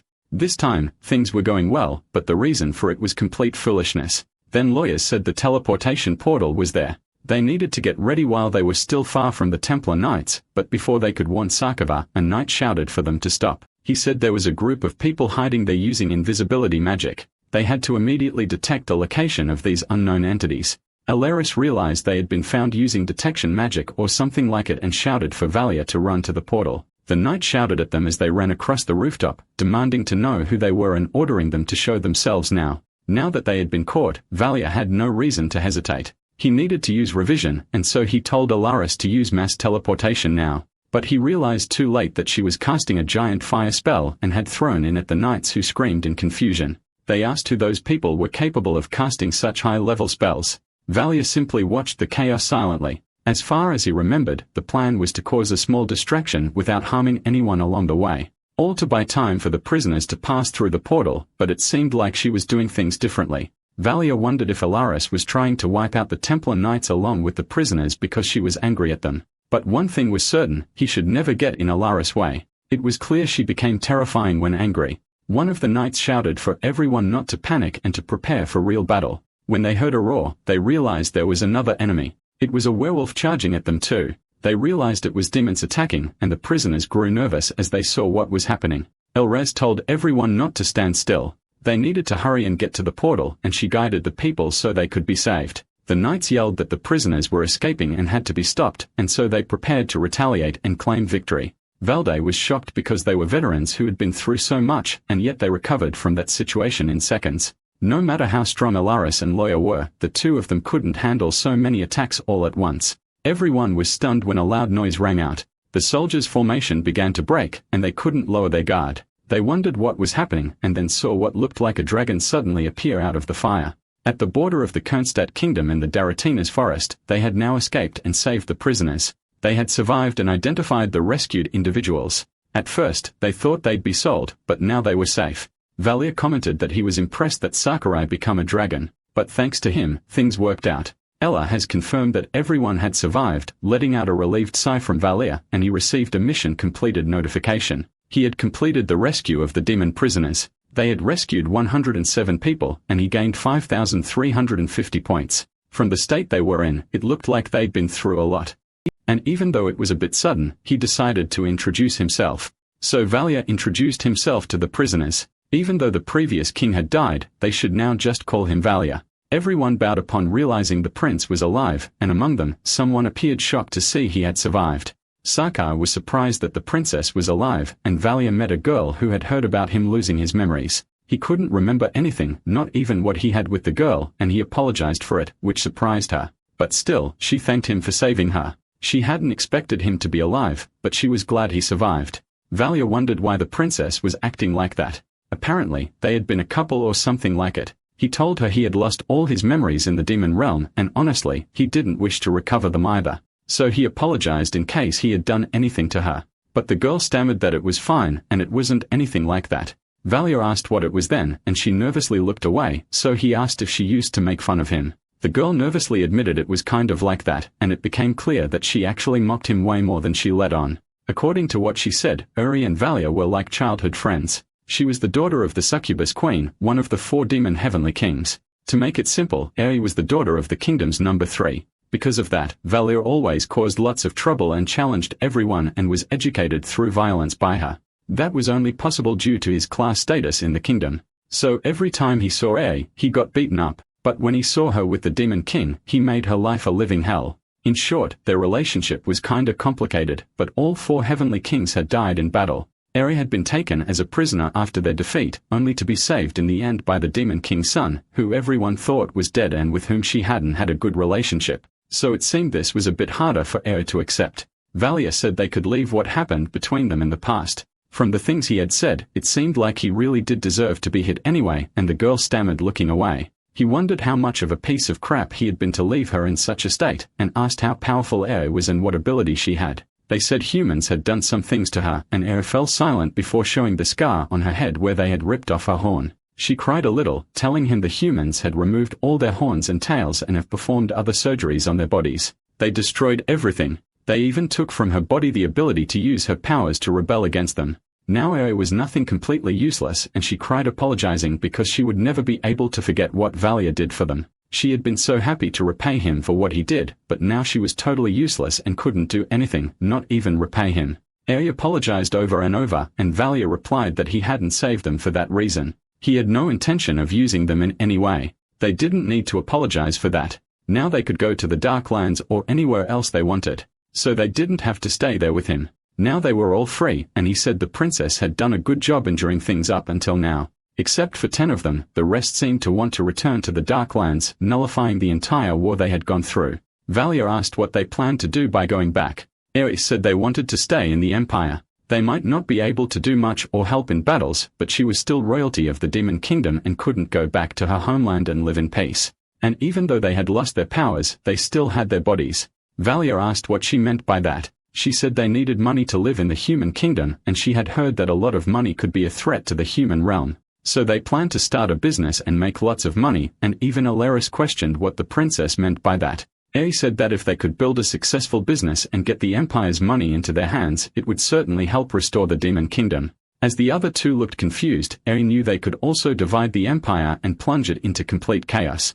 Vale sighed. She had a point, but he wasn't good at those things. And there was also the fact that he was studying at the temple. She asked where he planned to get the money to start that business, and she replied that he didn't need to worry. She knew how to do it. So Eri said that Valia should sell them. If he sold them as slaves to the humans, they could make a lot of money. With that money, he could start his own business. But Valia shouted at them, asking what kind of idea that was. He just risked his life to get them out of slavery, and now they suddenly want to be sold again. He asked if she was going crazy. Eri cried because that was all they could do to help rebuild the demon kingdom. She insisted that this was the only thing they could do now. Aside from that, they were all useless. This was the only way they could reach their goals. If they could take revenge on the humans by throwing away their pride, then that was best. But Valia shouted at her to stop saying those things. Still, Harry begged him to allow it. All the others begged too. If you wouldn't sell them, then she would go to a brothel and offer all the money she made. Valia couldn't understand where that idea had come from and asked if she really thought he'd be happy with them making money by selling their bodies. He'd rather die than let that happen. Demons could live without the demon kingdom. They didn't need to sacrifice themselves just for that, and there had to be a way to profit from something legitimate. Eri asked how that could be possible, but Valia was still in shock over the kind of thinking she had. He said it was fine to do anything that wasn't tied to that. They could run a bar, an inn, or anything. They could do anything in a rural area. Aries mentioned she had heard of an island country called the Indian Islands. It was a trading nation beyond the southern waters of Kernstadt. The population should be large enough, so they could likely do business there without issue. Valia asked what the girls thought. Maybe if you go to that place and live peacefully. Ari agreed. She wouldn't think about selling herself anymore, but she promised she would still be useful to the protagonist. After staring at each other, Valia said that if anything happened, she could come find him right away. Elaris told the protagonist that he should return to the temple immediately. The atmosphere in the capital was going to become increasingly tense. On another day, Eppen gave a notice to all remaining students at the temple. From now on, they would no longer be allowed to leave. During the Victory Festival, a supposed terrorist attack caused by demons occurred in the Imperial capital. There were no deaths, but the Templar Knights were attacked. Many saw a furious firestorm lighting up the night sky. Citizens who had gathered in the festival's central square froze when they saw it in the Victory Festival, which usually lasted a month and then after just a few days. It was all Valia's fault. They had been attacked by demons during a festival that celebrated the demons' destruction. Meanwhile, it was reported that the prisoners had been moved and that there really had been an attempt to sell them as slaves to the Empire, the same Empire that only ever spoke of destroying the demon race. Because of that, the Empire's honor dropped to a devastating level. It hit rock bottom all because of Valia, and so he earned the achievement of ruining everything that happened and changing the main story. And the event that was supposed to happen, the kidnapping of Isna Adolphine, never took place and was erased from the story. The students couldn't believe the demons had done such a thing. It felt like the war against them still wasn't over. Ellen asked the protagonist why they had done that. She didn't understand why they fought against the Templar Knights. Valia didn't know either, but at least they could continue training, and he asked her to go easy on him. Ellen said that if they were after revenge, she didn't understand why they had attacked the capital specifically, where everyone was instead of other places. Most people must thought demons were evil, and Valia wondered if Ellen believed demons were as intelligent as humans. The girl thought something unknown might have happened that day, and Valia felt like she thought too much. He said that if that were the case, it would eventually come to light. He couldn't be classified as human because he broke the Empire's pride. But he couldn't be called a demon either because he was helping the future heroine of humanity grow stronger and stronger. Now he wondered what exactly he was doing with his own life, and Ellen interrupted his thoughts so they could finish training. Valia complained that they had been training ever since they got back from school and asked if she really thought he wanted to keep training during his break. He preferred to stop, and she had to train in moderation where she collapsed again. She could at least go out and enjoy the weather. Ellen said that if he wanted to, he could go, but she wouldn't. So Valia grabbed her wrist and pulled her with him, catching her off guard. She blushed a little when he said she should go out to eat with him, but she ended up saying again that she hated Chinongguk-chan. The protagonist looked at her and said he thought she liked it, and she replied that she only ate it because Valia was with her. So he asked what else she wanted to eat, and she made a face thinking about all the food she hated until finally saying she'd prefer meat. When they went out to eat, Valia was shocked because he went broke after paying. It was shocking that she could eat 5 steaks in a row. Ellen seemed to have a black hole in place in the stomach, but following tradition, she'd pay for dessert with common sense. She agreed, and Valia commented that there was a dessert shop that sold something good. On the way there, they ran into Radina, who was practicing archery. She got so nervous that she pointed the arrow straight at Valia's face, and he told her she shouldn't point that at people's faces. The protagonist asked why she was there alone and where her older brothers were. Radina complained that they weren't her brothers, but her friends. Radina asked what Valia wanted, and the protagonist asked if she was missing because the target was too far. It would take her 2 years to hit. She got furious and told him to just disappear. The protagonist said he could help. It could count as an apology. Radina asked if he was good with the bow and then showed him the target she was trying to hit. She wanted to win the grand prize, which was a stuffed bear. Valia had hit the 100 bullseye 10 times in a perfect streak, so he took the bow and used auto-suggestion. He thought of himself as a genius in archery, but ended up only winning a consolation prize, leaving the two of them in that ridiculous state of defeat. Valia pretended nothing had happened and decided to try again, saying he hadn't taken it seriously the first time. That's when Ellen gave it a try and actually got the teddy bear even though she had only used the claw machine a couple of times. Valia was shocked because she was truly oppressive. She pulled off a perfect sequence despite having used a claw machine only twice in her life, and Ellen gave the bear as a gift to Radina. The girl got really happy and thanked the freshman, and Valia smiled, asking if she couldn't thank him too since he was the one who paid for it. She complained saying he was an idiot who didn't know when to shut up, so Valia just patted the bear and said they should all go eat together. That's how they ended up deciding to go to a cafe to even spend a calmer moment together.